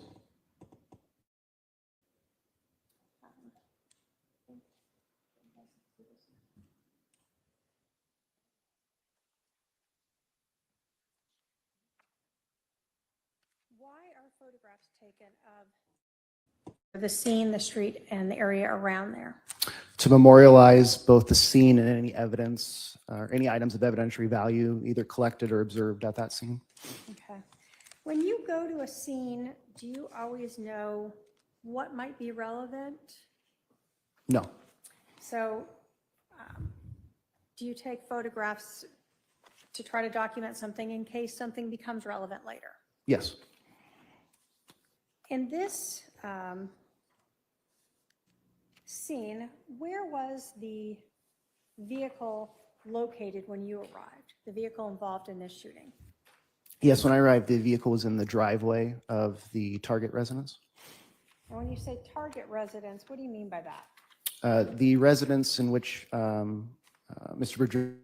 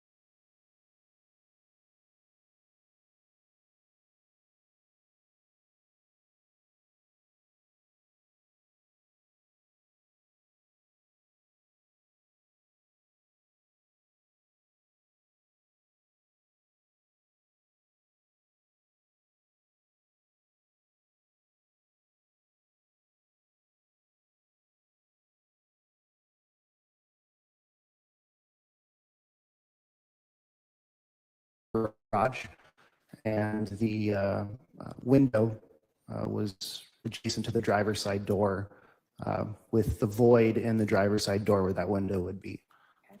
Inside the Tesla itself, did you observe pieces of the glass that had shattered? Yes, there was glass shards both inside the vehicle and then outside the vehicle, adjacent to the splintered window.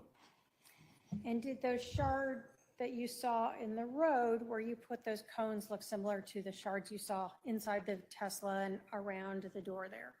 Yes.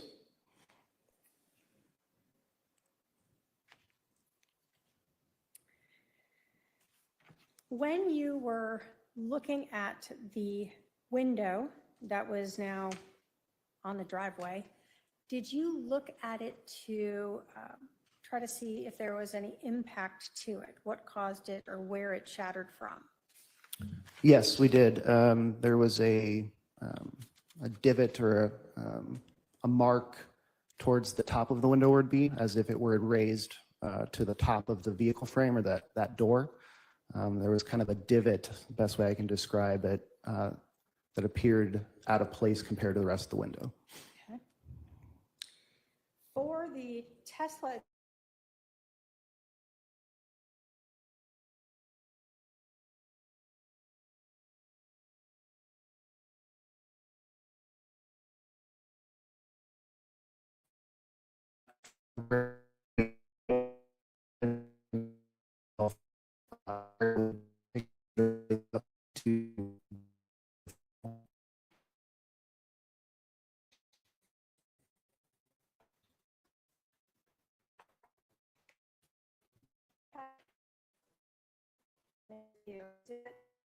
six, 8, 10, 47, and have my little approach with this. Let's take a look.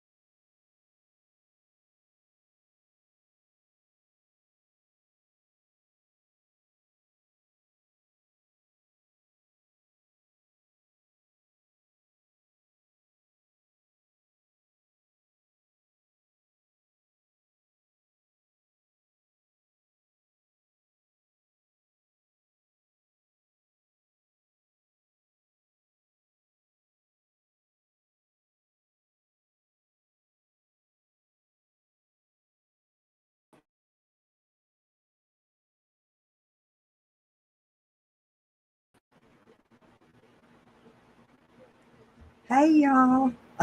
I think I'm back on now. Hey, y'all. Our internet is sucky.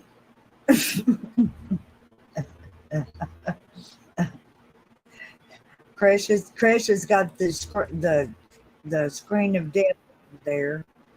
I'm trying to get us back True. To be for a clear, little I didn't bit actually more. take this particular photograph, but All right, when well, I'll call you documenting, back we were later. trying to capture the area, give an overview of the scene. I think it may work for. So in this scene, can you describe for us sort of the directionality we're looking and what we see here? Yes, the It's crazy as hell. marked patrol unit that's sort of in the center all right. at the very far Yeah, end of this yeah. particular image. All right. That's All right. east. Maybe we'll do a review later east of the tonight target if residence. if it comes back The up. Bye. Tesla is on the right side of Exactly. the picture in Yeah, the that should driveway, be and the- it is all parked new. facing south. Bye. And those cones kind of in the center, also east of the Tesla and the residence. Were those cones the ones we were talking about in reference to the approximate location of Brandon's vehicle when he was shot at? That's correct.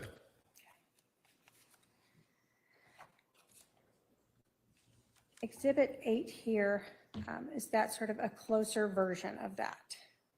Yes. Exhibit 10, in your understanding, where was the Jeep located? So the Jeep would be somewhat out of frame from here, but it was our understanding that it would be located kind of on the bottom left of this image. Okay, so this is the driveway for Brandon Boudreaux's 3875 East Phelps? Correct. And so the Jeep was somewhere down here? Yes.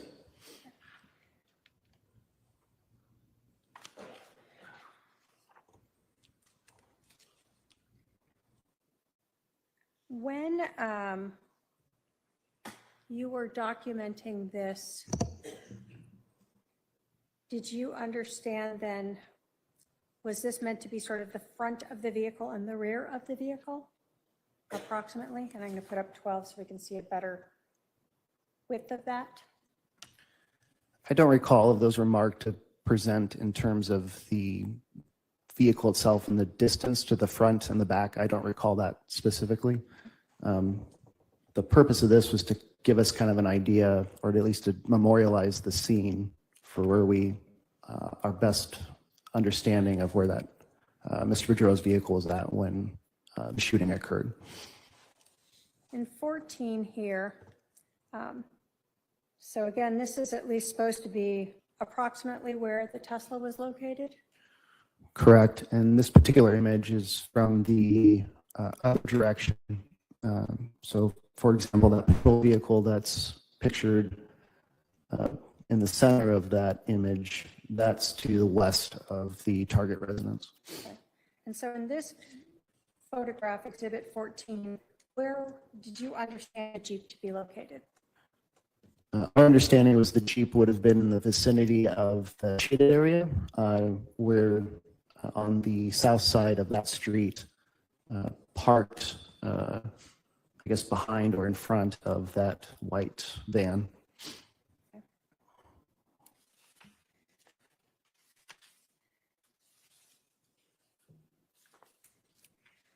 going to put up exhibits 18 and see if I can.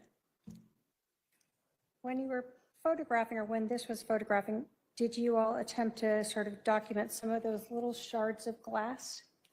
Yes, that's correct. And is that what we see here in exhibit 18 right there? Yes. As well in exhibit 19 here? Correct. Okay. And you said those were similar to the same type of glass you had seen in the vehicle and around the vehicle once it was parked in the driveway? That's correct.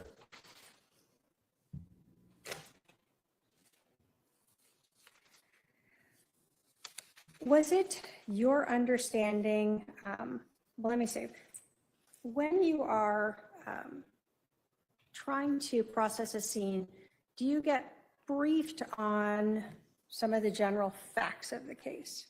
Yes. What does that mean to get briefed? More often than not, detectives aren't the first on scene. Generally, a patrol officer would respond to take the initial information, and then upon the arrival of detectives, we would generally get a briefing from those patrol officers on scene with the best knowledge of the information they had at the time. So did you understand or know the path of travel of Brandon after the shot was fired? Yes. What was your understanding of the path of travel after the shot was fired? My understanding was Mr. Boudreaux proceeded, continued west on Phelps Street to his first available street to turn on, which was Cole, I believe, and he made a right to go northbound from there. This is Exhibit 1, sort of a map of that area. So west would be this direction, Correct. and then north on Cole. Correct. Did you understand that he eventually then came back, sort of making a big loop to return to his residence? That's correct.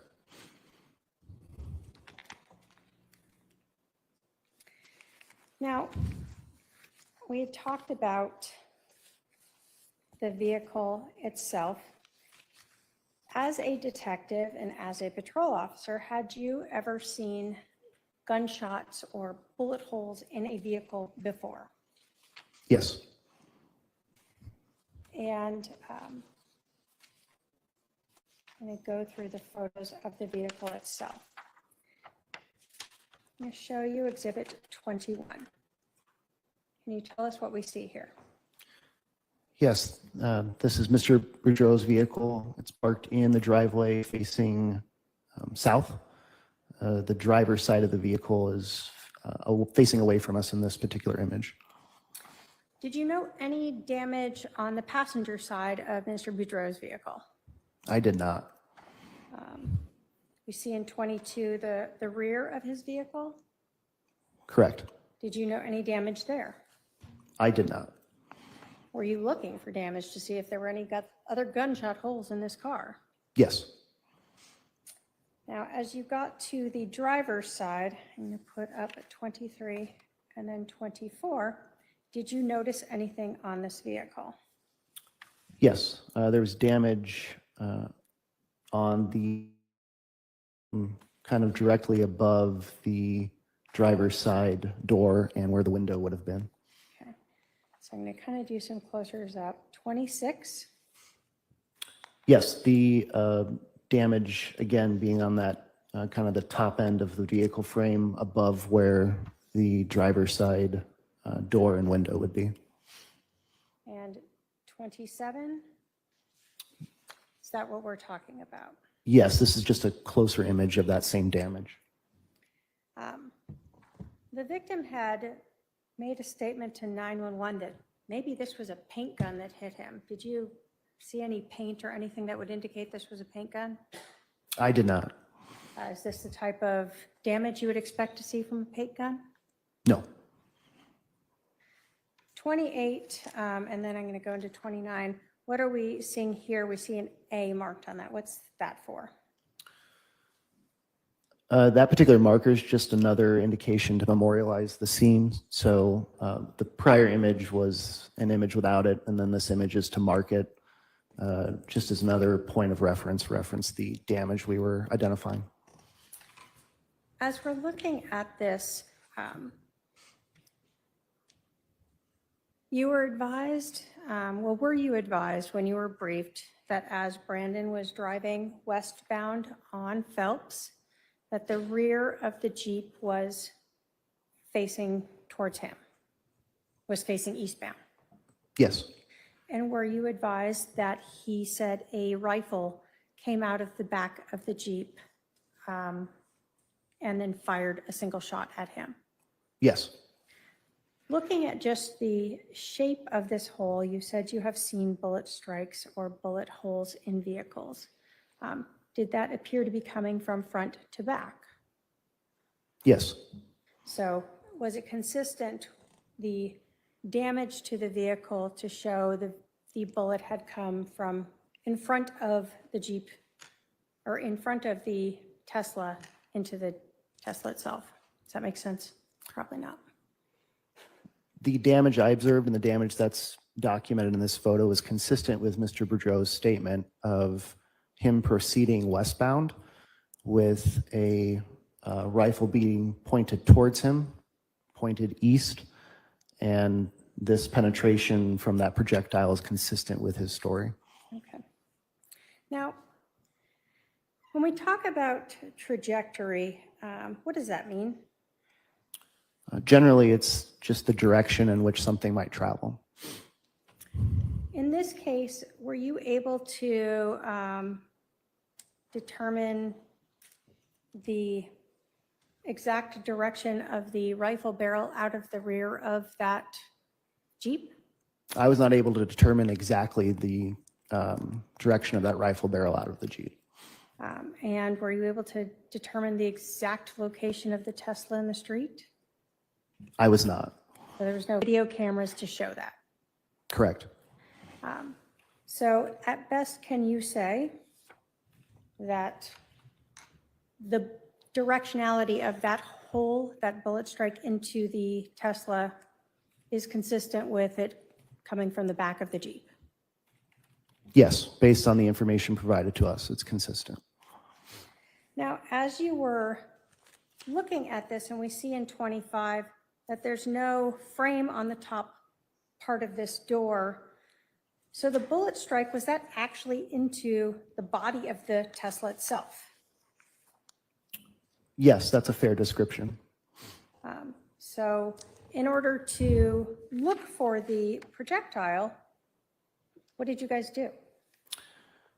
This particular photograph, right below that penetration point, is some rubber molding that was also damaged. That was consistent with that glass window maybe rising up and extending into the molding as probably part of the feature of the vehicle. So we moved some of that molding around to see if we could try to locate any projectiles. I'm going to show you some photos from that. This is Exhibit 40. What are we seeing here? This is some of that rubber molding I had mentioned earlier. There was kind of a groove in there, for lack of a better word, in that molding where it captured some glass shards, and we did find some fragments, metal fragments in the that groove within the molding as well. So what we sort of see in here. Correct. Is Exhibit 44 sort of show what you're talking about, where you're trying to pull out all of this molding to look for any fragments of that projectile? Correct. And does 45 also kind of show that search where you're pulling that apart? Yes. Ultimately, were any fragments recovered?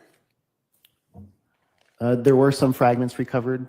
This particular image just documents those fragments recovered from within that molding. That was documented earlier as well.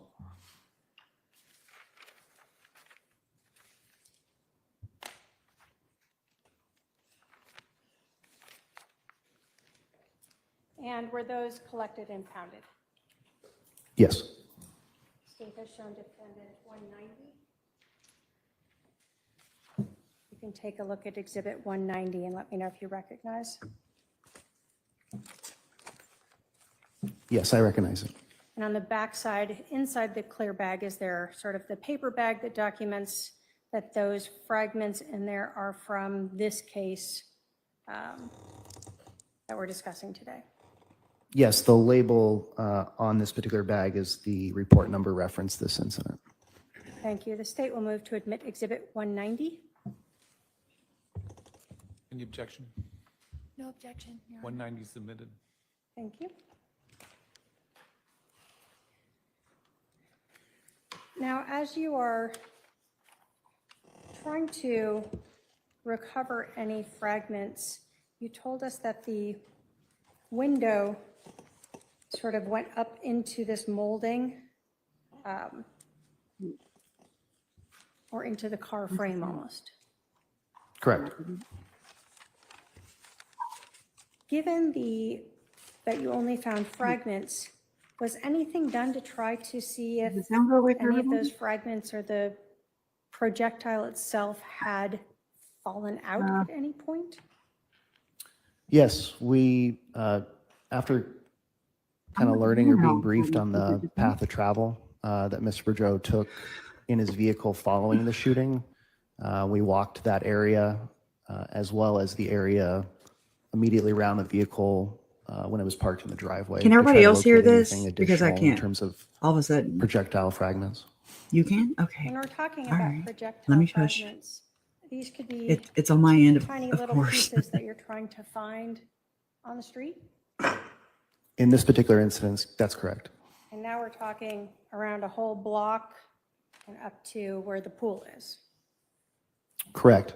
Did you and other officers search that whole area? Yes, we did. Were you successful in locating any other fragments? We were not. Was a metal detector even brought to try to search across the road and see if you could potentially find any of those fragments?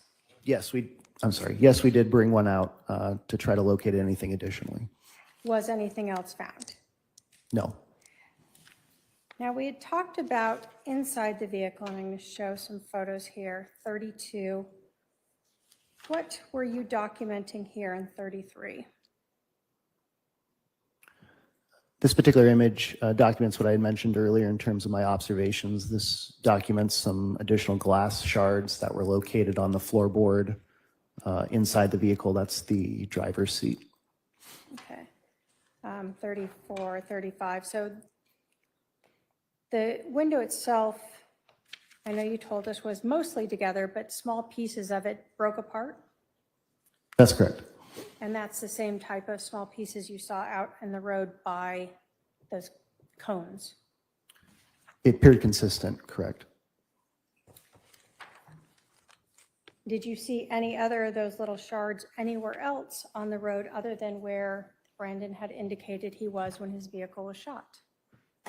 Not that I recall. In Exhibit 36 and 37, what are we seeing here? This is just a particular rod that was inserted to try to give an idea in terms of a general idea of trajectory. Again, to kind of confirm what information we had from Mr. Boudreaux reference where the gunshot had come from in terms of then striking his vehicle. This is really just another visualization of that to memorialize it. Okay.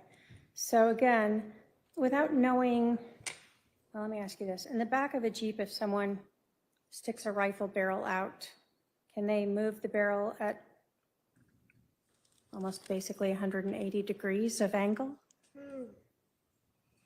Is that yes? I'm sorry, what were you asking? If somebody sticks a rifle out the rear window of a Jeep, they could move that rifle barrel in basically 180 different degrees, correct? Yes. And you, because there's no video showing that, you have no way to know the exact angle that that rifle barrel was sticking out. That's correct. So this was just to help show the directionality, at least, of how that bullet entered into the Tesla. That's correct. Okay.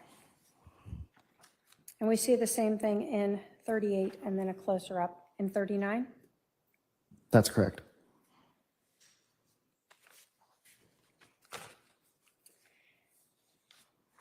Now, we talked about the glass piece itself. I have Exhibit 46 up here. And again, we see another sticker or marker with an A on it. What were we looking at there? This is an image of the driver door window that was in the driveway at the time of our arrival. As I had mentioned earlier, we had noted a divot in the window itself. This particular image is depicting that divot as we've identified it with this marker. that appeared consistent with the damage that we observed on the vehicle. Essentially our best estimate of where that strike point in the vehicle would have been to cause the window to shatter.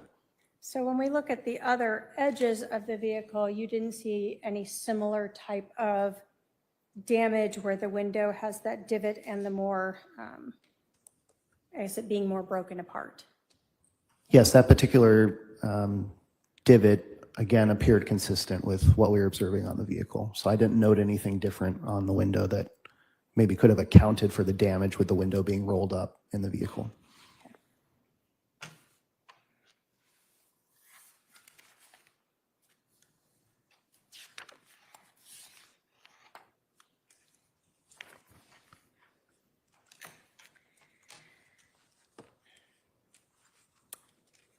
After processing the vehicle, did other officers look for any type of, or did you ever come back and help look for any type of surveillance cameras that might have caught anything? Yes, we returned and conducted a kind of a canvass of the neighborhood. Myself and additional detectives did. Did you personally find any videos that on Phelps Street or any of the surrounding streets that caught anything? I did not. During this investigation, did you learn who Lori Vallow was? Yes, Did you learn that she had a 2018 Jeep Wrangler with a Texas plate of LWD 0997? I did. Did you learn that she was, in October of 2019, living in Rexburg, Idaho? Yes, I did. Did you learn that her brother, Alex Cox, was also living in Rexburg, Idaho in October of 2019? I did. Through different records, did you learn that Alex Cox was residing at 565 Pioneer Road in Rexburg, Idaho? Yes, And did you also learn that Lori Vallow was living at that same complex? yes, Did you reach out to local law enforcement in Idaho to help locate and impound that 2018 Jeep Wrangler? yes, I did. When you were investigating this case, had you been advised by Detective Pillar and others that the Jeep, or that Brandon had noted the Jeep had a Texas plate on it? Yes, And had you, as part of the investigation, learned that Lori Vallow had resided in Texas previously? yes, Were you advised that Brandon Boudreaux had told Detective Pillar on October 2nd that he was aware of an incident in Chandler, Arizona on July 11th of 2019? yes, And in contacting the Chandler Police Department, did you learn that that 2018 Jeep Wrangler with the Texas license plates had been at the residence with Lori Vallow on July 11th of 2019? yes, Did you then write up a probable cause statement and send that to the Rexburg Police Department to help write a search warrant so they could seize and impound that Jeep? yes, And that Jeep being the 2018 Jeep Wrangler that Lori Vallow had with a Texas plate of LWD 0997? that's correct. Were you notified on November 4th of 2019 that at that time Detective Hermosillo with the Rexburg Police Department had located and impounded the Jeep from 565 Pioneer Road in Rexburg, Idaho? Yes, And did you provide that to Detective Pillar? yes, Was he the case agent at the time? yes, And did you leave that to him to deal with processing the Jeep? yes, Without going into what was said, on December 21st of 2019, did you speak with someone by the name of Colby Ryan? I'm sorry, what date was that again? December 21st of 2019? Yes, I did. is Colby Ryan Lori Vallow's son? Yes. Did you learn that Colby had been given Lori Vallow's blue Nissan Rogue with Arizona license plate CRT 2994? Yes. Were you provided information as to where Colby Ryan had picked up Lori Vallow's Nissan Rogue? Yes. On December 26th of 2019, did you go to that residence? Yes. Was that here in Maricopa County? It was. Was that in Mesa? It was. Who lived at that residence? I spoke with a Heather Blackmere. Was it a Hannah? I'm sorry, Hannah, yes. Did you learn that Melanie Boudreaux was now remarried to Miss Blackmer's brother, Ian? Yes.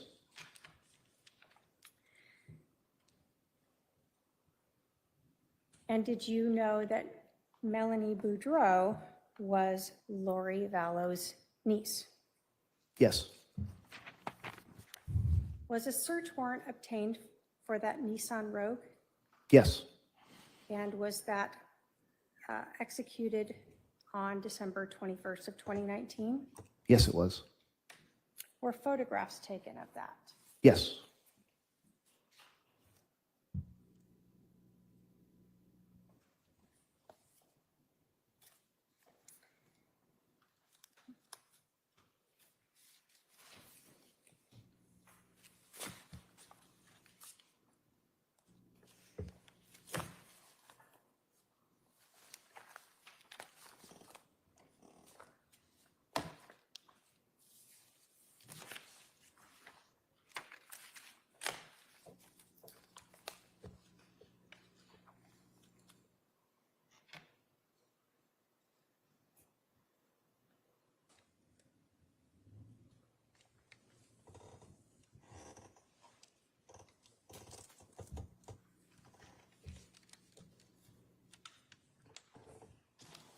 Shown the defendant exhibits 93 through 98. Approach for the witness to review.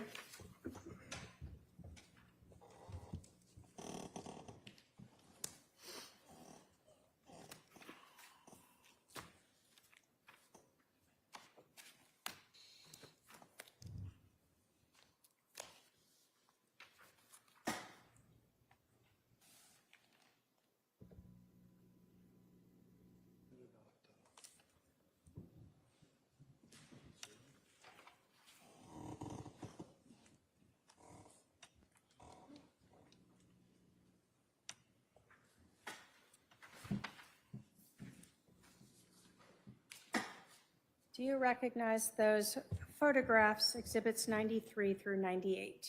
Yes.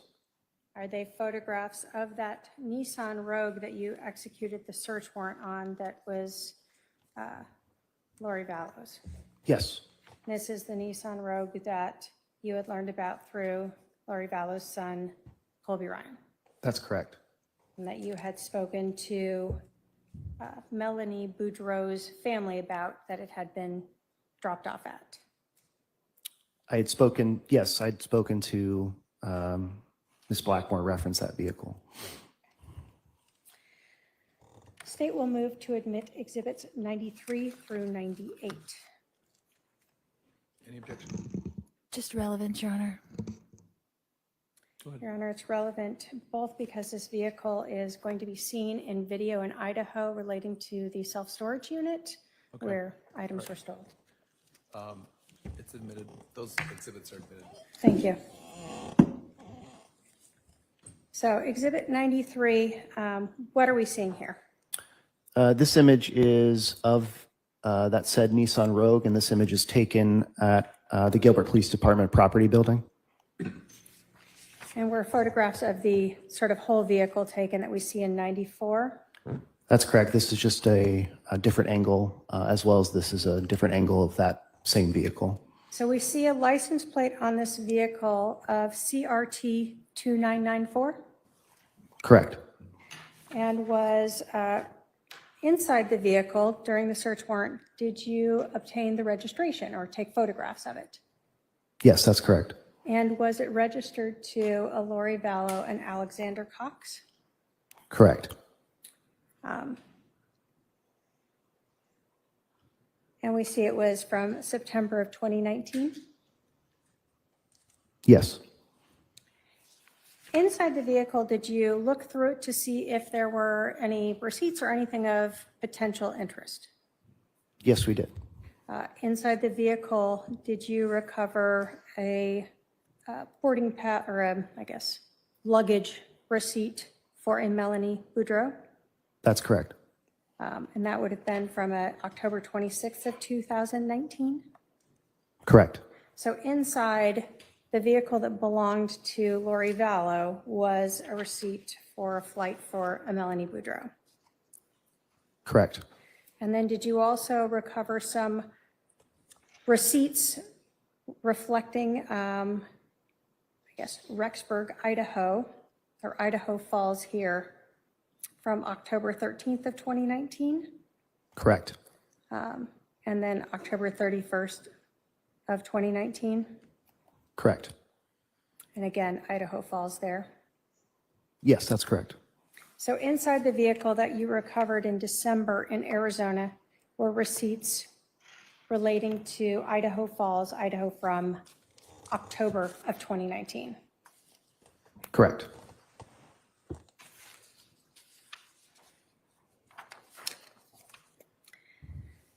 Were you also involved in executing a search warrant on Alex Cox's residence in December of 2019? Yes. Did you locate Alex Cox's Ford F-150 at that time? That particular vehicle was present during that search warrant. Yes. It was present at the residence. Yes. And did that have an Arizona license plate of CPQUINT? Yes, that's correct. And was that vehicle located in Gilbert, Arizona? Yes.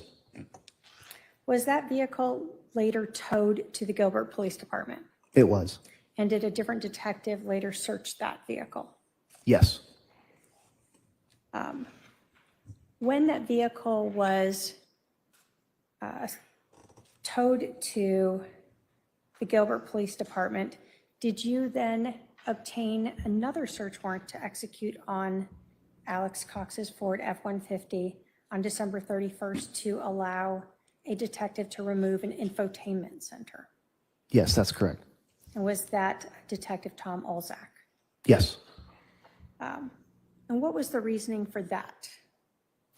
The purpose of that search warrant and the assistance from Detective Olzak was to learn any information reference that electronic or infotainment device that maybe it's stored on that device, reference the location of that vehicle. And did Detective Olzak take that infotainment system with him to analyze himself? Yes. I have no other questions for this witness. Cross.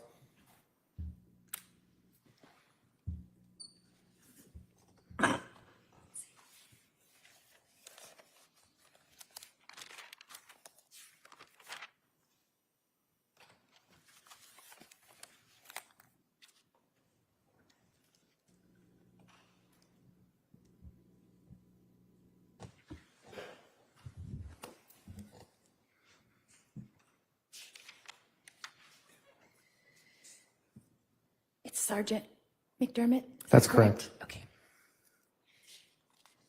And you said that you've been processing scenes, Sergeant McDermott, for how long? I've been a police officer for 18 years. I can't tell you exactly how long I've been processing scenes, but I've been in a patrol capacity and a detective capacity for approximately 16 of those 18 years. So I would have been processing numerous scenes for that time. Okay. And were you a scene agent for this? I would say I was one of several detectives there who could be classified as scene agents. Okay. So, and you had mentioned before that it was you and Detective Pillar, and one other person. I had mentioned Detective Ferrer. Oh, that's right, Ferrer. Okay. And when you were getting briefed by them, what time did you arrive at the scene? I don't recall. It was sometime in the morning after the call had come out. And who was there already when you arrived? There were at least 2 patrol officers there upon my arrival. So Officer Robb was there? Yes. And did she brief you at all? I don't recall exactly who briefed me, but it would make the most sense that she would have. Because she was first on the scene. I don't know if she was first on the scene, but I know she was present at the time that I arrived. Okay. And so who did you receive your information from after you got there? Again, I don't recall specifically, but it would make most sense that Officer Robb would have provided it. And do you recall her indicating that she didn't even think it was a gunshot? I don't recall that specifically, no. That she stuck her pin in the hole and said she didn't think it was a gunshot? You don't recall that? I don't know that, no. There was a picture that we looked at that had the one piece of glass in the street. Do you recall that? Yes. And then could that piece of glass have been moved by someone's shoe accidentally from people walking around in that scene? It's possible. Because there weren't any more pieces besides one piece of glass in the street. Is that correct? Correct. And then was that glass in any way, that one piece of glass, was it tested to see if that was actually part of the window from the Tesla? No. Could you tell if it was part of the window from the Tesla? All I could say is it appeared consistent with the other evidence we had referenced that window on scene, but I can't tell you definitively if that one shard was from that window. Like if it was the same color as most of the other shards? It did appear to be the same color and was consistent with the rest of the shards that we observed on scene. But it could have been from a Coke bottle kicked in the street or anything else like that? I can't say that's not possible, yes. And so did you use the location of that one piece of glass to try to determine where the Tesla was located at the time of the shooting? That was one factor, yes. But if it had just been kicked over there or moved accidentally on the bottom of someone's shoe, then it wouldn't indicate anything. Is that correct? I mean, I'd have to concur that it's possible. So all the pieces of glass that fell out, would that be consistent in your understanding? Wouldn't there be more than just one tiny little piece if there was a bullet explosion? I can't answer that definitively to tell you one way or the other. I don't know how the physics of that would happen. So I don't know if I could honestly answer that for you. But logically, there'd probably be at least a couple pieces, right? Object to speculation. He's already indicated he doesn't know. Sustained. So when you arrived, where was Mr. Boudreaux?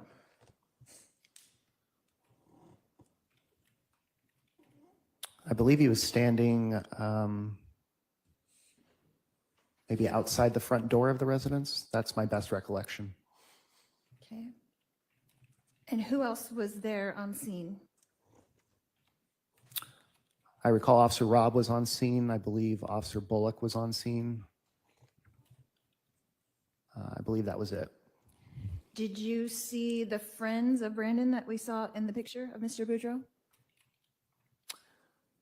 Yes, you were now there? that, I'm sorry, go ahead. Now that you've mentioned it, yes, I do recall Brandon having some friends there. And how many friends do you recall Brandon having there? I believe there were 2. And where were they when you observed them? I don't recall that. I mean, were they near Brandon or were they in a different location?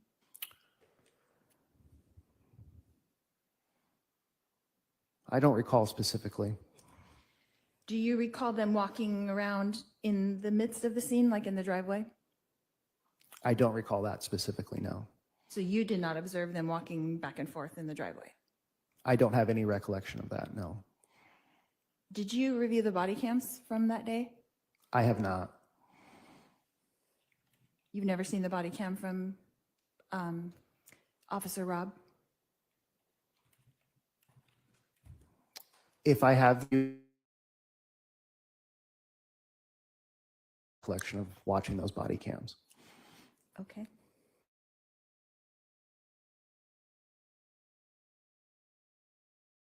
Then the garage? Did you guys? Searching the garage specifically. I can't tell you if it was searched or not by any other detective or officer there. But you did not search in the garage? No, not that I recall. And the garage door was open when you were there?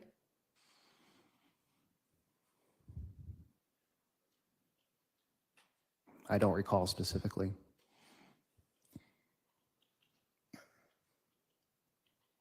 And you don't, and with all the, excuse me, with all the reports that have been made, there's no report indicating that anyone searched the garage to your knowledge. Is that correct? That's correct.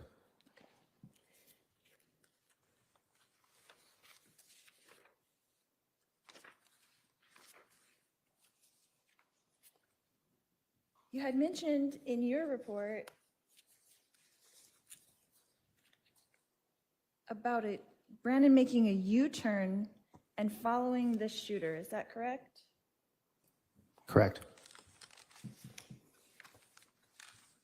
But in your testimony earlier, you talked about he went around the block. That's correct. And so which is it? Is it, I'm trying to understand where the U-turn came in. According to our information, what I understood it to be is Brandon, after the shooting, proceeded west on Phelps to Cole Street. He went north on Cole past Waite. Slightly north, there's a community pool there. He stopped in that general vicinity. And then as the Jeep proceeded north on Cole and then east on Waite, Brandon conducted a U-turn to on Cole to then go south and then east on Waite towards Fisher, I believe is the name of the street. That is that north-south street that runs just east of Phelps. So after he pulled over by the pool, he did the U-turn? Yes, that's my understanding. Okay, so after he went on the pool, he didn't just go around the block. He turned around and went around the block? Yes, eventually after conducting that U-turn is then when he went around the block to eventually make his way back to Phelps Street where his residence was at. And you indicated in a report that he followed the suspect briefly after that U-turn. Where did you get that information? That was information we learned on scene that I believe Mr. Boudreaux had passed along to officers or detectives on scene. And you don't know who that was? I don't know specifically who, no. And you don't know how you obtained that information then? That was information I learned on scene. I don't know who in terms of which officer or detective obtained that specifically. But you did not hear Brandon. Brandon did not express that to you directly. It was through someone else? I don't recall Brandon expressing that to me directly. Okay.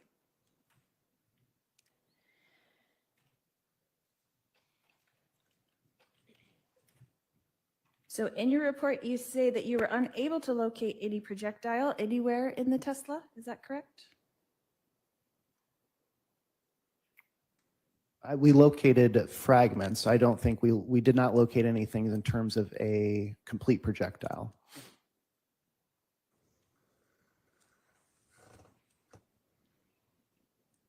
And were those fragments tested? No.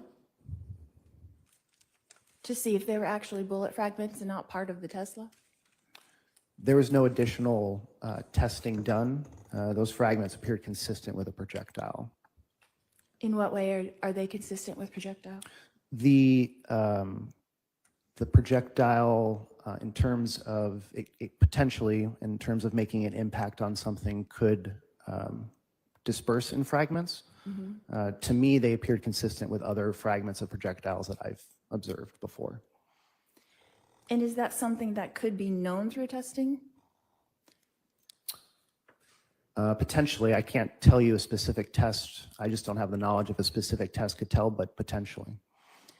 So in our modern world, can't they test things and find out exactly what gun it came from, that kind of thing, projectiles? Object again to speculation. He just said he didn't know. Again, you can answer if you know, but if your answer is I don't know, just give your answer. I'm sorry? You can answer. I don't know specifically. But in your years of experience, have you ever tested projectiles to find out if they were actually bullet projectiles? Generally, in terms of my experience in testing projectiles, would be more complete projectiles to try to determine if we could learn, just generally, where maybe what firearm it might have come from. But in terms of fragments, I've never personally, to my knowledge, tested anything additional in terms of fragments to learn. That's just been my experience. And could it be known from a fragment if it was a handgun or a rifle? Not that I know of. So it could only be tested to find out if it was actually bullet fragment and not actually a piece of metal from the actual Tesla.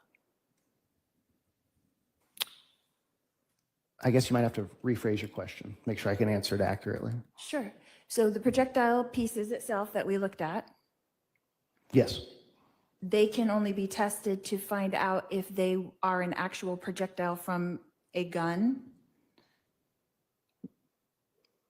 I don't know the limitations in terms of the testing to answer that for you accurately. And you work for the Gilbert Police Department, is that correct? Correct. And they generally, you would know as a detective of 18 years, like what kind of testing is available to your department, right?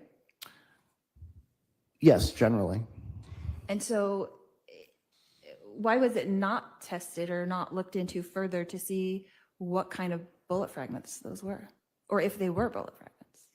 I can't answer that for you. I can just tell you that no additional testing was done.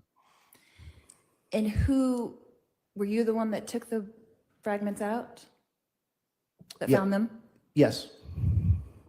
And what is that process like? Tell me exactly what you did, how you took them out, how that worked.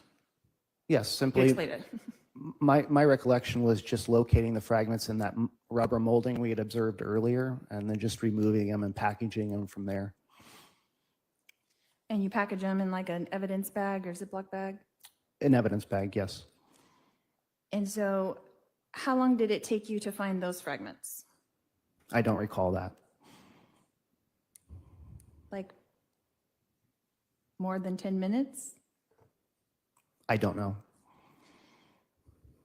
And then you took those fragments out with your fingers or with a tool? I don't recall. I think in that particular instance, my recollection is they were on that rubber molding, so I probably just removed them with a gloved hand to package them that way.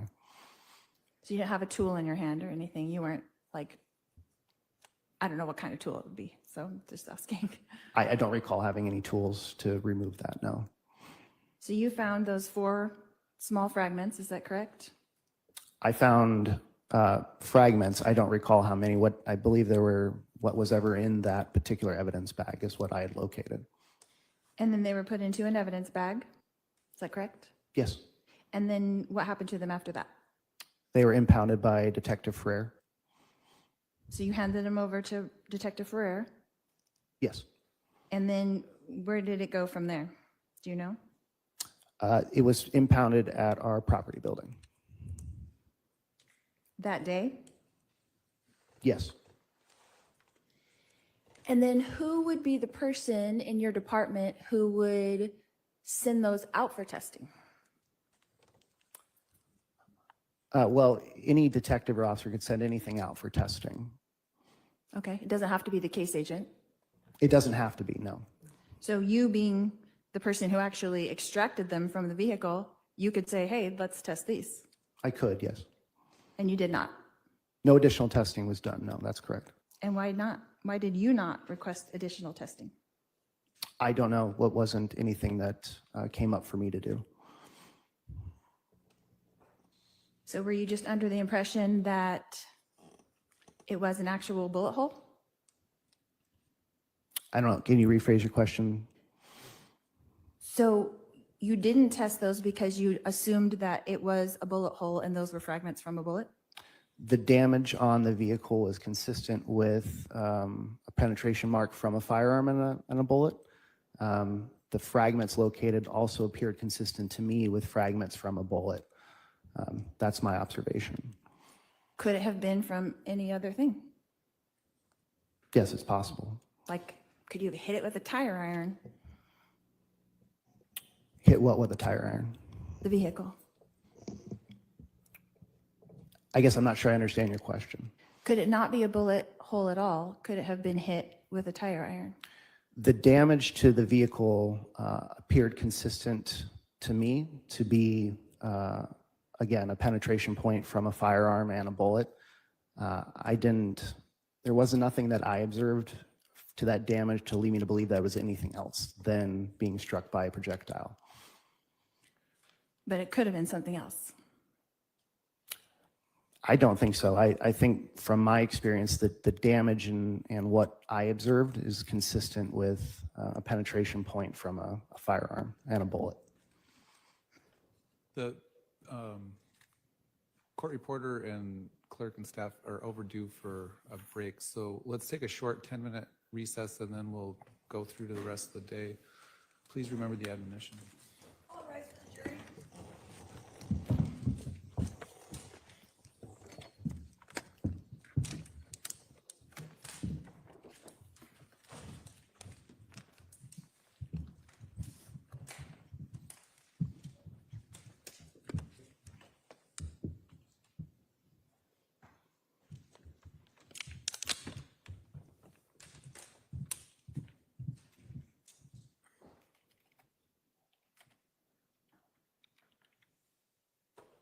All right.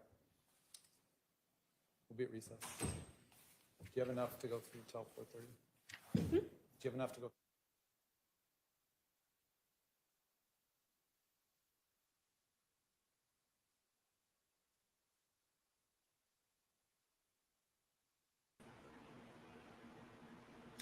So,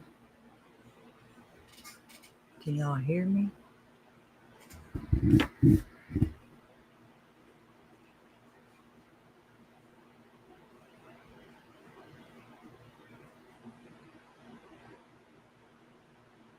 Trey says she had to come out because she's falling asleep. Yes. Oh, Lord. So I knew they had a 10-minute break coming up, so I'm guessing that we've just hit their 10-minute break. But their 10-minute break was a while ago, so.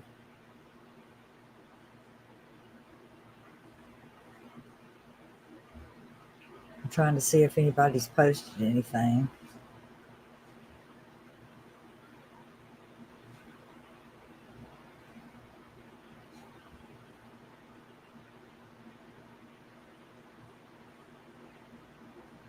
Hey, so I'm having the most horrendous Wi-Fi, internet. I don't know what the hell is going on with my service right now, but it's only in my room. And I mean, I don't watch TV in the living room. I'm sorry, I just ran back from my room into here because we're trying to fix the internet in there. We have two different towers. So I don't know what the hell is even going on today, is basically what I'm saying. Well, It's mine like- actually went out and I was getting that yellow light, blinking light instead of the green blinking light. And so I even hardwired mine instead of, because usually Octus can depend. I've never used hardwiring here. You always had the dependable internet. Yes, I did, and I don't know what happened to it today. And Trey says she's already dozed off so many times, and then her Yeah. head pops up and catches her. Oh my gosh.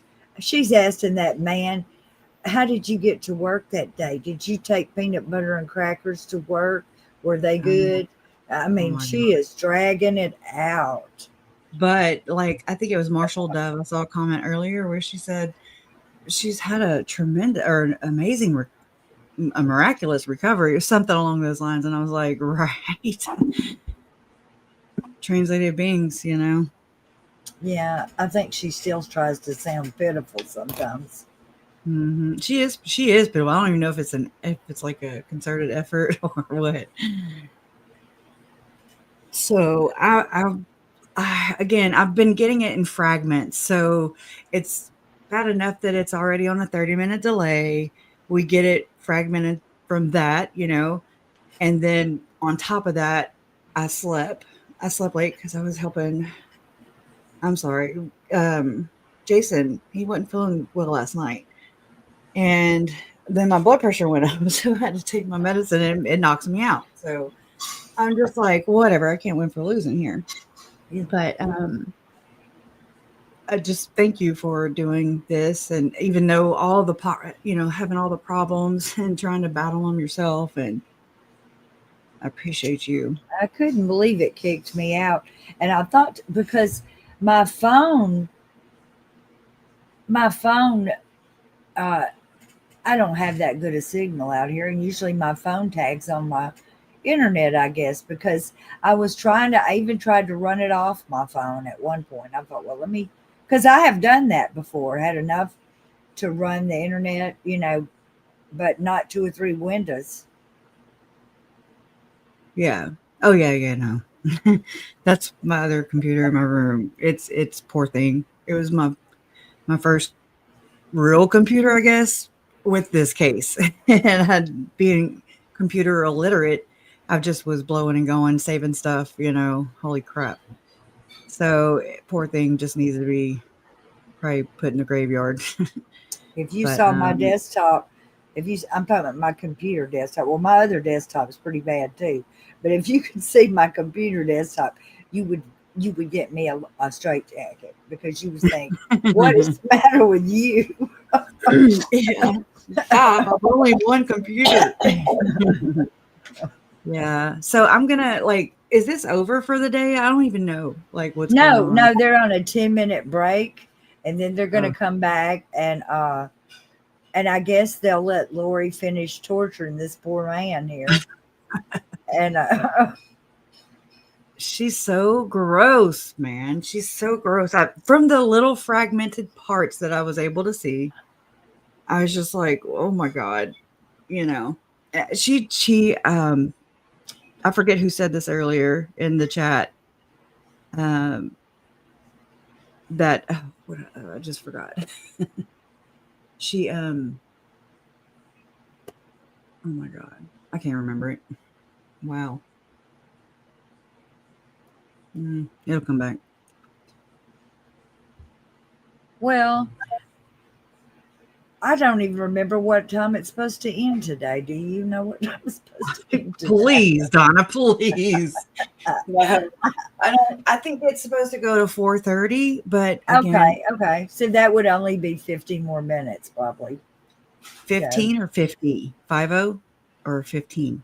Well, if it's 4:30 there, it would be 6:30 here. So 15. Okay. I just couldn't understand if you said 50 or 15. No, well, 15. So what I'm going to do when they do come back on, I'm going to go shower because I haven't even done it today. And Jason's like, well, I'm probably going to run the lawnmower. And I'm like, right, well, that's probably when I'm going to be going on. You know, when the trial's playing, I can have the mower in the background. Yeah. And you also, and I mean, go ahead. I was going to say,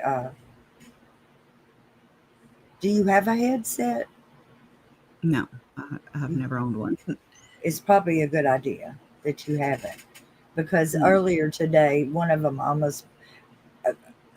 people from Phoenix 10 like to broke our eardrums. Really? Because What happened? that was way louder than anything else whenever he started talking. And Who? and I had it turned up because the other people were so quiet. And Oh, and it like to blew us out of here. wow. Yeah.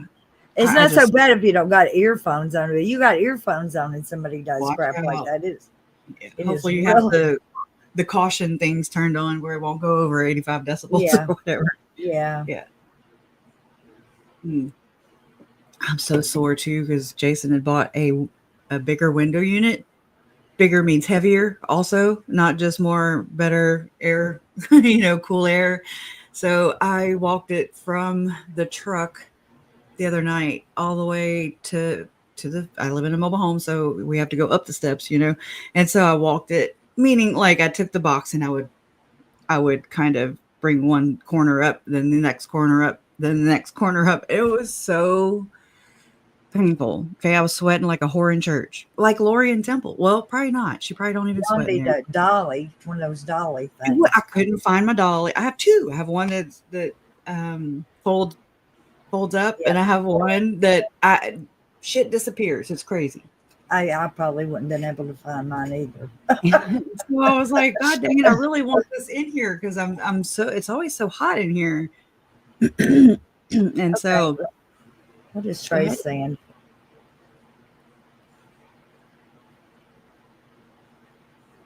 Oh, she's talking about. I guess she's talking about Jennifer. yeah. Brandon's new wife is petting him on the back, and she says, "But let me tell you about his new wife. She's extremely attentive. She's always touching him, rubbing his back and shoulders. That's Oh, so I'm sorry. nice. You're That's reading okay. ahead, and I'm like, oh Said God, it's but okay because I can see her. So when we see him stressed, she is a very comforting person. So that's nice. I'm glad that. And I know those jury people are already going, well, where is this hussy that gave out this address because without that address, this couldn't have happened. right. And the divorce papers between Brandon. Are you okay? Oh, okay. Yeah, the divorce papers that Brandon had filed, and how, and I know it's not proven in court, but they are Brandon's accusations about what took place the day he got shot at, and how in his divorce filing, they put that from Brandon's side, they put that Melanie had given their son Braxton. He's I want to say the oldest. Okay. So that was JJ's bud. Okay. They were like two peas in a pot. He loved Braxy. That's what he called him. And Melanie gave him a GPS, a watch that also tracks your GPS coordinates. So I'm just like dying, chomping at the bit, wondering if that's ever going to come in. I mean, I don't think they would ever. I would not want them to put Braxton on the stand for sure, because that happened to me when I was when my parents were going through their divorce. I was put on the stand. I was like 12. It traumatized the shit out of me. I didn't know that till now, basically. But so, I mean, I don't know how they would enter that evidence, but it would be interesting, to kind of get more context on that, because it wouldn't just be, she could be able to if she did give their son a watch with GPS coordinates ability on it or whatever, then that would have also alerted Melanie, if she was logged on, as to when Brandon left with the 4 kids. Although, he was dropping, sometimes it's 1 kid, sometimes it says 2 kids, but the first 2 off, the older 2 at school or whatever, and then the younger 2, but sometimes there just says 1. So I'm very. And undoubtedly, Melanie thought he was going straight back home because she didn't tell her he was that's going to the gym. Exactly. So it's like I'm sorry. I keep thinking you're finished and you're not. So I'm sorry for talking over. Oh, damn. So it's like, did she track him from the gym? I don't like the fact of her going up there, but then it's also, I do. So what are they doing here now? They're going up there and talking to Baranski. He's probably like, stop being a bitch. You can't be a bitch, okay? Yeah, that's probably what he's telling her. No joke. You can't be so damn mean to the police. Yeah, you can't sit here and create conspiracy theories based off of no But fact of evidence. She don't Come on. care a thing Look for at him. Hers feels perfectly. If she don't want to be charged all by herself, she's like, I'm the only one getting charged. Well, tell us who needs to be charged, bitch. That was fascinating to see that one part, because I was like, the way it went down, the way she said it, it just made me feel like, wow, they did want to, or they did list her as a conspirator, Melanie Boudreaux, Melanie C, right? That's what it sounded like. I'm gonna have to go back, of course, because I've got it in bits and pieces today, barely. But I texted Megan earlier too. I was having a hard time logging on to my own channel, like to you, to listen to you. So I clicked onto Megan, and so I was watching further back, and so I'm like, I'm watching your morning live stream, and I'm just getting to the part where you switched it to Law and Crimes live coverage, and I just wanted you to know that you're not alone in your thoughts, and I can feel your anxieties as well. And so let me skip. And I said, in your live stream video at around the 51 timestamp, Trina says Lori logged into her own Google account under lollytimeforever@gmail.com. And it struck me. Is there any chance that Janice and Barry maybe led Lori to believe that she is her dead sister Laura's reincarnate, under the understanding that Lori has spewed this same thing about Tylee being Stacy's reincarnate, and Chad telling Zalema that JJ would be Colby's future child reincarnated? It's not a far stretch under the same type of belief. And I'm like, in fact, there are actual rituals, and I'm going to have to look up the name of the actual ritual that has been reported by other SRE survivors, to which to which spawn from Aleister Crowley. And I don't think that's right. Anyways, from which one, I guess, from Aleister Crowley, and that have the same exact belief or expectation or whatever. Nothing. Okay, I'm sorry.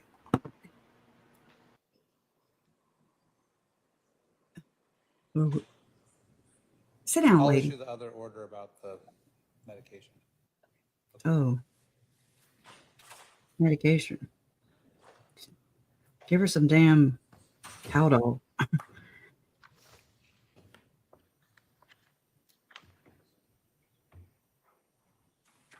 The poor judge is having to do his work standing up, leaning over the computer. She's got him where he can't even sit down. Is she right? So I'm assuming she's standing for the jury today.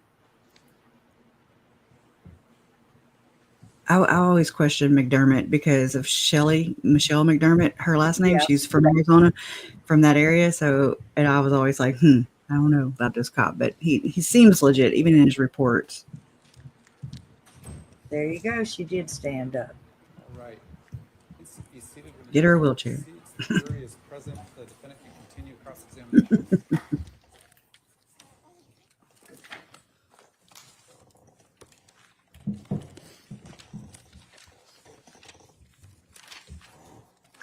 I hate the way she takes her glasses off and puts them on. Like, it reminds me of that CSI show. Sergeant I'm gonna have to McDermott, pull a clip. When you got a hold of the Jeep, did you do any further trajectory analysis on it? I'm sorry, you're referring to the Jeep? Correct. I never got hold of the Jeep. You didn't go to observe the Jeep at all? I did not. Okay. Do you know who did go observe the Jeep? Detective Pillar, Detective Olzak.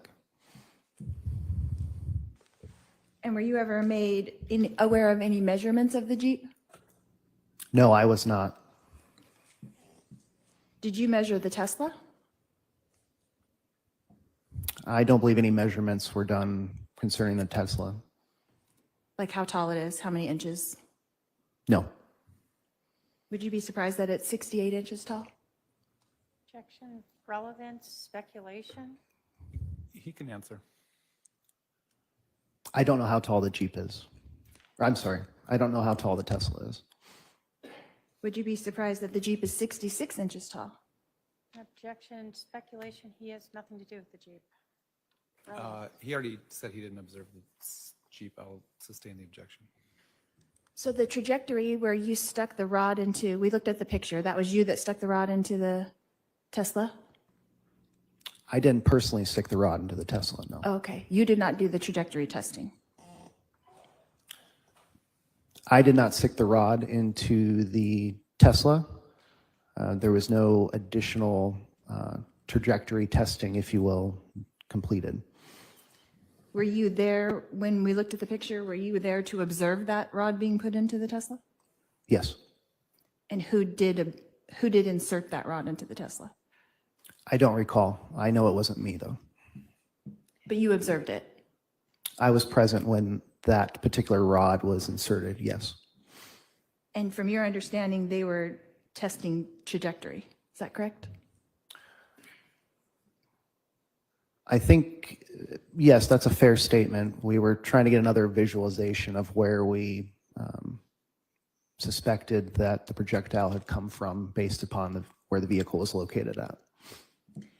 So in all of your information that you're going on is basically information provided to you by Mr. Boudreaux. I guess, can you clarify a little bit more what you mean by all of my information? So your information on where the Jeep was, where the Tesla was during the shot is all from Mr. Boudreaux. Is that correct? Mr. Boudreaux provided a statement to us. The physical evidence on scene was consistent with his statement to law enforcement. Are you a trajectory expert? I'm not. Is there one on your team? I guess, can you clarify my team? Your department, I'm sorry. Is there one in your department, the Gilbert Police Department, that you know of? Someone who's a trajectory expert? I can't speak specifically for any of our crime scene techs that the Gilbert Police Department employs. I don't know what their specific training is reference trajectory.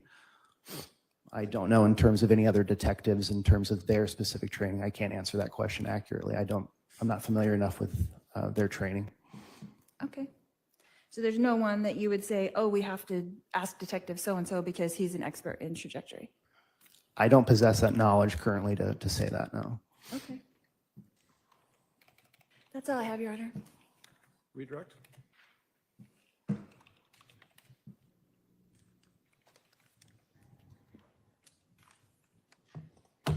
Let's talk about the physical evidence at the scene. The bullet hole in the Tesla. Was this, let me ask you this. You were asked a hypothetical by the defendant of someone hitting the Tesla with a tire iron or something. Why would that not make sense for what you saw?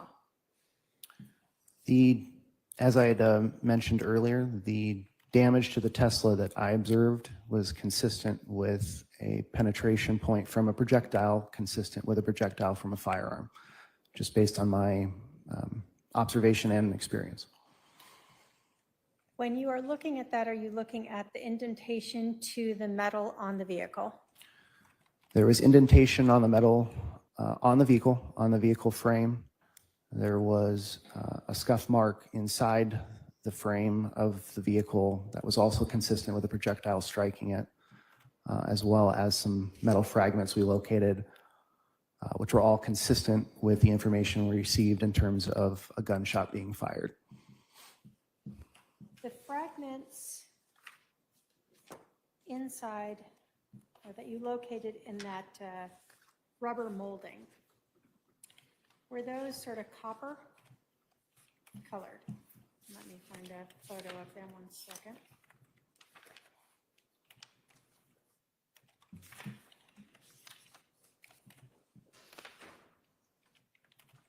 Exhibit 41. And I can provide you 190 if you need that. Yes, I'm sorry.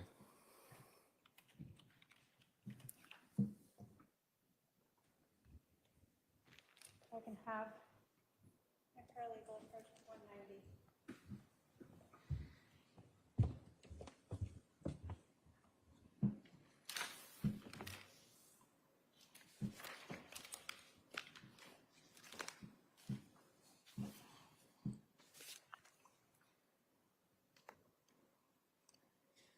Having looked at Exhibit 41 and 190, did you observe copper on that?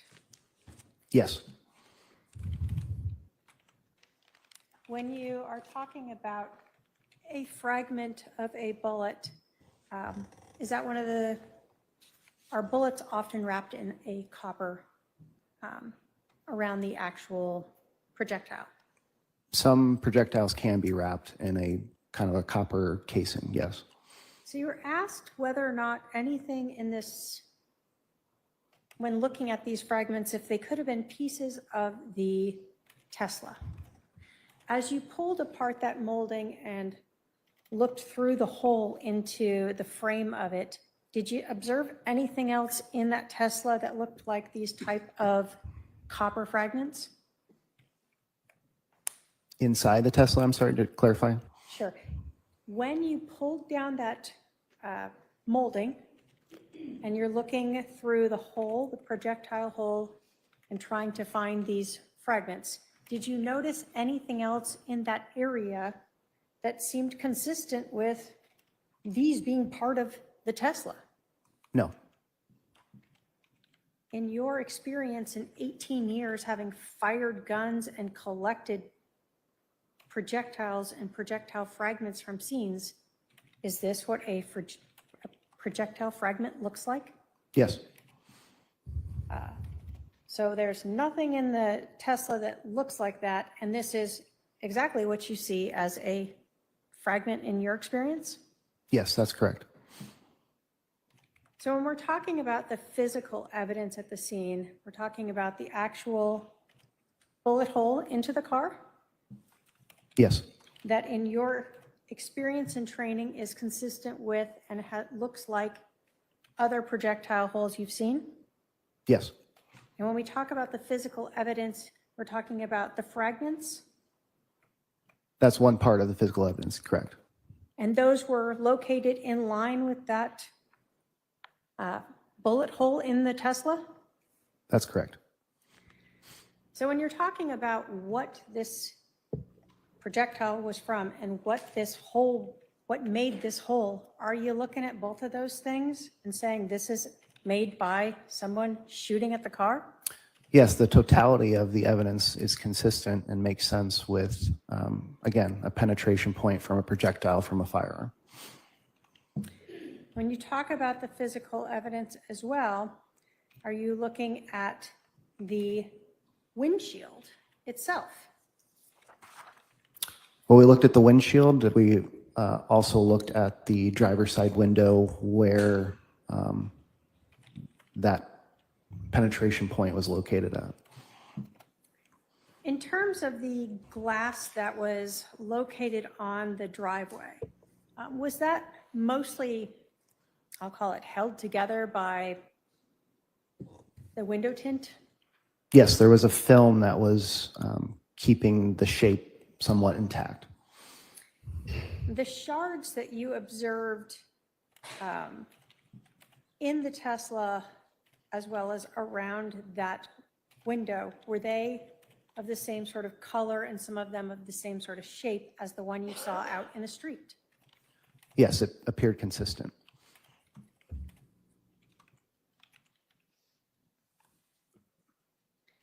You were asked whether or not you searched the garage. Did you have any information that anything had happened in the garage? No. So other than there being a garage to this house, the shooting didn't occur there, to the best of your knowledge? Correct. There was no evidence to suggest that there was anything that had, any part of the scene had anything to do with the garage of that residence. You were asked about whether or not the only information that said this shooting occurred was from Brandon Boudreaux. Do you agree with that? That was information we received from Mr. Boudreaux, but the physical evidence on scene was also consistent with a shooting. And did you ever become aware of a neighbor also putting a Jeep in the same location that Brandon Boudreaux had indicated it was? Yes, I had learned that later.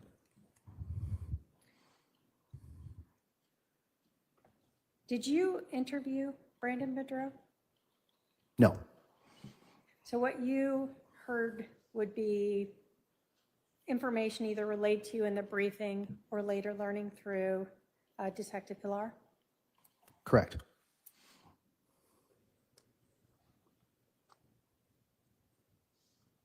You were asked about testing those projectile fragments. Did you have a rifle or gun to compare them to? No. In your experience, in your training, have you generally submitted projectiles or projectile fragments to try to compare them to see if they came from a gun? Yes, we have submitted projectiles more completely. I don't have any personal experience in submitting fragments personally. Did you have any doubt when you saw those that those were fragments from a projectile? I did not. Did you have any doubt when you saw that hole, that was a hole from a bullet or projectile entering into that Tesla? No, I did not. In terms of the trajectory, you've indicated that detectives, not yourself personally, put a rod into that projectile hole, correct? Correct. What was the purpose of doing that? Again, as I'd indicated earlier, just another visual representation to kind of show what we believe to be in terms of the information provided on scene by Mr. Boudreaux of this rod being inserted into that penetration point to give another visual representation that it was consistent that the direction in which this bullet came from, again, without repeating it too much, was consistent with the information that we had. So the projectile, the rod showed that it was coming in sort of, I don't have my pen anymore, but sort of into the front of that Jeep frame. I guess it would have been consistent with a vehicle being here shooting at him. Let me put it that way. Yes, the penetration point and the evidence, specifically the damage to the Tesla that Mr. Boudreaux was driving, proceeding westbound on Phelps with a vehicle, which he indicated was the Jeep, positioned on the south side of the roadway, facing west as well. A gunshot coming from that vehicle, the Jeep, east towards Mr. Boudreaux as he's driving westbound. That information was consistent with the damage to the Tesla of this penetration point, again, which was penetrating from west to east into the vehicle. That information was consistent with the physical evidence we observed on scene. Thank you.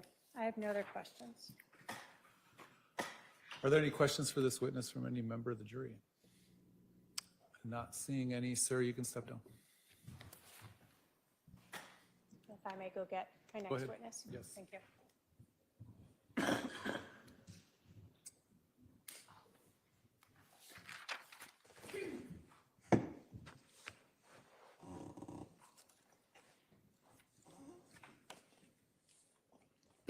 I can always recognize my mom's throat clearing. She always, I'm like, there's my mom.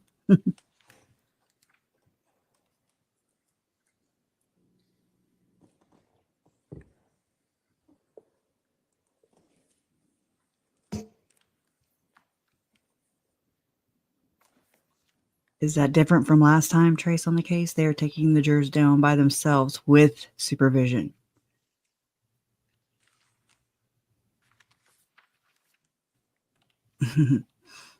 Beach bum. Ferrer. Sir, come on up. You're gonna stand right up here in front of my clerk, she'll swear you in. Hello. Can you please state and spell your first and last name? Sure, it's David Florida, F-R-E-R-E-R.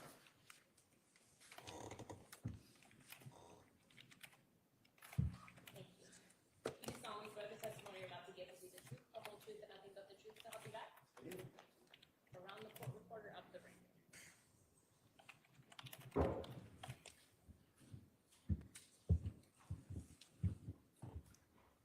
So some people are of the opinion she's purposely trying to show her rack belt. Weigh in on it. Let us know.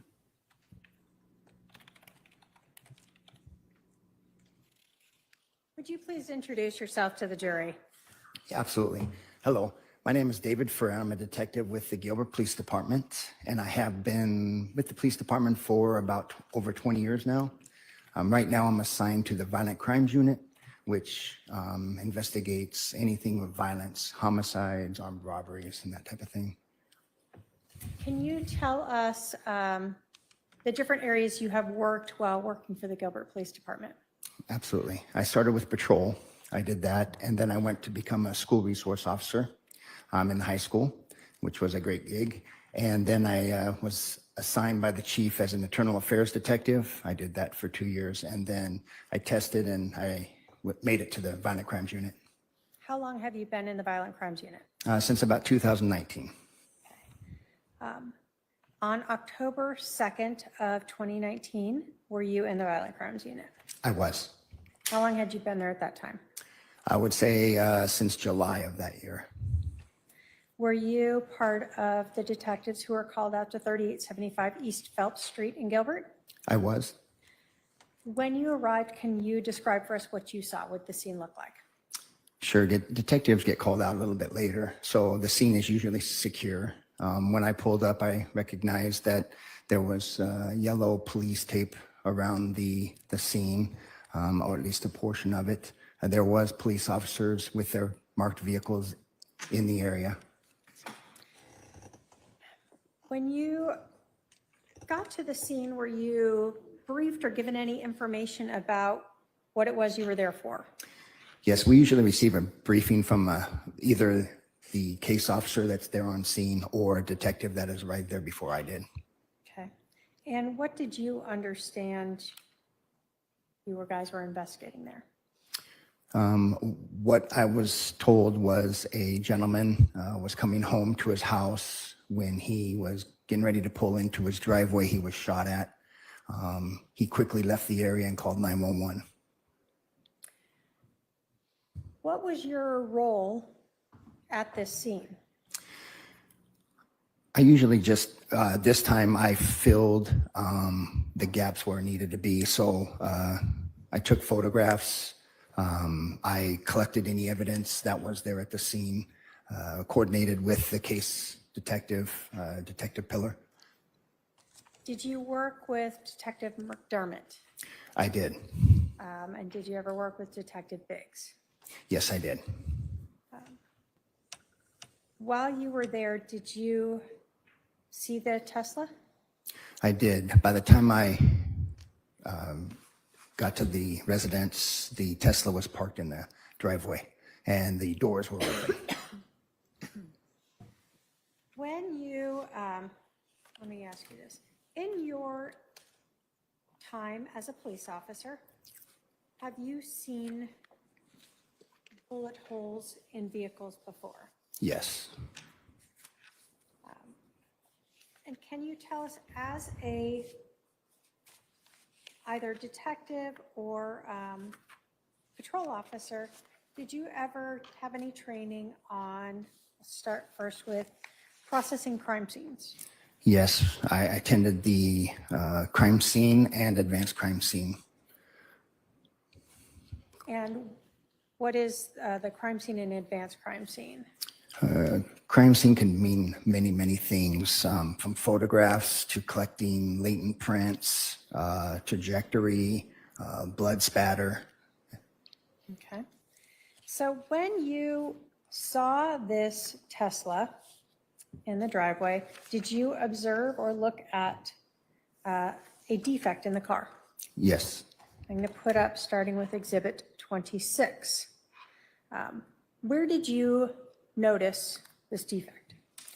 That was the driver's side, right above the door or the window. And when you observed this, I'm going to put up Exhibit 30. What did you believe this to be? That is consistent with a bullet hole or a projectile that would go through metal. Why did you determine that this was from a bullet? Well, we look at the totality of the circumstances, what's being told to us, what's being reported. According to the victim here, he said that he was shot at because he saw a weapon. And so that's what we were taking it as, is a bullet hole. It does have the consistency of a bullet hole. You can see the clean that goes into the metal. When you say clean that goes into the metal, what do you mean by that? Well, a bullet is very hot when it comes through, projectile. And when it comes through, it can go through metal pretty easily. Depends on the round or the type of, it's either handgun or rifle. This is a larger hole. With the melting around, you can see around the sides.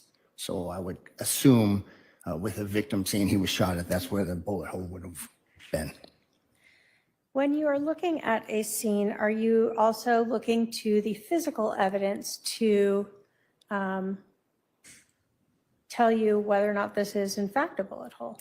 Yes, we look at the bullet hole or the hole, see if there's any evidence, maybe pieces of projectile, any type of, could be a casing on the ground or any of that type of stuff. That's what we're looking for as far as a bullet hole or damage to a vehicle.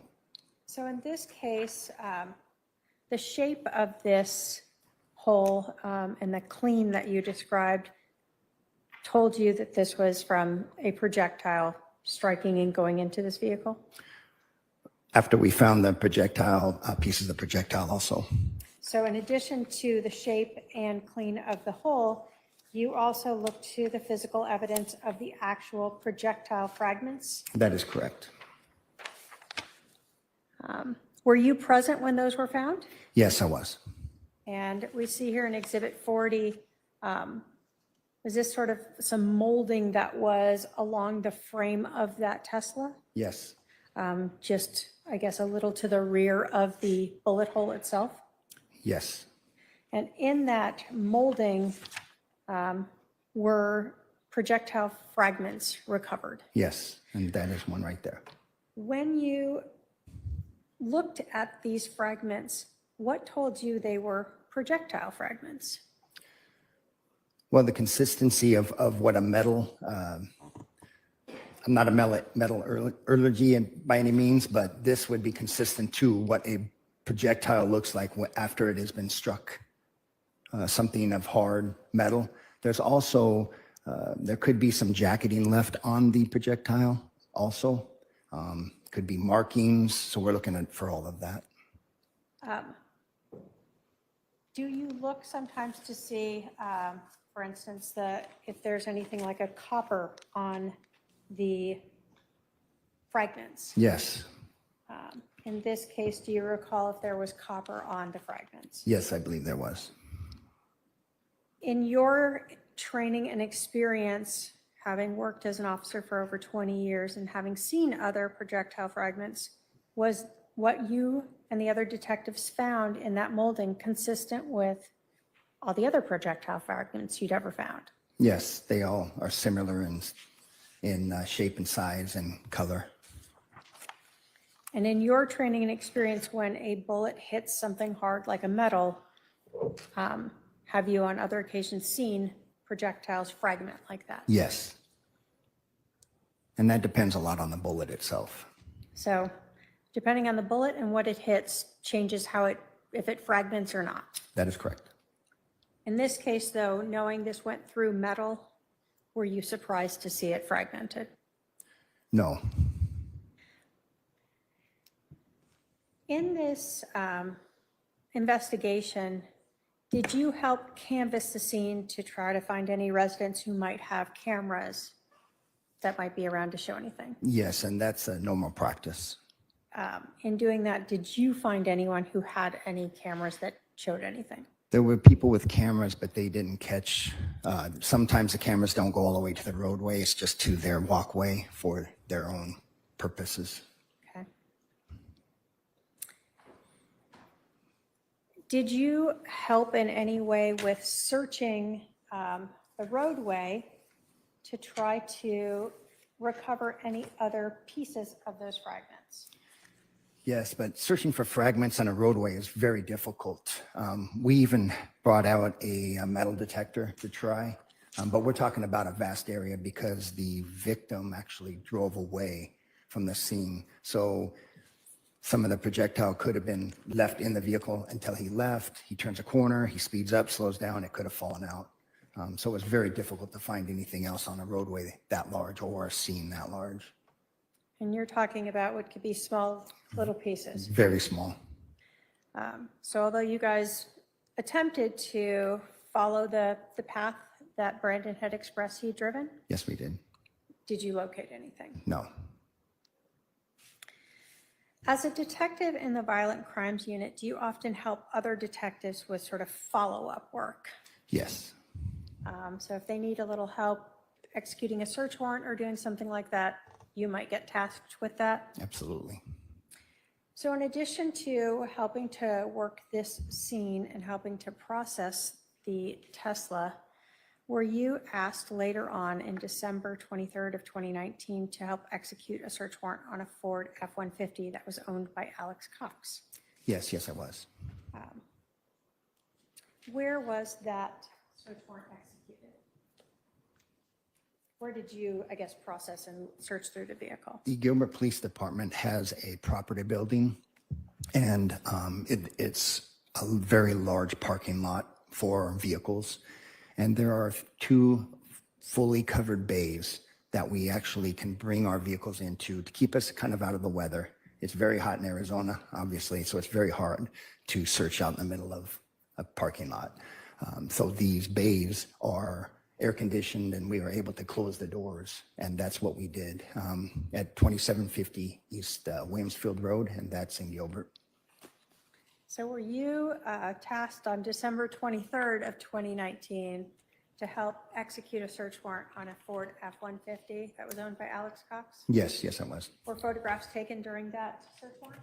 Yes. Showing the defendant exhibits 112 through 118. If I can have my paralegal approach.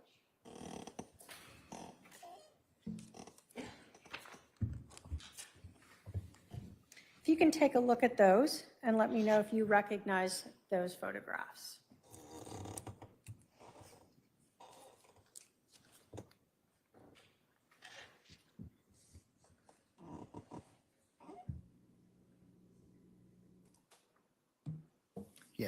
Yes, I do. And are those photographs that were taken during that search warrant on December 23rd?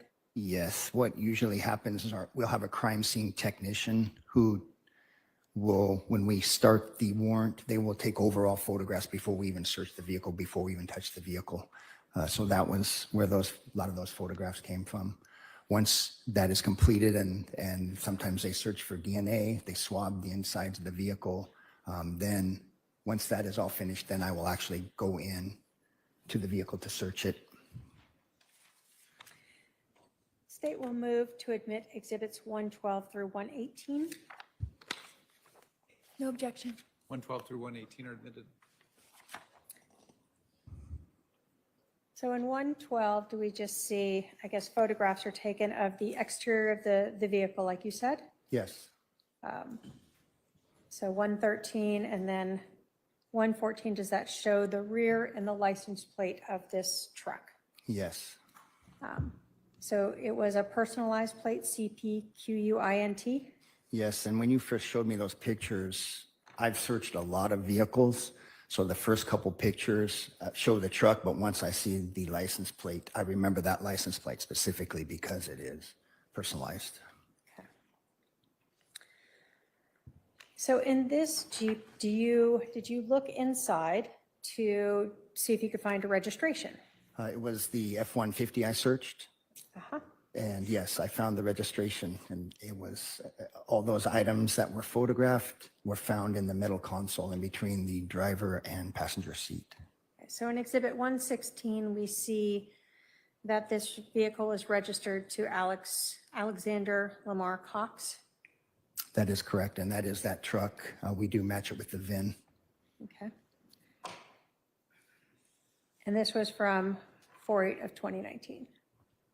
Well, that's when That was printed at least. Yeah. Did you find inside a letter from Chad Daybell to Alexander Cox? Yes, I did. Did you find inside this vehicle any evidence of gun ownership? Yes.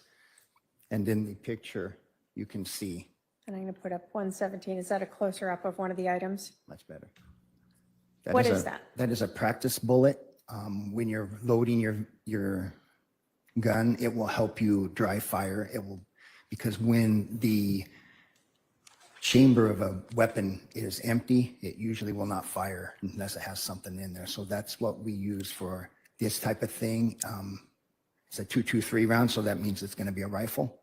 And this is just a practice round. So you'll be able to cock the gun however it is, and it will load so you can pull the trigger. And that's usually for help aiming the rifle. And then did you also find some earplugs in there? Yes, and that's common for when you go to the range or even at the Gilbert Police Department when we shoot our qualifications. We are issued some earplugs just like that, the orange. And did you impound all those items? I did. The state has no further questions for this witness. All right, Ross. Go ahead. Yeah, go ahead and start.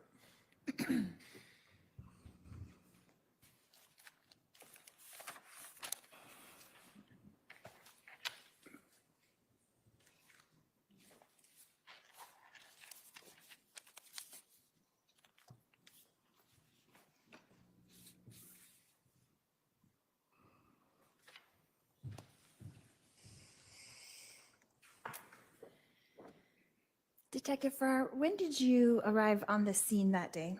Do you remember? I do not. Who was there when you arrived? I believe Detective Pillar, Detective McDermott. I arrived with Detective Biggs. Okay. Did you see Officer Robb there when you arrived? I believe she was there. And what did you do when you first got there? This was several years ago, but it would be normal for me to get a quick briefing to see what happens and what needs to be done. Okay. And who briefed you? I can't recall, but it's usually either a patrol officer or it could be the a case detective. Which was Detective Pillar? Yes, And is it Pillar or Pilar? Pillar. Okay. And do you don't remember if it was Detective Pillar who was the one who briefed you? I'm sorry, I do not. Okay. But you were briefed to what did the briefing consist of? What basically crime we had, what had occurred at the scene, and if there was any evidence on scene to start with. And did you observe other people at the scene as well? Yes, there were several officers, and I do remember the victim was with a few other friends, I believe, but they were outside the crime scene.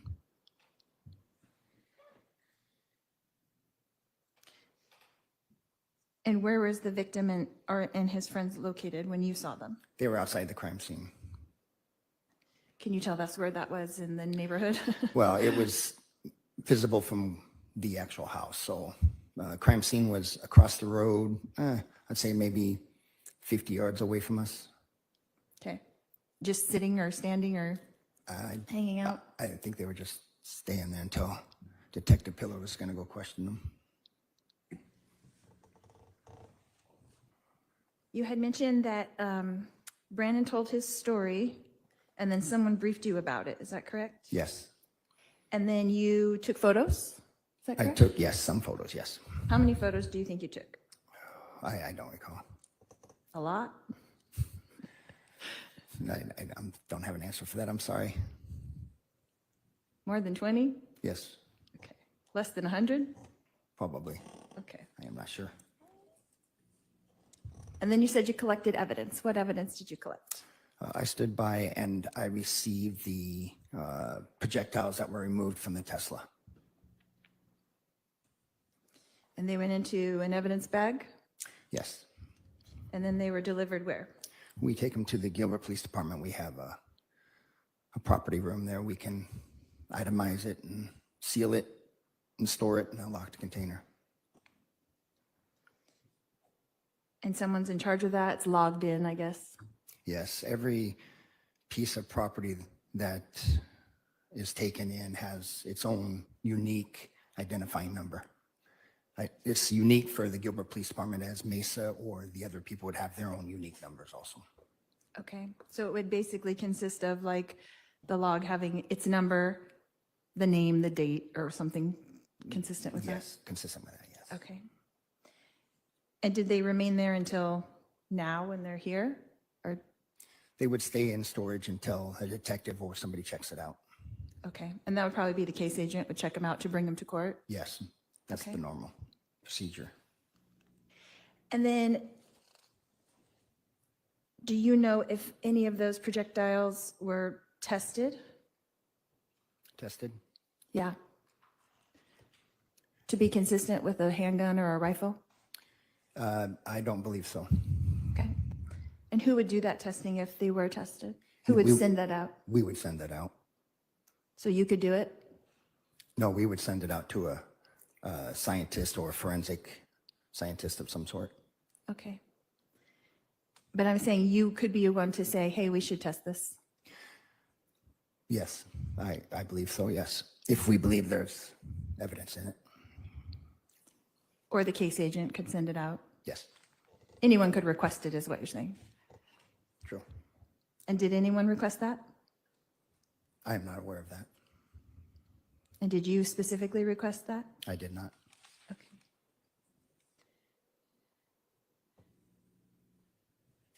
You mentioned something about it being large, the bullet hole. How large was it? I have a picture. Well, you could see in the pictures, I would say approximately, it's been a while, but I'd say approximately maybe 2 inches by 2.5, something in that frame. Okay. I saw that there was a measuring tape on there that had about 2 inches on it, but it was Okay. much smaller than that. Okay. Would you say it was more than the size of a dime? Well, we'd have to look at the photographs if you have them with the, I can Okay. give you a better understanding of the size. You had mentioned that you had searched for casings on the ground. Is that correct? We look for casings or projectiles, yes.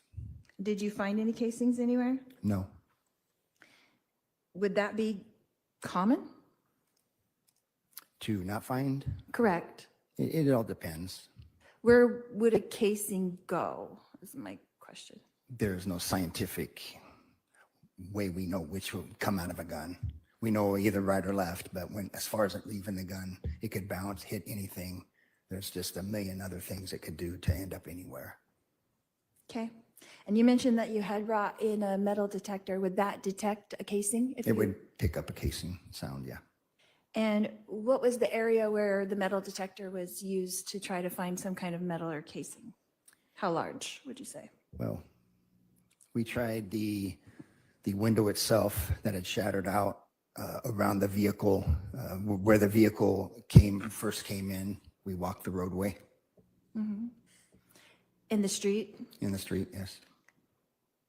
Maybe all of the blocked off area from the police tape? Yes, and I believe that some detectives might have went to the park, walked up to the ground of the park where we believe that's what the victim told us he went to call 911. Okay. And then did anyone go past those markings, like where perhaps Mr. Boudreaux had said that he saw the Jeep following him? Like that another shot may have been executed? I'm sorry, I don't understand the question.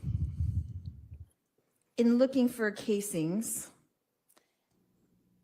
on the ground or in that area,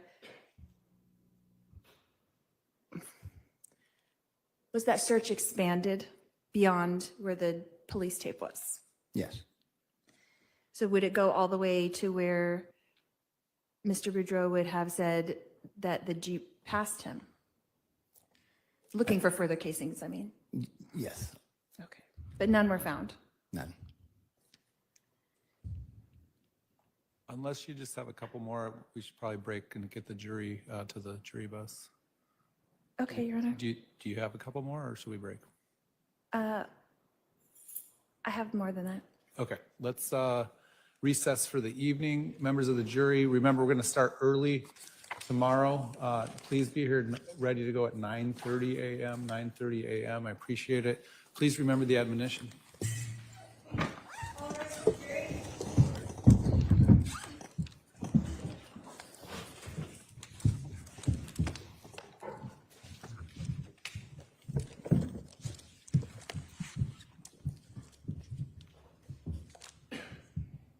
You can step down if you like.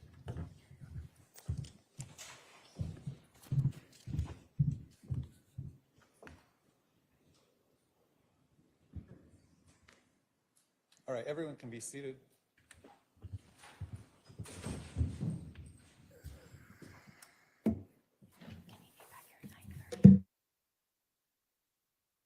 Proposed language you had about administering some meds. Yes, I think the language, it's the KOP Tylenol that needs to be brought over. Can you write that down? The KOP Tylenol? KOP stays in jail unless, you know. He's gonna order it be brought over. Has to be a jail commander or sheriff to approve it to come here. Can you do it if it's ordered? No, the jail has to approve the order. I don't bring it from the jail.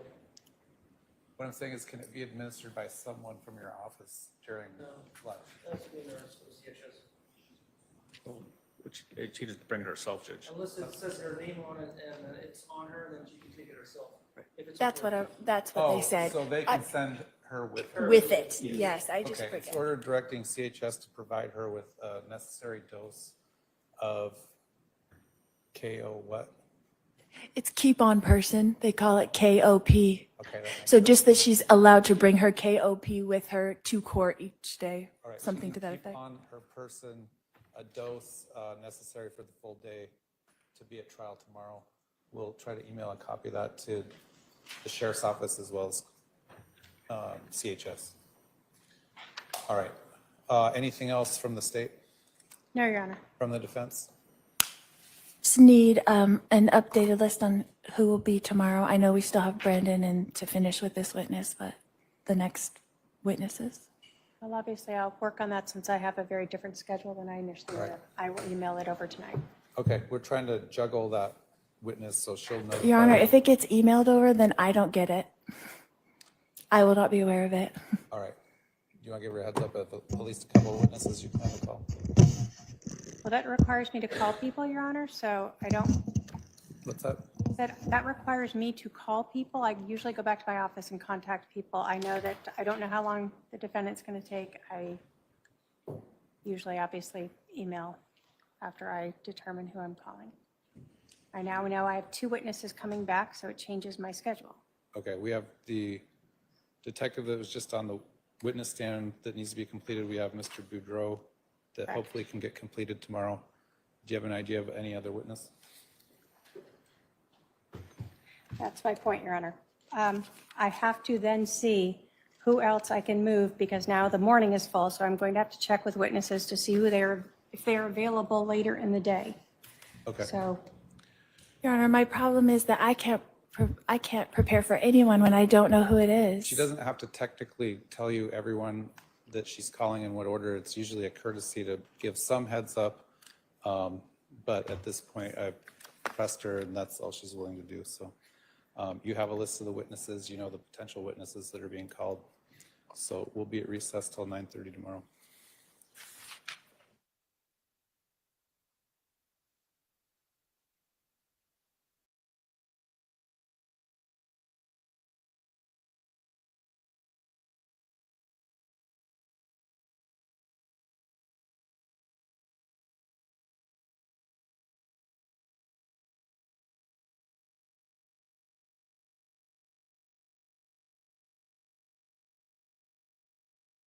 Well, I guess that's it, folks. That's all she wrote, folks. I believe that I had my headset off for a few minutes, but I do think that Krisha said that she was going to come back later and everybody would just chat. So this is all for today. And yeah, okay. Well, what we're going to do, what did she say? Let's go back and let me look at what she said.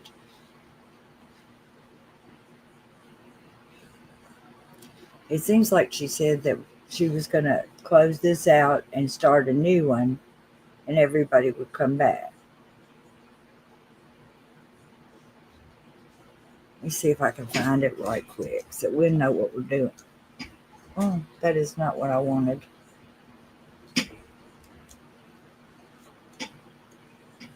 Let's see.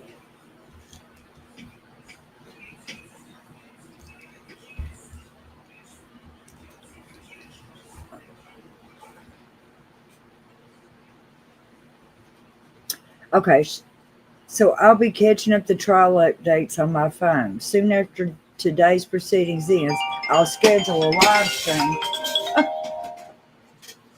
Hey. Yeah. I'm reading it. Okay, yeah. Okay, so I'm going to close this one out and you're going to start one in a little bit. Okay, very good. All right, see you then. All right, bye. Oh, that's for sure. All right, bye.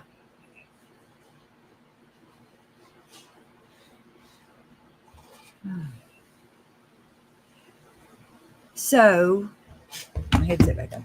So, we're going to leave now, and we're doing justice for Brandon. And remember, it was justice for Tylee, JJ, Tammy, Charles. I got my cat up here. Get down, cat. And we're going to end this stream. Love always wins. And Krisha's going to open up a new one in just a little bit. We'll see y'all in just a little bit. Bye.